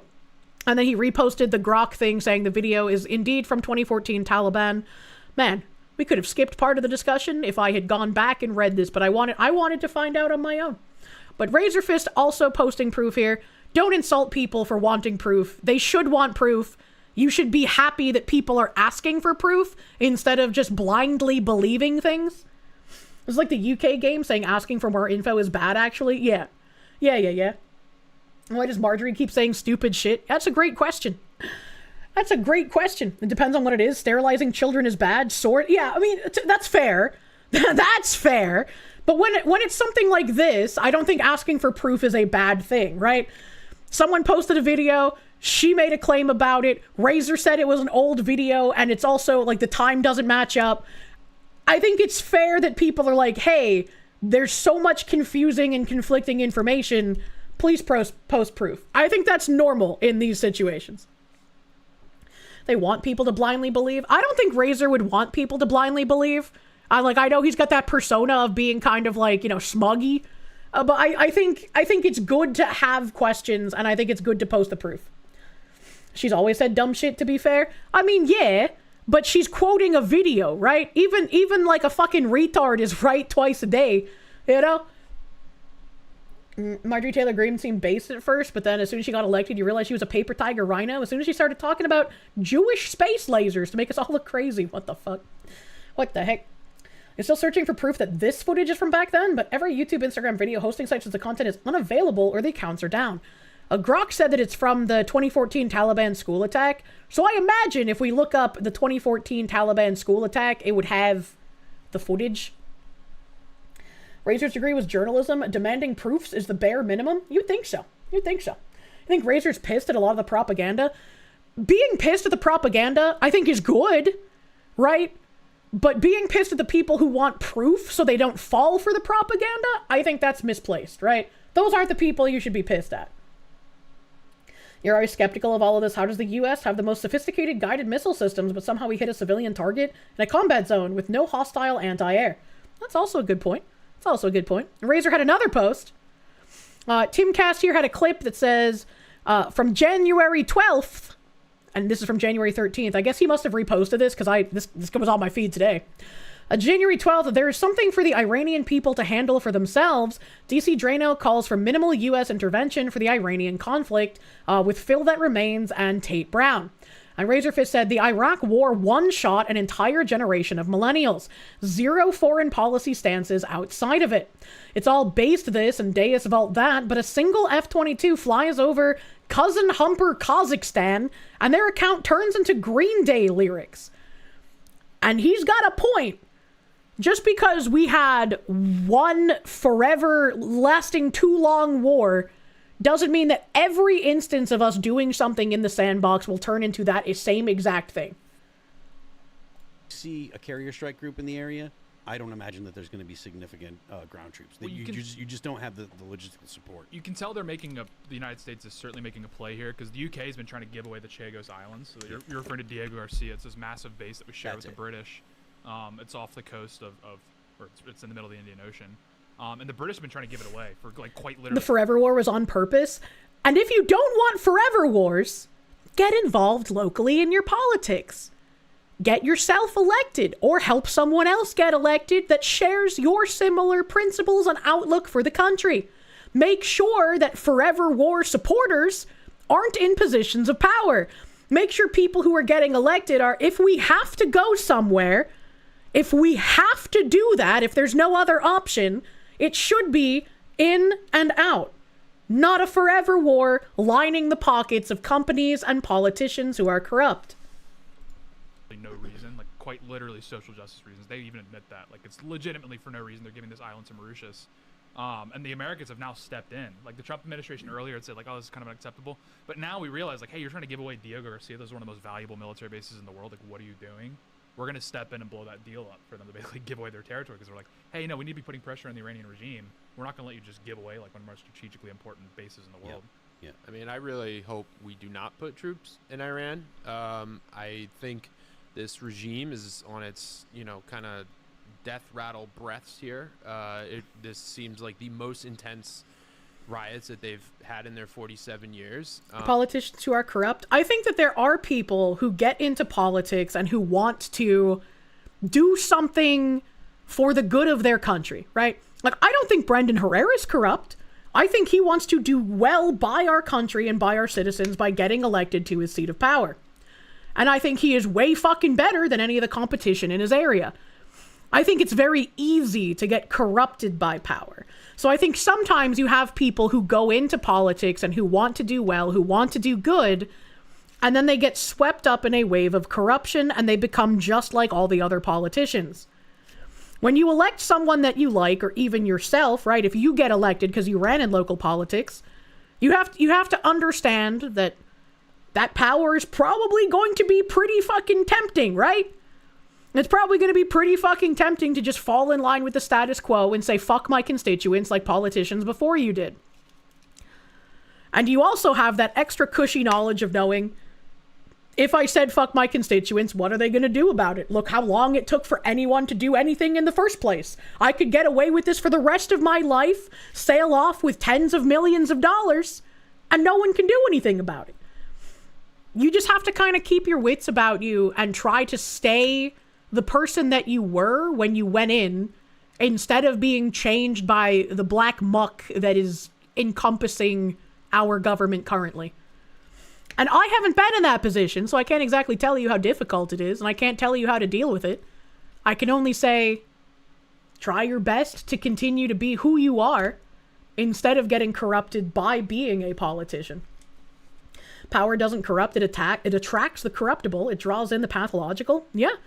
There's something to be said as well for, like, people who don't want to be leaders or tending to be more fitting for that position, Because the fact that they don't want it means that they weren't interested in the power that comes with the role. Isengard, thank you. Power does not corrupt, power reveals. I mean, also a fair point. Battleizer, thank you. Why does everyone reference the dumb Netflix show scene? The level of disdain you have for all Adi Shankar 4 botching DMC will not end anytime soon. I don't get references, so they kind of like, I don't even notice when that happens. God, I'm on you. Kurgan, thank you. Razor hates Tim Pool. I wonder why he hates the pool. But I think this is something for the Iranian people to handle themselves. It kind of looks like they got it. Obviously, This guy, well, when in January was this? January 12th? He said, it looks like the Iranian people got the, are you kidding? here. Like, I wish we would focus on home instead of liberating other people. I would like to be liberated of commies in my own backyard, but I don't think the Iranian people would have been able to overthrow. I don't know, like, exactly, right? I don't know much about the abilities of each country outside of my own, and I probably don't even understand the scope of the abilities of my own country, as far as militaristic standards go. But not everyone can be like Nepal and rush into their leader's mansion and set their leader's wife on fire, right? Like that, not everyone is capable of doing things like that. So sometimes they need extracurricular assistance. And I don't think the Iranian people would have come out on top without any assistance here, because they were already being slaughtered by the thousands. And that's kind of a problem. This seems like the most intense riots that they've had in their 47 years. But I think this is something for the Iranian. Nepal did what? Nepal was, I think, like, literally the first anti-commie uprising that we had seen last year, before all of these other uprisings kicked off. And Nepal, I don't remember what they did with their leader, but they set his wife on fire. They were so fed up with being ruled by communism, they violently deposed their leader and his wife. Bangladesh had it a year before. Oh, I didn't hear about Bangladesh. No. Nepal-based chud. Very few deaths. Yeah, there were very few deaths in the Nepalese thing. People to handle themselves. It kind of looks like they got it. Obviously, they are being killed. It looks like at least 500, potentially up to thousands. That's horrible, but I don't think that's a reason to justify our troops going in. If anything, I'd be open to, supplying them with arms through some type of neighboring. Nope. If I had to make the choice of how to help Iran, right?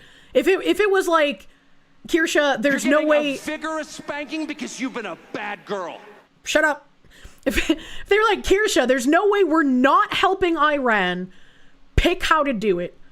I would absolutely pick dropping bombs over arming people there and having them fight.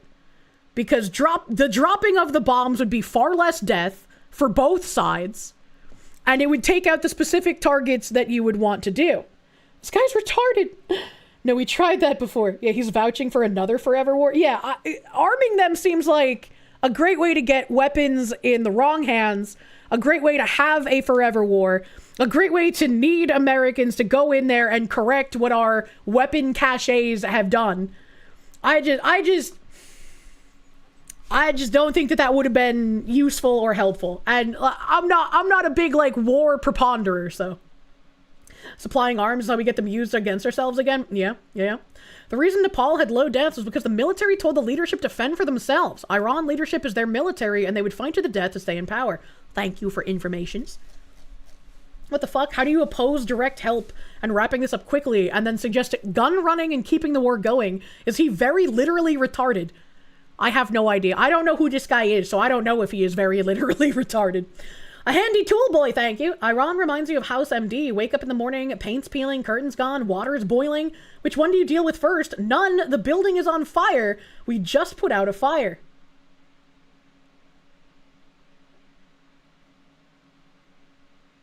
Oh, I get it. Yeah, that makes sense. I was looking at your first sentence and I was like, wait, when did he say the building was on fire? I'm so confused. But no, that makes sense, yeah. He blocked you for just saying binders to him? Who? Patchouli, thank you. Every time we arm the sandbox, we have to go in and deal with it. This guy's ridiculous. Yeah, I don't want the forever war. He is retarded. DC Drano is the famous guy holding up the Epstein Bondi binders. Oh, this was one of those fucking fuckwit creators that got one of the binders for the photo op? No wonder he sounds like a retard. Holy shit. Doggo Bongo, thank you. This guy wanted Iran Contra 2 Electric Boogaloo. God damn, what an idiot. Country. But why? What do they believe in and what do they want to do? Like, why should we back anyone in this fight? It's a tyrannical state sponsor of terrorism in multiple regions across the world, which we've been kind of suffocating them when we took away their oil. My question though is if we were to give these people weapons, like let's say it gets to that point, are we not like is it possible to just create another big problem in the Middle East? Potentially, but if it results in the overthrow of this tyrannical regime, I mean, for just sending some weapons. But again, I'm So you're okay if you send weapons and we have to go in and clean it up again, but you're not okay with us going in, bombing specific targets, and getting the fuck out and not having to go back again?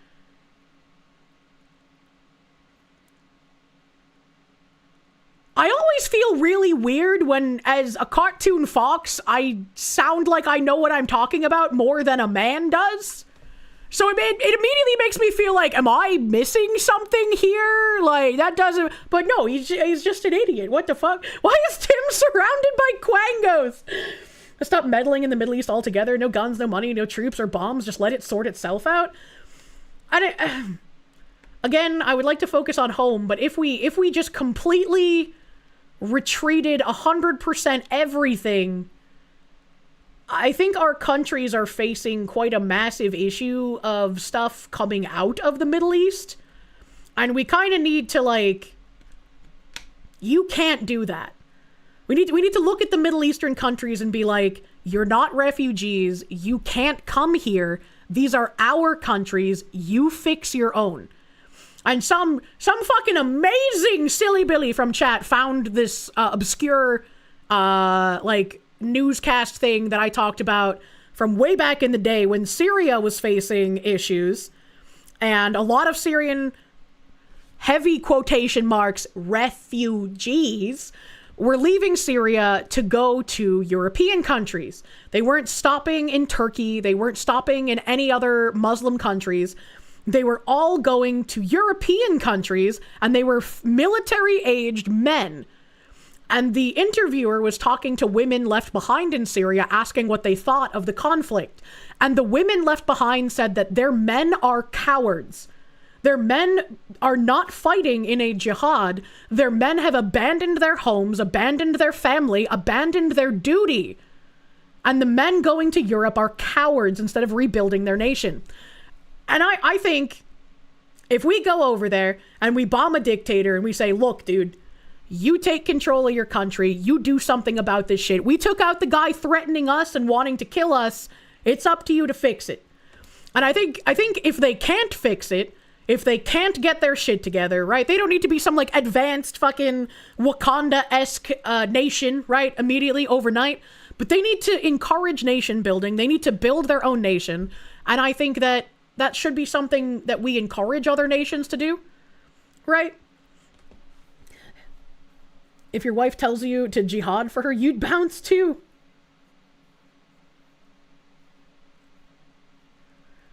Carrion Worm, so I understand you correctly. The women in Syria were saying that their men were cowards for fleeing to Europe, leaving behind their women, their children, and their nation. And the women wanted the men to stay in Syria to rebuild the country. You're saying that you also would flee instead of building your country. Is that, am I understanding you correctly? Because the women were saying that the men believe they are committing jihad by transforming Europe into Allah's image. Drop the sun. Newlywed, thank you. You have co-workers, some that haven't been home to Iran in decades, at risk of imprisonment. At best, I hope the Shah and the people succeed. Thank you, USA. I'm sure, like, whatever leader isn't going to be fucking perfect, but it's going to hopefully be better than what they had. If you tell me to strap a bomb to myself, then yes. Okay, so you're just a fucking retard. I got you. I got you. Sorry that your IQ is too low to participate in this conversation. Dreadhe, thank you. Send weapons to the untrained populace so they can get massacred by the dictatorship that's been wiping them out. Yeah, right? You don't want to be accused of colonialism 50 years from now after we were just trying to help them if they can't fix their own country. Is it colonialism if we kill a leader that they didn't like and then we leave them alone? Wouldn't colonialism require us to be there to assist in the nation building? Which I also don't want us to do. Mod, strap a bomb to that bozo's chest! The Shah should be coming in to take over once the IRGC is down? We hope. Metalla Church, thank you. If another country wants and needs our help, 1, they ask for it. 2, their men stay in military help. 3, it's on our terms. This, at the very least, and any deviation means we do what we want. Well, I mean, when you think about that, right? If another country wants or needs our help, they ask for it. Who would be asking, right? I mean, the people of Iran were the ones who were being killed, and we saw this happening and said, we're going to do something if you don't stop killing these people. That's kind of fucked up. It's not like the government is asking for help, you know? In this case, the people asked for our help, and so did the Shah. I mean, I guess the Shah might have. I wouldn't know. I wouldn't know. May their inbreeding lead into an intelligent future. What the fuck? What the heck? The side towards the sandbox, Atard's Claymore mine? What? Colonialism has always been leftists crying about 50 years ago about how they weren't Wakanda. I don't think I am allowed to have much of an opinion on that quite yet. There is no Shah. His family got booted decades ago. The Shah still exists. He was just not in Iran because he would have been killed if he was. I can't remember where he was staying. What is a country? Is the non-lunatics version of what is a woman? Is a country its people or its governmental orgs? That's a good point. I would say it's the people, right? And in theory, the people have elected the governmental orgs to serve them. But even in our Western countries where we have elections, we see that our governments pretty much no longer serve us. I mean, if we kill the leader and they cannot fix the country and ask us for help, and then we do help them during that time, I would say no. I would say no. Because that's how you get, like, you know the sign to the zoo where it's like, do not feed the animals, it'll make them dependent, you know? Or I guess not the zoo, but like the wild animals, maybe. Zoo's a bad example, sorry about that. But it's like, when you go to like wildlife preservations or whatever, and they have the signs like, don't feed the animals, right? It's like, we already helped you. We helped you by getting rid of the government that was killing you. It's up to you now what happens. This is your country.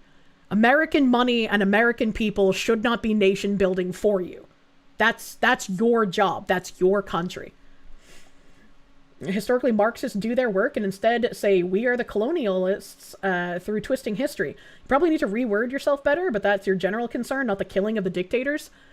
I mean, there's always the worry, right, that another kind of communist dictator will pop up in place. But if that's what the country does, what can we realistically do about it, right? Reza Pahlavi? I don't know what that is. Don't feed the birds. Yeah, don't feed the birds. How long until we find Khamenei's active Xbox account?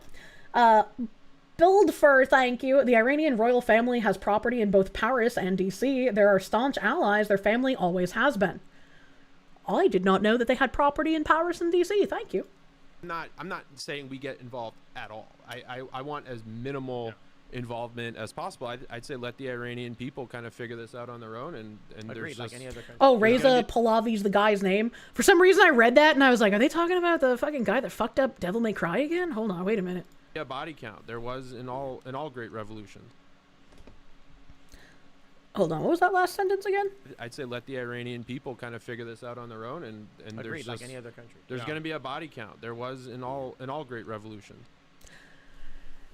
So, if there's going to be a body count because there was in all great revolutions, if we go in, we bomb the dictators, and we leave, wouldn't that be a good thing that we have reduced the death count? Like, who? Who would get angry at us reducing the death count during a revolution besides Islamists who supported the regime, communists who also supported the regime, or people who just hate that Israel was involved? Like, which one of those would you want to take seriously at this juncture? S-Kill, thank you for the knock. Maybe the French are behind it all. This is a joke. The tree of liberty must be watered with the blood of traitors and patriots. And it's like, yeah, we could just let even more people die. And if their revolution fails, we could just look and be like, well, it's not our problem. Not our soil, not our people, not our problem. But I don't think in the modern era that's realistically allowed by any country anymore. I don't know. You see like China committing atrocities and nobody really pays too much attention. You know, but it's like you can't take care of everything, but maybe the things that you have the ability to take care of, you try. I still would prefer them to focus on home, but Scott Roush, thank you. Picked up the cursed card sleeves to get an edge in the next game with the supernatural knowledge they contain. Thank you. Thank you, thank you. Leftists are inherently anti-life and anti-freedom.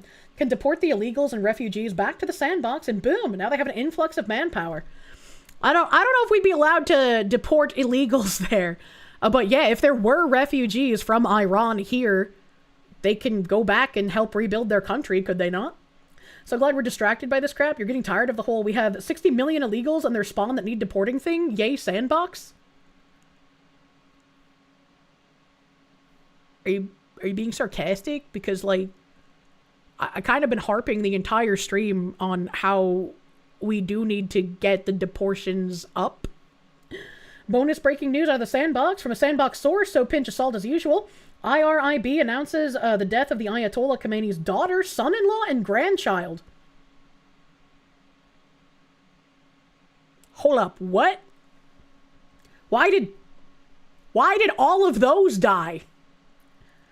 And the other thing is, if we don't establish influence, someone else will. Helping the Iranian people remove the current regime will help do that. That's also a good point. Obvious sarcasm was obvious. His meaning was that this will be a massive distraction from the fact that we're not getting deportations that we voted for. People can care about multiple things at once. I don't really understand the distraction angle. Machiavelli, kill the heirs. I mean, did they whack him by hitting his residence? It unfortunately makes sense. I think I've talked about this before, where it's like, if you're going to remove a leader, if you leave their, like, heirs alive, they will probably try to mount a coup and be very vehemently against you. War is not a pretty thing, dear chatters. Midwits cannot think about multiple things at once. They made that very, very clear. Help. Man, the palace is destroyed. Hot damn. Hot damn. Let's see, did Razor say anything else? But most consistent white bro on our side for years, way back in the day, because you actually know us. Appreciated, well known in the community, just so you know. Oh, that's sweet. That's sweet. And we have potentially criminal saying something here. The Green Dragon Tavern. I don't know what the fuck that is. But they said 51 Iranian children were just killed by the pro-life party. Oh, the irony. And potentially criminals saying, I too trust everything the Iranian regime tells us. Which, a very good point. Anything that comes from state-sponsored media should be grain of salt. And I'm sure there will be some people screeching, Kirsche has used the Homeland Security account as proof for what ICE has been doing. Yeah, because there's video. There's video along with that. If they're trying to do the leftist thing where they say a thing and then attach a video that debunks them, I would probably notice that. Is it really a distraction if deportations and global military wet work are two completely different things? I don't know. Loose change! Thank you for the 11-month member, thank you. Thank you, thank you. Sorry you missed most of stream. You got some good sleep. Hell yeah. I'm glad you got sleepy. John Fetterman saying, committed Democrat here. I'm a hard no. My vote is Operation Epic Fury. And this is in response to a screenshot from Axios saying Democrats demand war powers vote after U.S. strikes in Iran. And Fetterman is against that. Fetterman continues to be the most sane person on the Democrat side of the aisle. I liked this funny meme. In all of the depressingness that war is, I liked this meme. Rubio finding out he needs to be the Shah of Iran in 72 hours. I love the Rubio memes, man. We've not legally declared war in half a century. Isn't this like Iran declared war on us like fucking decades ago, and it's just kind of been us side-eyeing each other for the entire time? Rubio looks like, oh no, not again. Rubio's gonna have so many jobs. What does it tell you about Democrats? That a dude that got brain damage is their most reasonable person. Well, if we go by the fact that Redditors are literally missing part of their brains, then yeah, a guy with brain damage would be more intelligent than someone just missing an entire lobe, you know? Fetterman is now more conservative than some conservatives. Wild timeline. It really is. It really is. Here's another video. Large explosion rocks Qatar's capital Doha. Hopefully, I'm lost. Why is Qatar being bombed? Is this not AI? Is it? Is this an old video? Let's see. Isn't AI? Video shows real panic in Doha from intercepted Iranian missile debris exploding in a residential area today amid Iran's retaliation to a U.S.-Israel strike.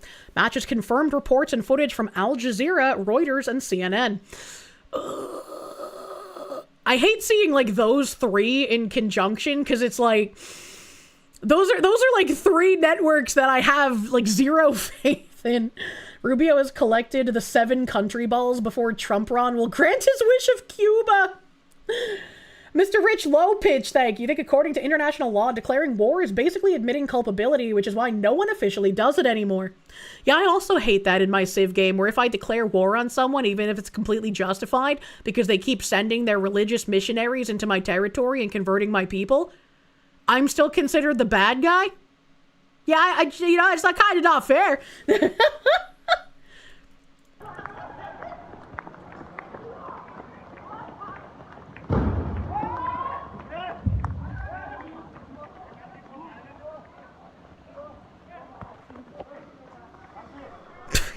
Oh my god. I like how the guy turned the camera on him. You gotta get a selfie while you're being bombed.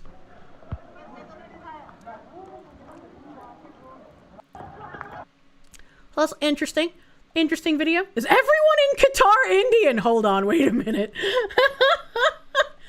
Real annoying when the Megacorp puts a bunch of McDonald's on your planets. Ilhan Omar weighing in because obviously, wow, 13.6 million views. That's crazy. She said Iraq was attacked by the U.S. during Ramadan, and it's sickening to know that the U.S. is again going to attack Iran during Ramadan.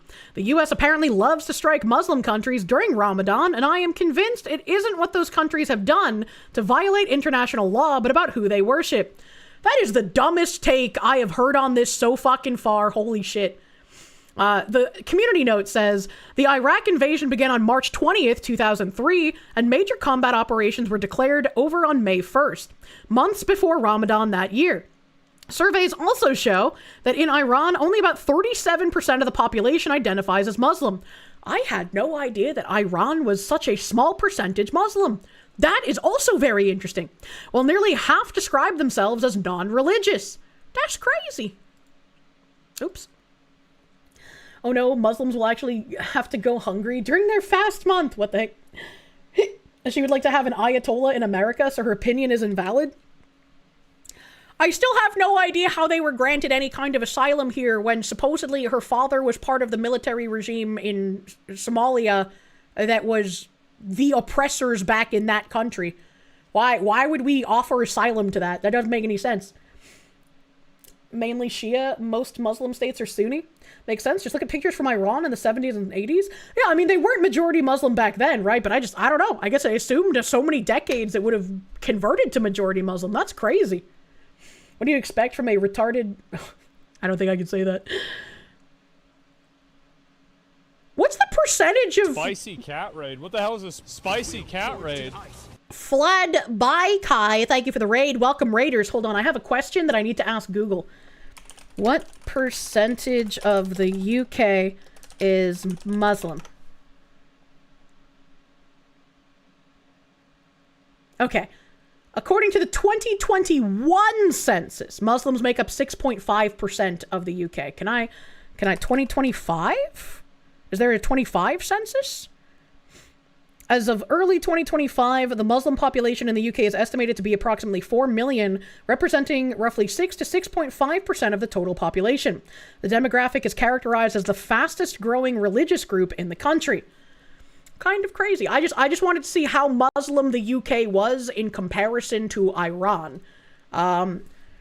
What percentage of Iran was Muslim during the Iranian Revolution? During the 1979 Iranian Revolution, approximately 98% to 99% of the population was Muslim. Hold up. Hold up. Wait a minute. I'm a little confused now. Too much. That seems really fucking high. Around the 10th century, most Persians had become Muslim. Between the 7th century and the 15th century, Sunni Islam was the dominant sect in Iran, and Iranian academics of this period contributed greatly to the Islamic Golden Age. Well, that's cool and all, but that's like not recent history. Well, it's like we used 98% Christian 100 years ago, right? I mean, yeah. Doesn't sound correct. I don't know. I don't know. I don't know. I don't know if I could find a better source. Because, like...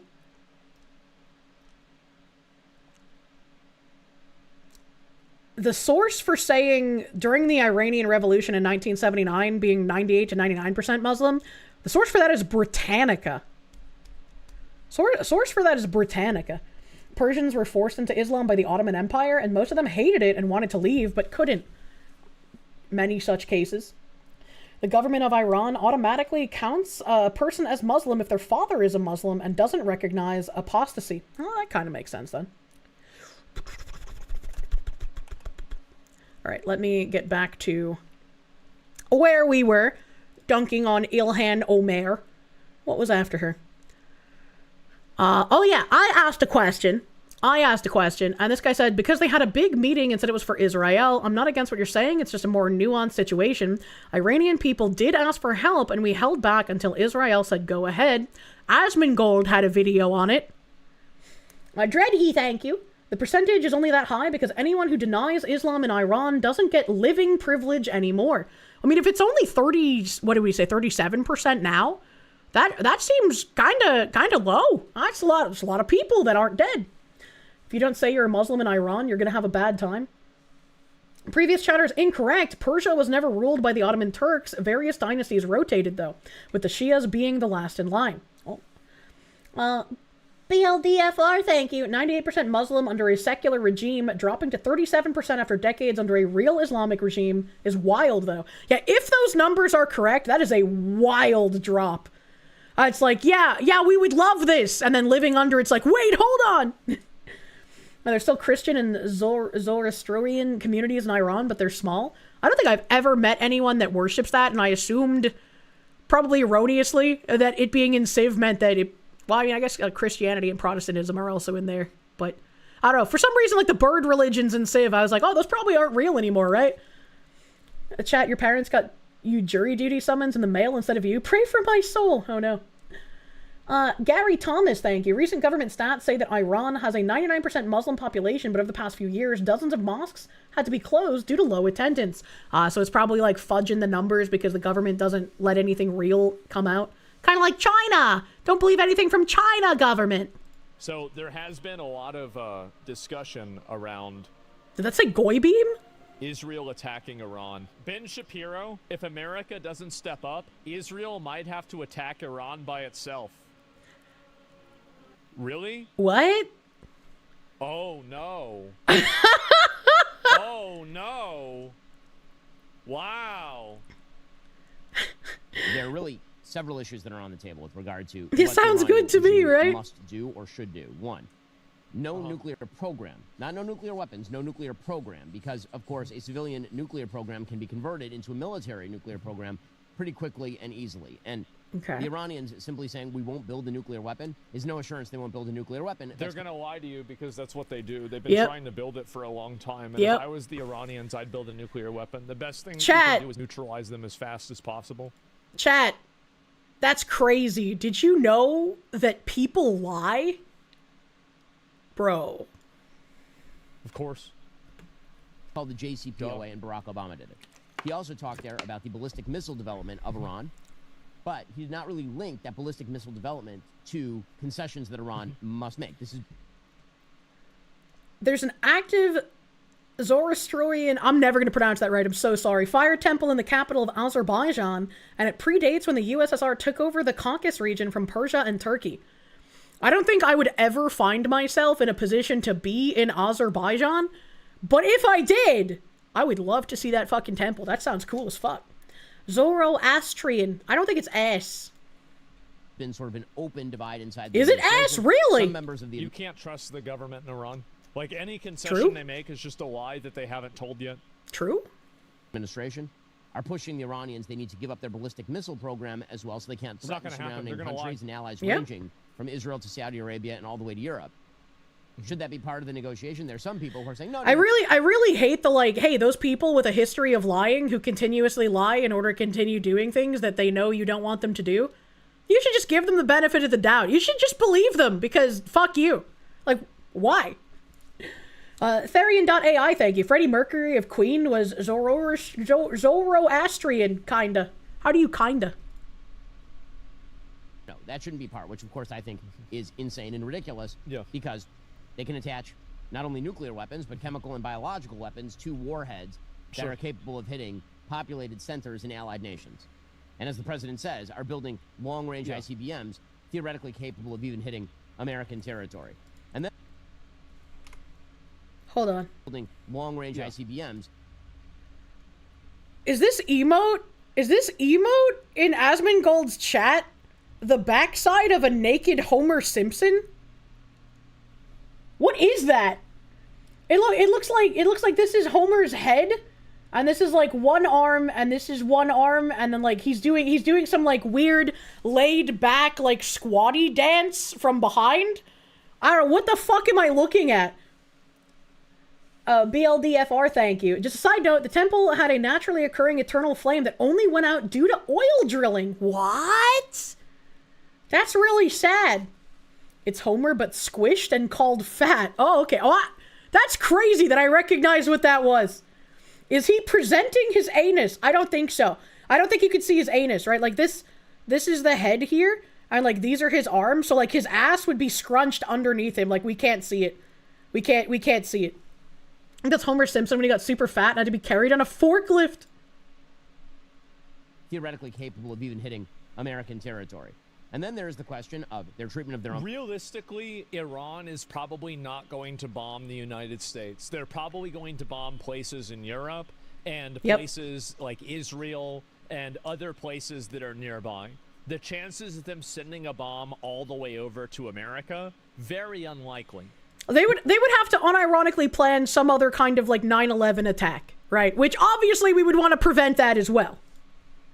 Now, that doesn't mean I don't think you should get rid of Iran's leadership, but like I don't really see that happening just because, again, it's like sphere of influence. Why are they going to go and do this to these people on the other side of the world if they have in their own backyard, they have enemies right there? Yeah. Population, the murder of 32,000 people in the streets, the support for regional and global terrorism. Are all of those things going to be on the table in the negotiations, or is the United States going to seek an off-ramp by basically cutting an even weaker version of Barack Obama's JCPOA deal? I don't think it's clear from what the president is saying right there which direction he's going to go. According to CNBC, the U.S. and Iran are poised to hold further nuclear talks. I don't think there's any way to not know, right? Like, I mean, it's not like we have a giant track record, but he did go into Venezuela. We yoinked the dictator. We got the fuck out.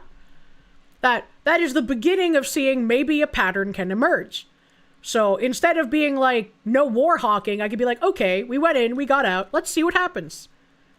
Would I prefer him to be doing stuff at home? Yes. But if this is what's going to happen, I would prefer in and out, quick yoink, do not stay. In Geneva on Thursday. Again, he says that his preference is negotiated endpoint here. The question really, in the end, is going to be whether the President of the United States is too concerned about the possibility of a multi-week air campaign against the Iranians to actually do it. And the Iranians just bluffing. That's really all this is about. No one, again, no one is talking about a massive ground invasion of Tehran. No one is talking about a long-term occupation of Tehran. Nobody is talking about hundreds of thousands of American boots on the ground in theater. Nobody's talking about that.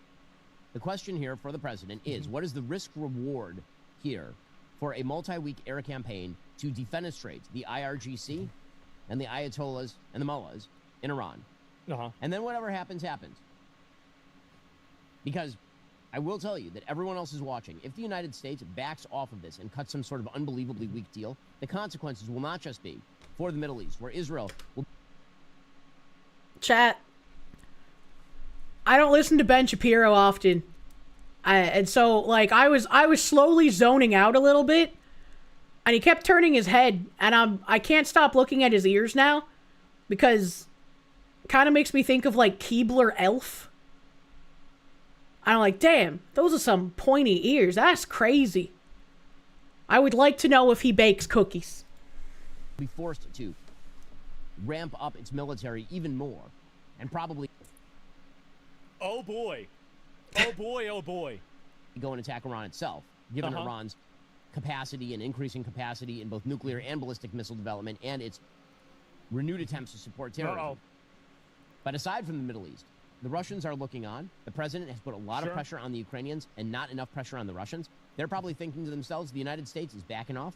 They probably renew their offensive in Ukraine, redouble it, triple it. China probably looks at Taiwan and says, why not blockade Taiwan? Who's going to stop us?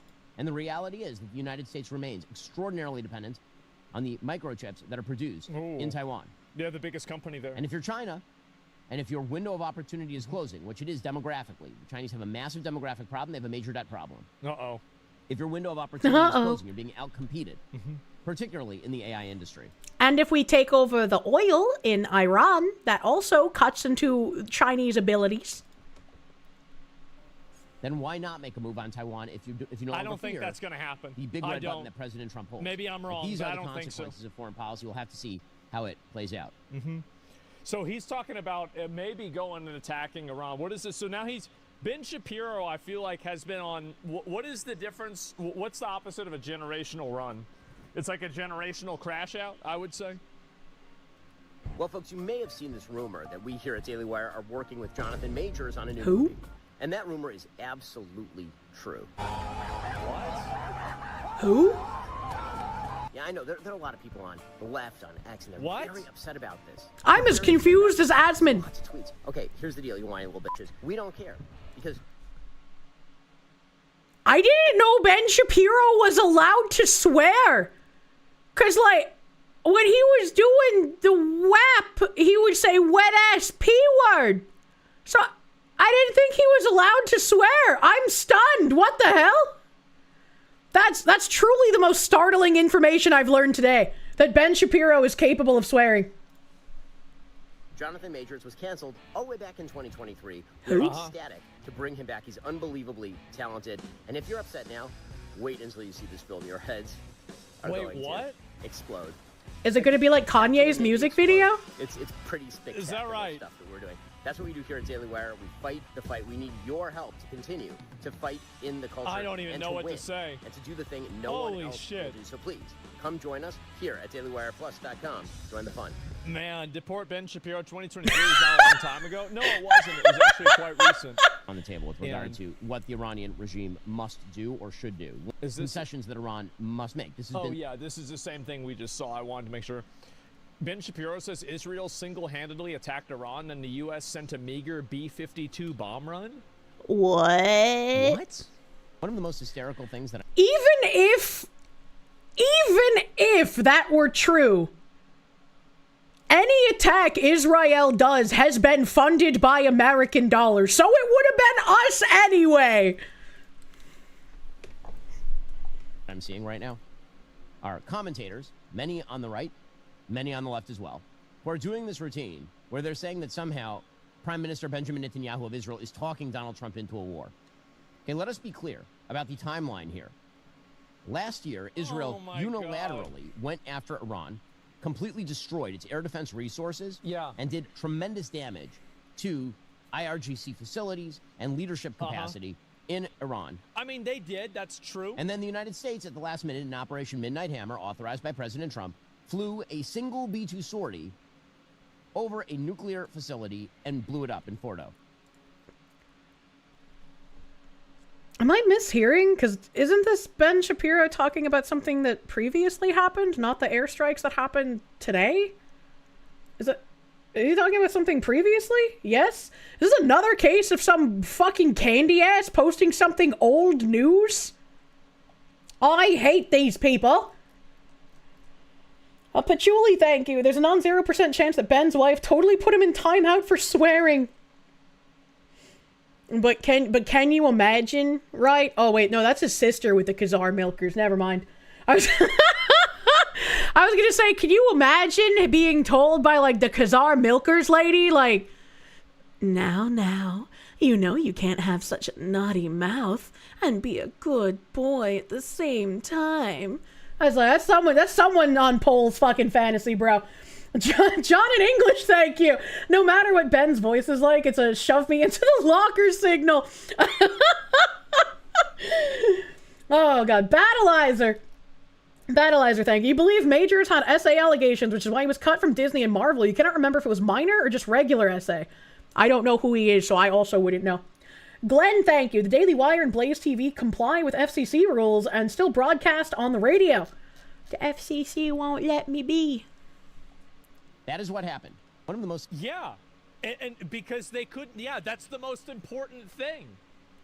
Yeah, that's like... That's like thank you, Magic Tinkle Fairy. What the fuck? And the only thing fucking the United States did was come in and kill the boss. Like, yeah, that's right. That's a good point. That's the hardest thing to do. That's the thing they couldn't do. It worked. Thank you for clearing the Trash Mobs B team. Make way for the real DPS. By the way, it's gone.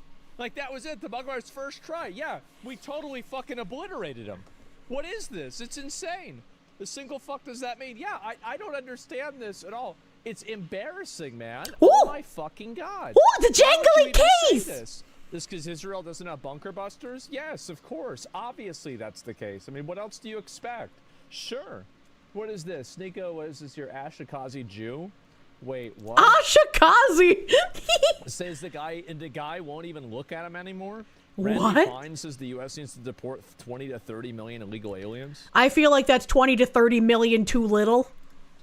The single most important thing we can do to make America more affordable is to deport the 20 to 30 million illegal immigrants in this country. Why? Is that Seth Rogen's dad? Illegal immigrants, you bring down housing prices, you bring down auto insurance, you bring down health care. He is right, though. This guy is like such a piece of shit, and the reason why I really don't like him is because of half of the things that he says I totally agree with, and half of the things that he says I totally disagree with. I don't know anything about Randy Fine. I don't know how much of a piece of shit he is. This is one of the things that I agree with.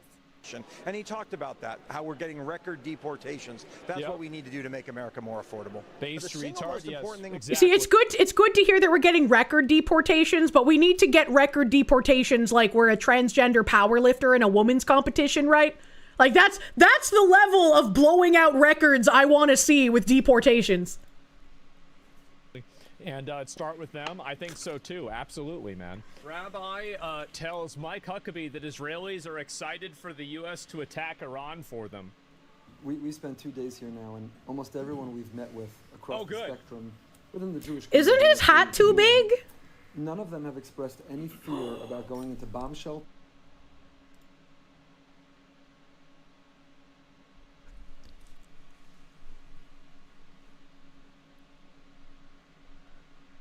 Chat, I don't understand.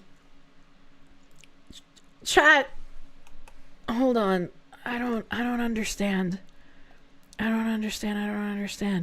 If I'm gonna make fun of, like, you know, Tectone and Bagman, I feel like it's only right if I carry that over to, like, other baldlets. When will they learn, you know? Like, look. Chat. Chat.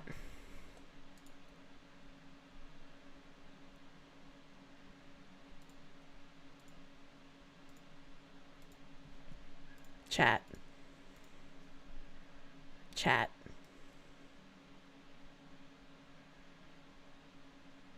Chat.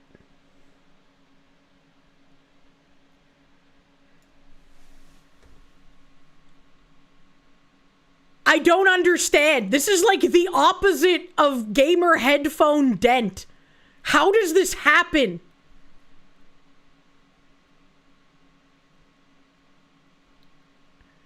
If we took his head and we inserted it into the head of a bald gamer dent man, would we finally achieve the Ubermensch? Is that how this works?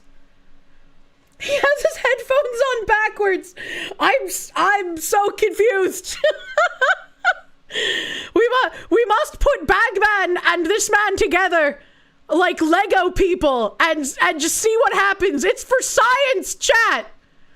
It's for science. Or ballistic missiles from Iran. Every one of them universally has said to us, you must be excited to I can't stop looking at it, man. It's like a bowl. Wow. The miracles that are about to happen. I'm so glad to be conscripted into a holy war. The hat forms a cone? The Israeli people, oh no. Wasn't there a movie about cone-headed people? So wouldn't that be an argument for, like, the Jews being the chosen people? They turn into super Jews later on? For 2 years, they're not in fear. At least those we've met with across the spectrum have all expressed this faith and almost, I don't want to describe excitement, but they've had a front row seat to miracles for 2 years, and they feel like they're about a front row seat to miracles? It's another miracle. Aren't you excited to be here for it? You must feel so grateful. You're going to see the redemption it's a miracle, come before you. Wow. Is that your experience too with the way that Israelis are approaching this potential of having to be inbound? Even as we sit here right now, you know, we don't. I'm sure you would have canceled if there were greater concerns. Shit makes me against the Iran war. I mean, I think you can be, and I do think that honestly, Israel being so pushy about it, it does make it, I think it does poison the well for... I agree with that wholeheartedly. I agree with that completely, because more people, when they see Israel being so aggro on this thing, they're just like, I don't want to do Israel's bidding. I want to do what's good for Americans. I don't want to be feeling like we're listening to them and we're doing things for them.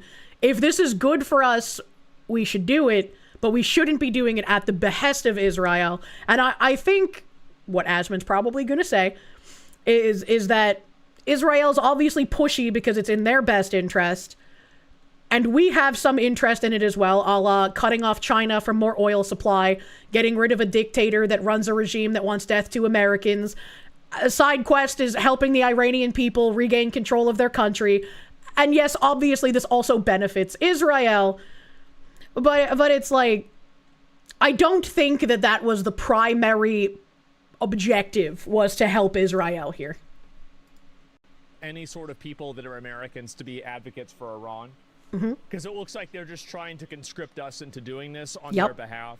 I still think that it's a good idea, but that's completely agnostic of Israel. Yep. Moment at least. There's nothing to do with them. But in this country, you have to know your whereabouts all the time. Where's the closest shelter? When might a siren go off? Is that part of the consciousness you experience even as you're approaching these coming hours or days or whatever? I think maybe a good way to figure out, are we doing Israel's bidding, is would we have done this if Israel doesn't exist? Right? Like, think about what's going on with Iran and, like, the forever wars that they commit upon each other there without Israel even being in the picture. And Iran still wants death to America, and Iran still was oppressing their own people with a fanatical regime. So I think even if Israel was not a real place, I think that we probably still would have done this. What might happen next? It's always amazing to me that Israelis don't have this fear of what could happen. They don't curl up in a fetal position and crawl up under their bed and refuse to get out and go anywhere each day. They live their lives. They live it to the fullest. I was here September of 20. Well, it should be a good idea to bomb another country, because they're trying to make nukes and they say they want to blow us up. Yeah. It's pretty simple. Yeah, pretty much. Kill them before they kill you. True. If Iran was in a position to blow up the United States, they'd do it. Yep. So I think we have an obligation to blow them up first.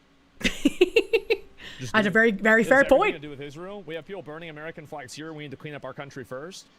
Listen, if you don't think that this is, look, I don't want to debate with you about this, because anybody, I feel like you can't debate with people about the Iran war and like attacking and stopping Iran, because these people don't have any concept of like permanence.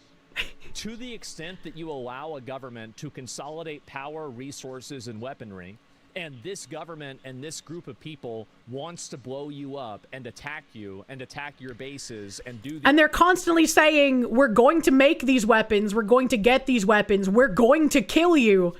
Like, why would you not take that seriously? You know, like, it wouldn't make any sense to just continuously let them do whatever they want until they attack you. Right? There's something to be said for dealing with a problem before it gets worse. And there'd be no reason to wait for Iran to gain this ability to attack us harder. My English is slipping. It's 8 p.m. These things and fund other people that attack you, you are effectively letting a problem fester and get worse. The sooner that we shut it down completely and get rid of them, the better off everybody else in our country is going to be. Because to the extent that they can do it, they will do it. And that's the main point. They are going to try to do it, and that's enough. Never let somebody, like, if they're telling you what you're going to do, what they're going to do, believe them. It's silly not to. And, that was his point. Yeah, of course we should be aggressive against them. And when has Iran attacked us? When has Iran attacked us? Didn't they just recently blow up, try to attack one of our fucking, what is it, a base over there? And they've attacked us through proxies. That's the issue. What do we gain from this war? You gain not having a country in the Middle East, or not Middle East technically, right? What you gain is you have a country that's now no... Is Iran not technically in the Middle East? Hold on, wait a minute. Waiting for Iran to become an existential threat for longer than some of the people in this chat have been physically alive? True? Technically, no, it is.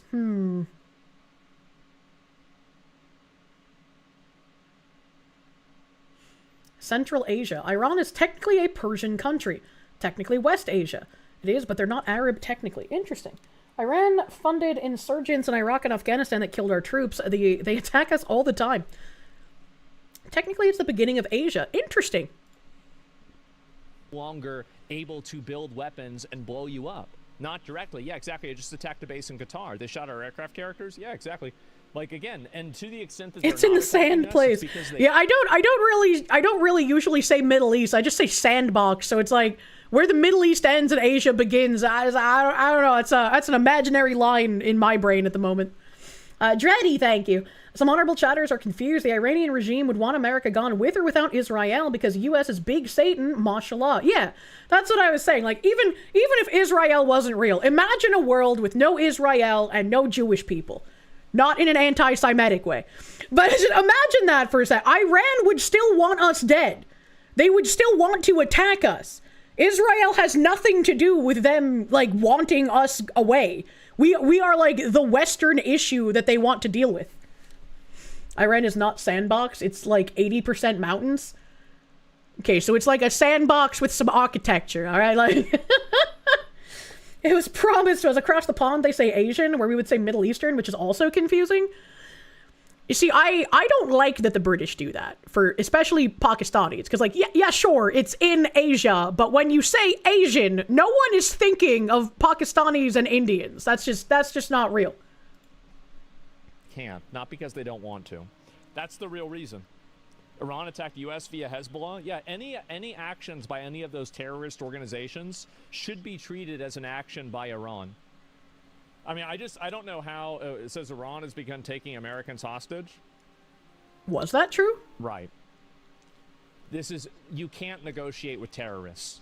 The faster that we blow them up, the better. That's what I think. And I think we need to stop negotiating with our homegrown domestic terrorists, a la Antifa. These are also people that cannot be reasoned with and should not be negotiated with. No, we should do that. We should have done that months ago. Honestly, we should have done it years ago. This should have happened a long, long fucking time ago. Please don't ban him. He's not going to get banned. Why would he get banned? So, yes. And Iran recruited gangs into Sweden. Yeah, they're funding this entire thing. They're a huge problem, man. And, yeah, North Korea has nukes, and they still don't attack the U.S. Why would Iran? Because Iran isn't North Korea. North Korea is in a completely different position. North Korea is effectively a proxy state to China.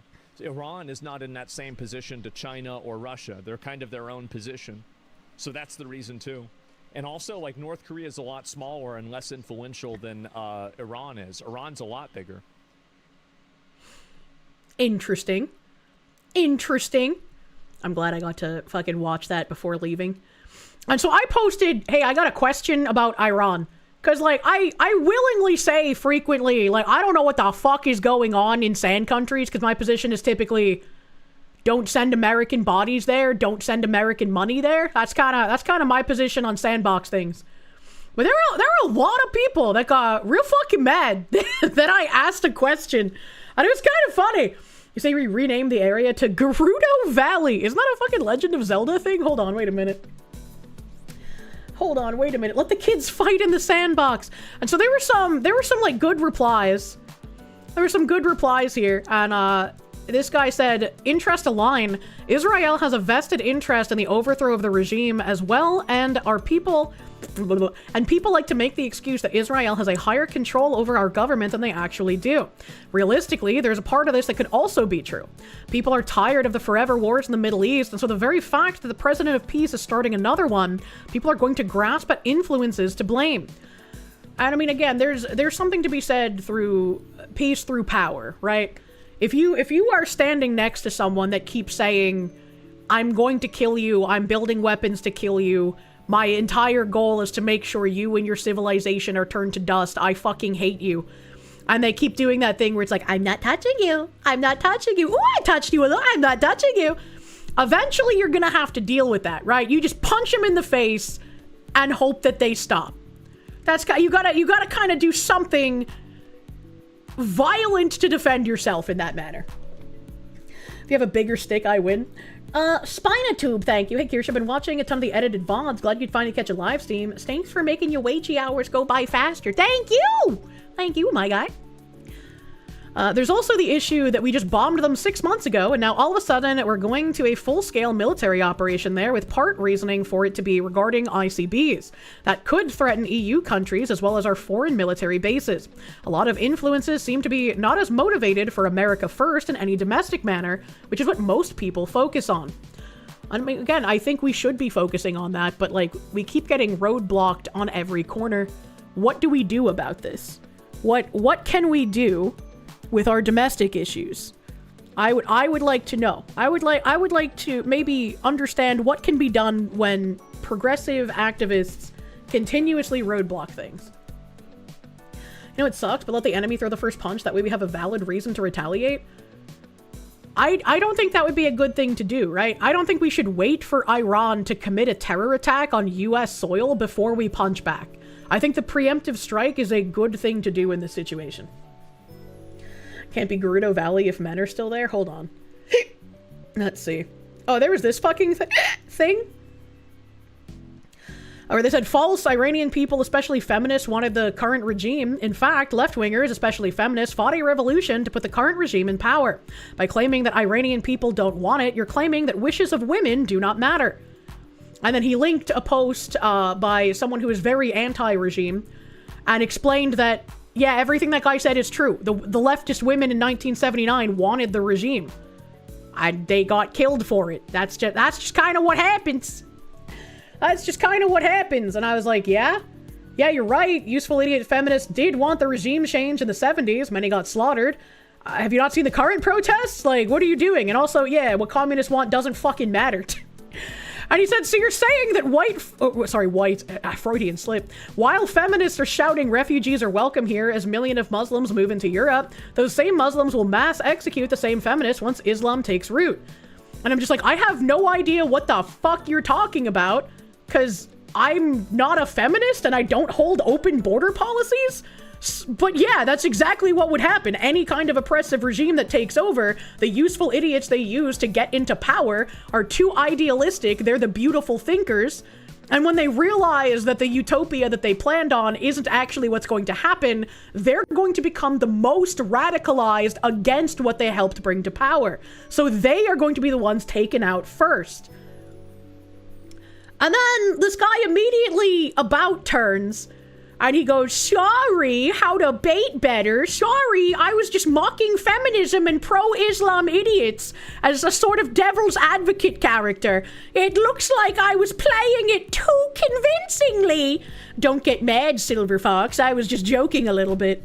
Where was the joke? Where is the fuck? What are you talking about? There was no pun. This is literally I was just pretending to be retarded. And then like he tried linking this like to so many other people. Like there's a bunch of other people that called him out for like, what the fuck are you talking about, buddy? And he just kept linking his one post about how he's like some fucking giga master troller. Just to play devil's advocate, what if Trump is doing this to appease some of the rhino to get them to vote for some things now? The prerequisite of a joke is that it be funny. Not even just be funny, but like, he didn't say anything that was a joke. He was just correct that the feminists wanted it. They wanted the regime change. The communists helped them come to power. But it's like, why are you arguing this with me? I agree with you, you fucking weirdo. And so he was just like, for anyone who didn't pick up on the sarcasm, he just said the same thing. Islam was put into power through the 1979 feminist revolution. Where's the joke? You're just saying the thing that happened. Sarcasm. If it was a joke, he was the punchline? Yeah, it's like, it just doesn't make any fucking sense. Just doesn't make any sense, man. And then he tries to do a victory lap. Probably the best bait this year. Over 30 people unquestioningly believed it. I should really start selling bridges. Unquestionably believed what actually happened in reality? What does he mean by, like, that doesn't make sense. What? And then, like, anytime he didn't already say that to somebody who's like 31, like counting the +1, counting the number of people, taking him accurately talking about history. Seriously, like, what are we doing here? People like him are why conversations about this shit are so fucking difficult. He's operating on a level so far beyond all of us. We just don't get it. We just can't know, man. The guy's incredibly retarded. It's just like, what the fuck are you talking about, bro? What is happening here? And then, let's see. There were a few quote retweets that were fucking wild. Time for him to touch grass. Maybe the joke was the friends and enemies we made along the way. We had, the Spoon Man being like, why are you people so dense? Asks question about a topic I readily admit I don't know a lot about, gets replied, how are you so dense? And his response is, you think those protests were legit? Really? It sounds like he got one-shotted by that gray matter or whatever the fuck that was throwing out all of the Iranian regime propaganda. How dare you not know everything? Oh my god. And then I think someone responded to me and I responded to them. Gray Zone, thank you, that's what it was, Gray Zone. Jonathan Perry, thank you. Don't play chess with a pigeon. They'll shit on the board and knock over the pieces. I was just like, what the heck? Silithian, thank you for the 7 months. I was just pretending, but he did it so convincingly. So this guy was like, the reaction I suspect is due to your premise. You believe that people protested all around Iran. You should know by now how the media machine and color revolutions in particular operate. Which... yeah, but it's not the Iranian regime talking about the protests, which, after having the context of the propaganda from the regime saying that the riots were set up by the US and Israel and the protests were actually the people backing the Iranian government, protesting against the riots started by Israel and the US, his statement makes so much more sense now. Because he probably thinks I'm talking about those protests. And so I'm like, the Ayatollah's installation was the color revolution. Communists and feminists supported him being installed in the 70s. They got slaughtered. I'd err on the side of anti-commie and anti-Islamist government protests being real. Because they usually are. People protesting their government when their government is either communist or Islamist is pretty fucking normal throughout history. Additionally, the regime shut down Iranian internet to prevent information from coming out quickly. The protests seem very real by these metrics, in my opinion, but maybe I'm missing something, and that's pretty much what this whole stream was, to get the, what am I missing? What's happening here? Also, not saying we necessarily should get involved just because the protests are real before someone inevitably claims that. And the person replied, his installation being a color revolution does not disqualify his deposement from being so as well. And I don't really get that one particularly. Many installed leaders fall out of favor. Yeah, but usually they don't get, like, violently removed. All three major French revolutions can be understood as color revolutions. I don't know enough about the French revolutions to say if that's true or not. It makes more sense if you don't assume the goal is control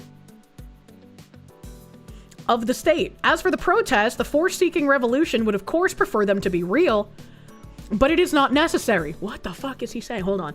It makes more sense if you don't assume the goal is control of the state. But that is the goal. If you get rid of the Ayatollah and the Shah also says that he wants to be the leader again and the Iranian people would prefer the Shah to the Ayatollah, doesn't that make the goal control of the state? I'm a little confused. The force-seeking revolution would of course prefer the protests to be real, but it is not necessary. I don't understand. The purpose of those protests seems to me more about narrative control. It is the frame presented to the herd about how they think.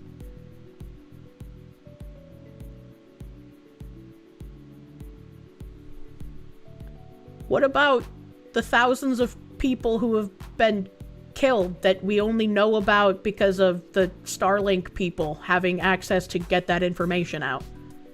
I don't understand. I'm very confused, actually. But this was, like, this guy was nice in responding to me. He didn't immediately call me, like, a fucking retard or anything, you know? So I was like, I want to respond. I want to see his perspective. You know? I want to understand.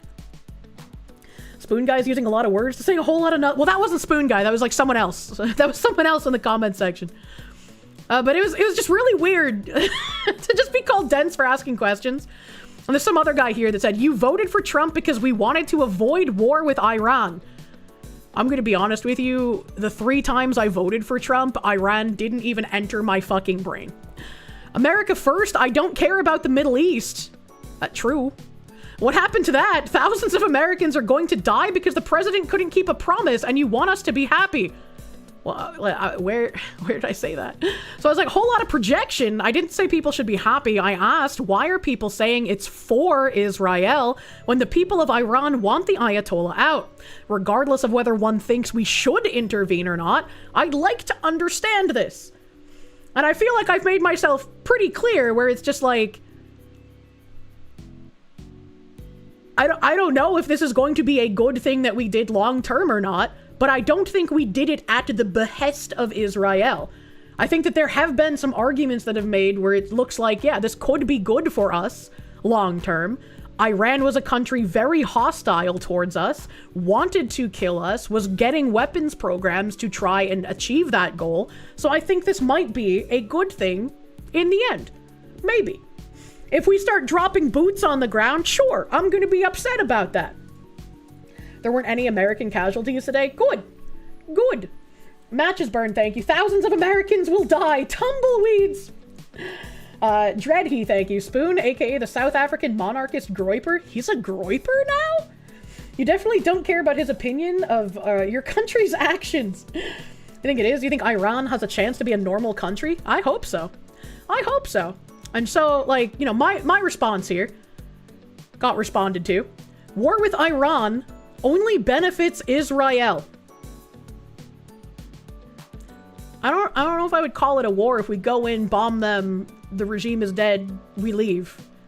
What do we get from destroying Iran, aside from more immigrants and moral grandstanding from leftists and Muslims? What do we gain from destroying Israel's main rival and enemy? I don't know about the main rival. I don't know enough about the sandbox to know, like, who's the main character and who's the side characters, right? But, like, I don't think we're gonna get more immigrants. If people from Iran are like, oh, I need to immigrate to the US because my oppressive regime is now dead, we should rightfully say, no, idiot, you stay there and you build your own country. Does it make sense to me where this is coming from? And also, as I've learned today through stream, we gain the fact that China has less oil access. We get access to that oil, hopefully, potentially. We also no longer have a regime in the sandbox that is wishing death and trying to acquire weapons systems that would achieve American death. Europe also would not have to worry about attacks from Iran, considering they're much closer to Iran than the US is. That is helping another ally that is not Israel. Still remember Spoon retweeted that one Brit spurging out about America being a failed empire? I mean, if we get overtaken by commies, sure, but I mean, that hasn't happened yet. Since when is Iran attacking Europe, though? Do you really think that if they were to achieve the missile programs and the nuclear weapons that they wanted, that they would only attack America and say, not you guys, Europe, you guys are cool? Do you really think that? Warboss Doom, thank you. Past 2 incursions into enemy territories have proven the US military has been fighting with its hands tied behind its back. Maybe. Maybe. And this Kyle Wilson guy, I thought he brought up an interesting talking point, where he said, I always wonder how Nazi Germany would have done if Hitler had never tried to take more territory.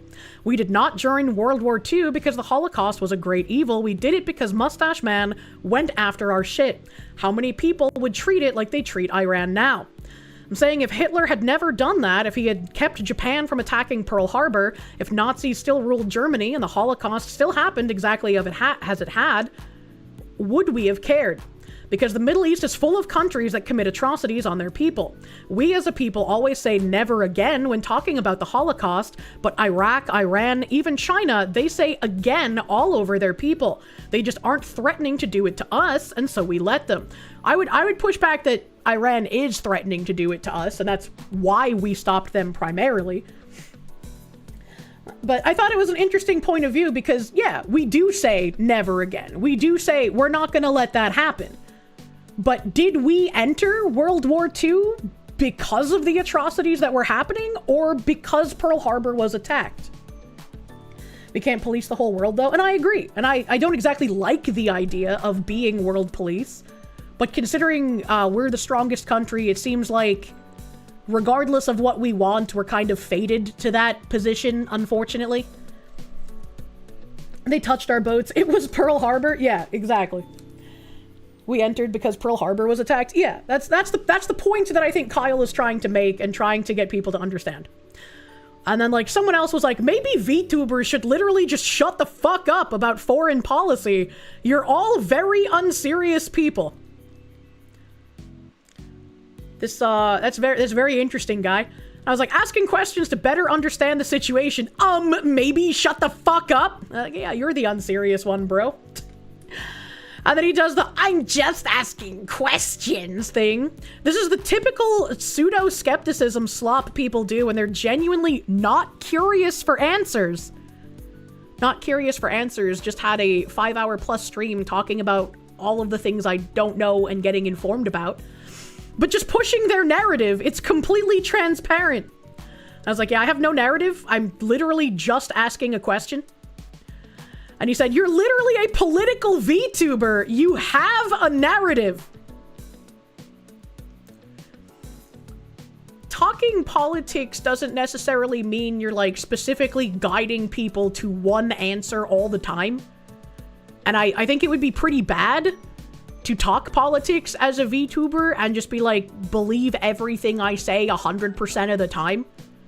I think like the only time I get frustrated when there's like super pushback on things is when it comes to Bridge.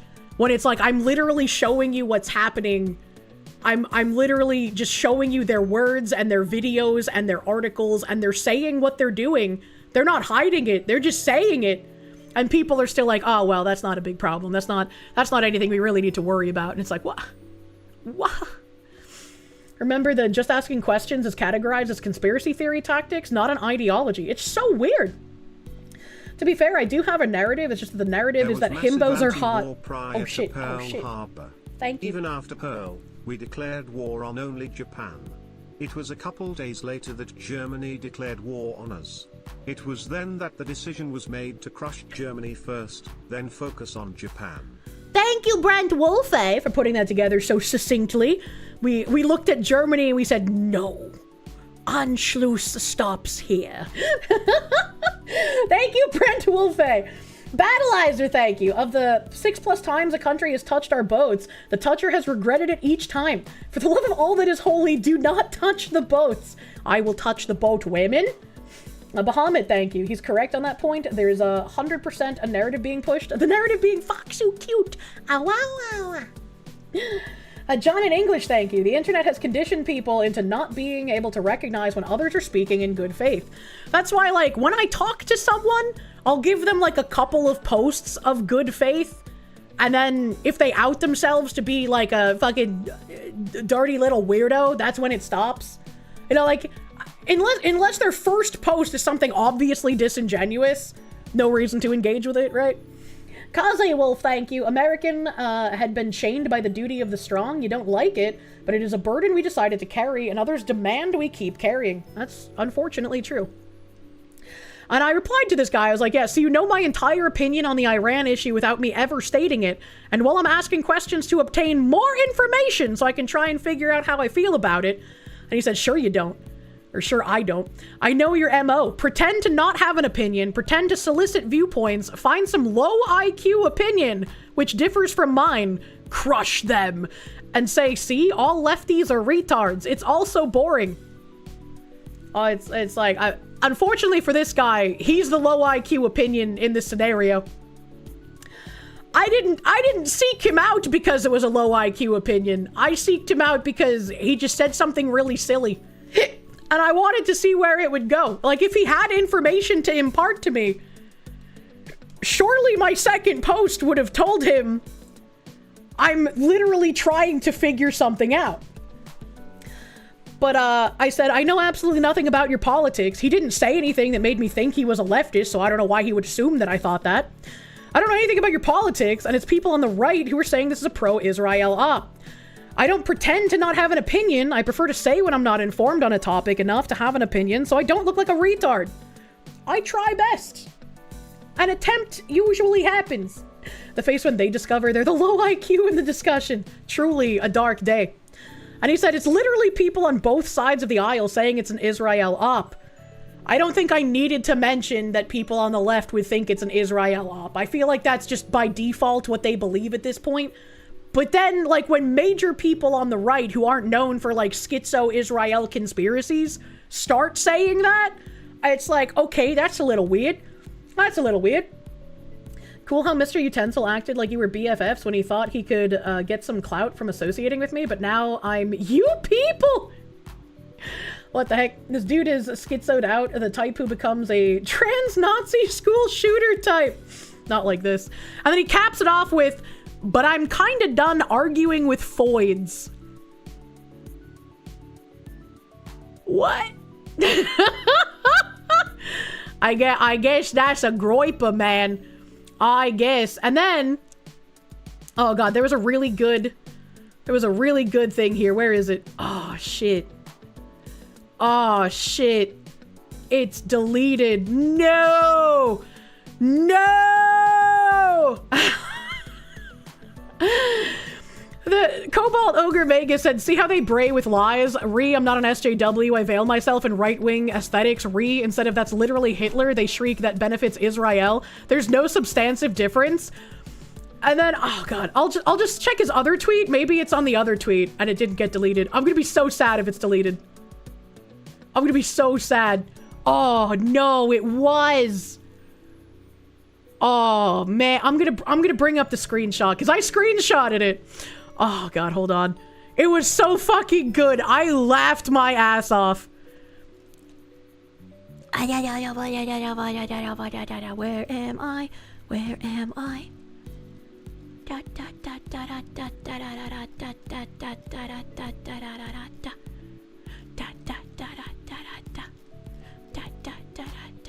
Where's my screenshot? Where's my screenshot? Oh, here we go. Where's my screenshot? So, like, Cobalt Ogre Meg is saying that, and then having I love Israel, I don't know what you're talking about, and this other person saying that he has posts lightly praising Hitler. I was like, holy shit, the two political genders! A lot of tweeters full on crash out mode these days. I was just, that's so fucking funny. That's so funny. Windstalker, thank you. Iranian regime overturned. Groyper's most affected. Magnet Man, thank you. Can confirm, guys like Jimmy Dore, your dad watches for some reason. It says it's an Israeli op, but Dore could stub his toe and he'd blame the star people. It's actually crazy. Sleepy Man, thank you. The sun rises. Israeli up. The sun sets. I can't believe Mossad are trying to extort us with the sun. True. True. Why is Twitter such a funny-ass cesspool? Never fucking deleting this app, man. Never fucking deleting this app. But, like, the amount of people that just got upset that I was unironically asking for more information and to, like, wonder why people are just calling it an Israeli op. Because, again, I didn't know much about the sandbox. Still probably don't, but I feel like the stream was both fun and informing. Yay! War can be fun! We're leering! I was like, I don't know. I feel like this kind of reaction to people wanting answers and wanting to inform themselves is why so many people, especially in, like, content creation sphere, will instead just pretend like they know something and then double and triple down even if they're wrong, because it's better to pretend to know than get ridiculed for not knowing. And that's kind of like a sad state of things, honestly. Love and Pain, thank you for the 19 months, brother man. Thank you. Why do you need more info? Just say the line. I don't like ice in my cola beverages. Mr. Magic, thank you. You're never done arguing with foids. Their attention gives me validation. Namunya. I'm scrolling. Windstalker, thank you. I read that already. Hell yeah. Kirsche asked question, Twitter. The star people are going to destroy us with their solar-powered laser. Kirsche asked a question. I knew she was paid by Mossad. And this guy, I even thanked him for his reply because I was like, hey, you're like the first person who gave like a super long, well-thought-out reply. And he quoted, the people of Iran were against the current regime and protested all over the country. That's what I said. And he said, yes, quite a few of them. The situation was horrible, mostly due to the terrible economy. He's quoting me again, saying the regime started mass killing protesters. And he said, also true. Quoting me saying, how are some turning the US strike into a doing Israel's bidding thing when the Iranian people want the regime change? And he said, because Israel's biggest enemy right now is arguably Iran. Otherwise, Americans in general do not care what happens in other nations. Which is true. My opinion has always been, I don't want Americans going to the sandbox. I don't want my tax dollars going to the sandbox. It's quite simple to understand the sandbox. You just need to watch 86 hours of Asmin VoDs.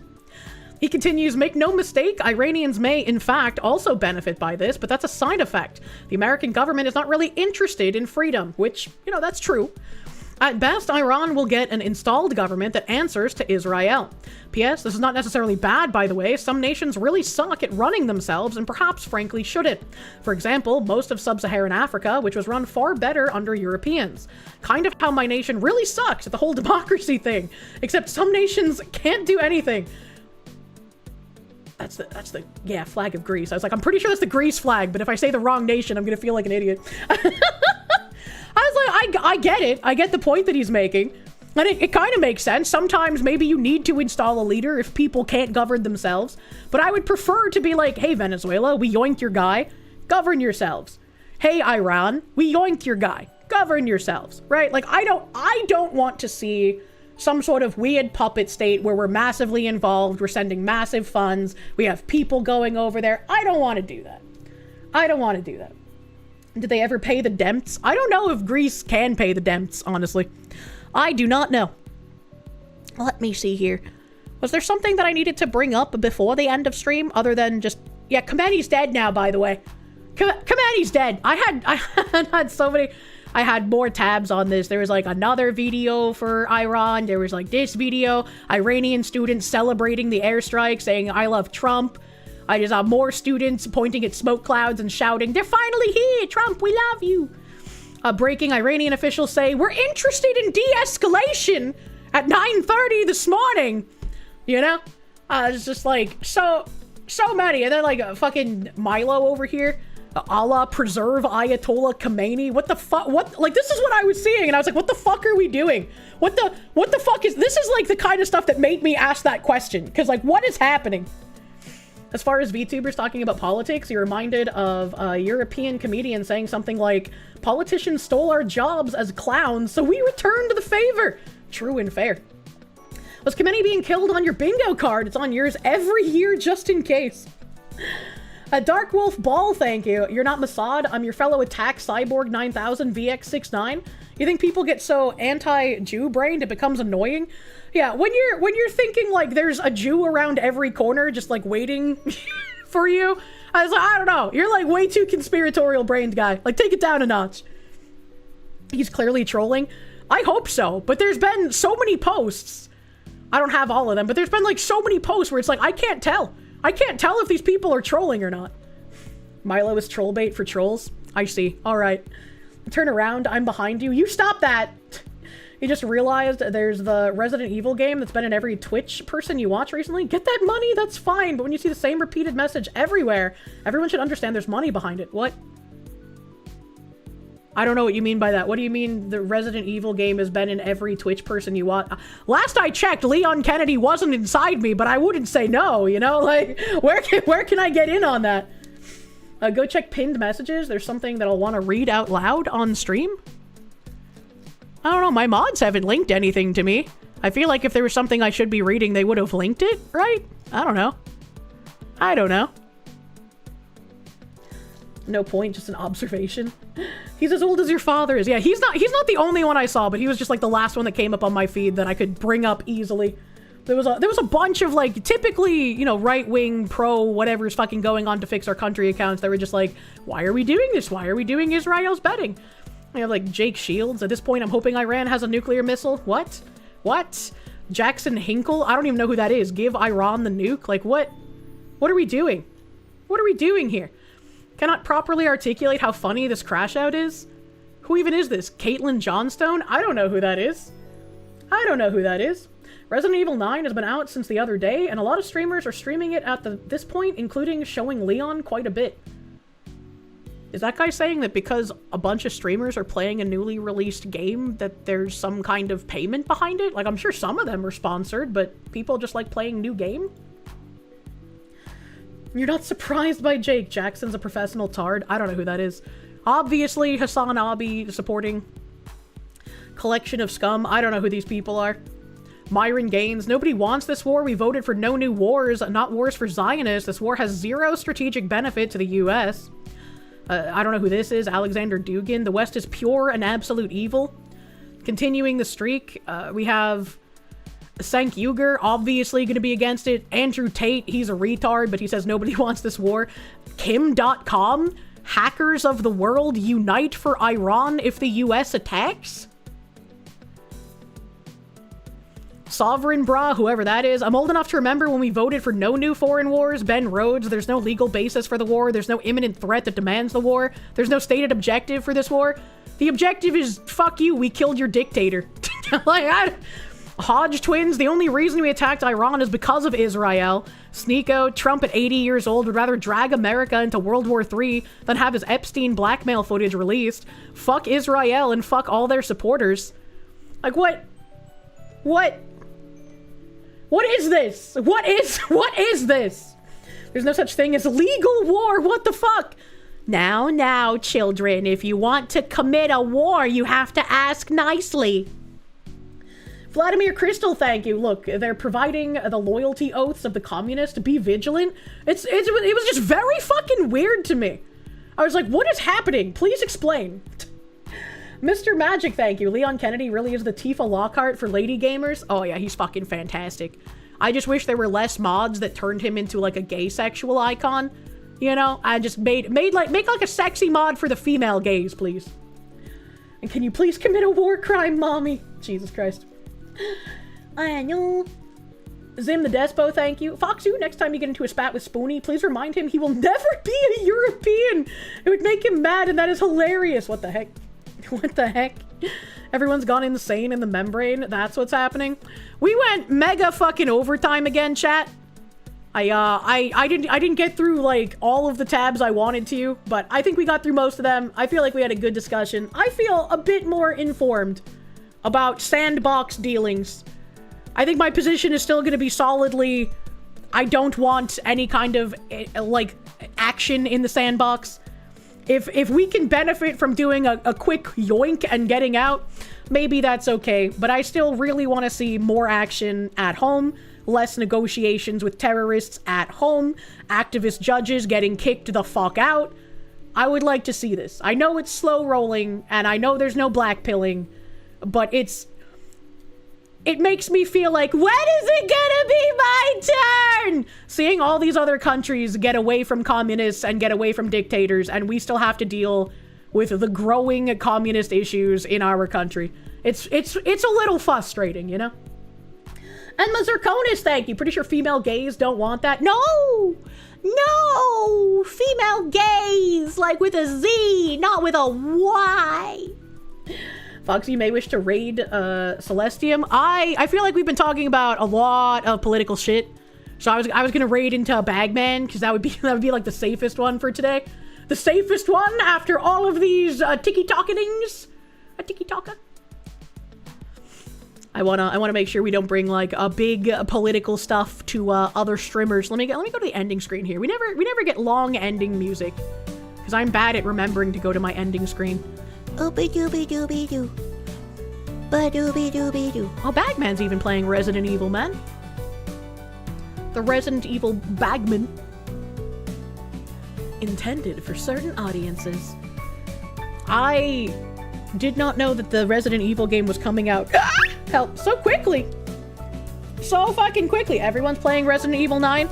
Well, hey, isn't that great for you guys that I take so fucking long to get to a game? We'll play Resident Evil for Christmas this year. You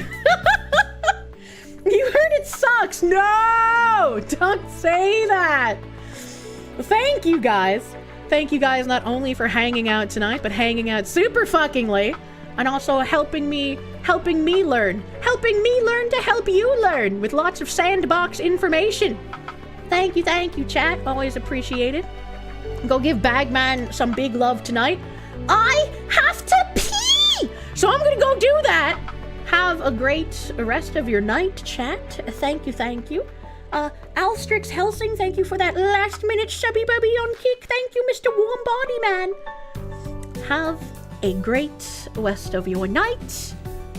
Bye-bye. Bye-bye.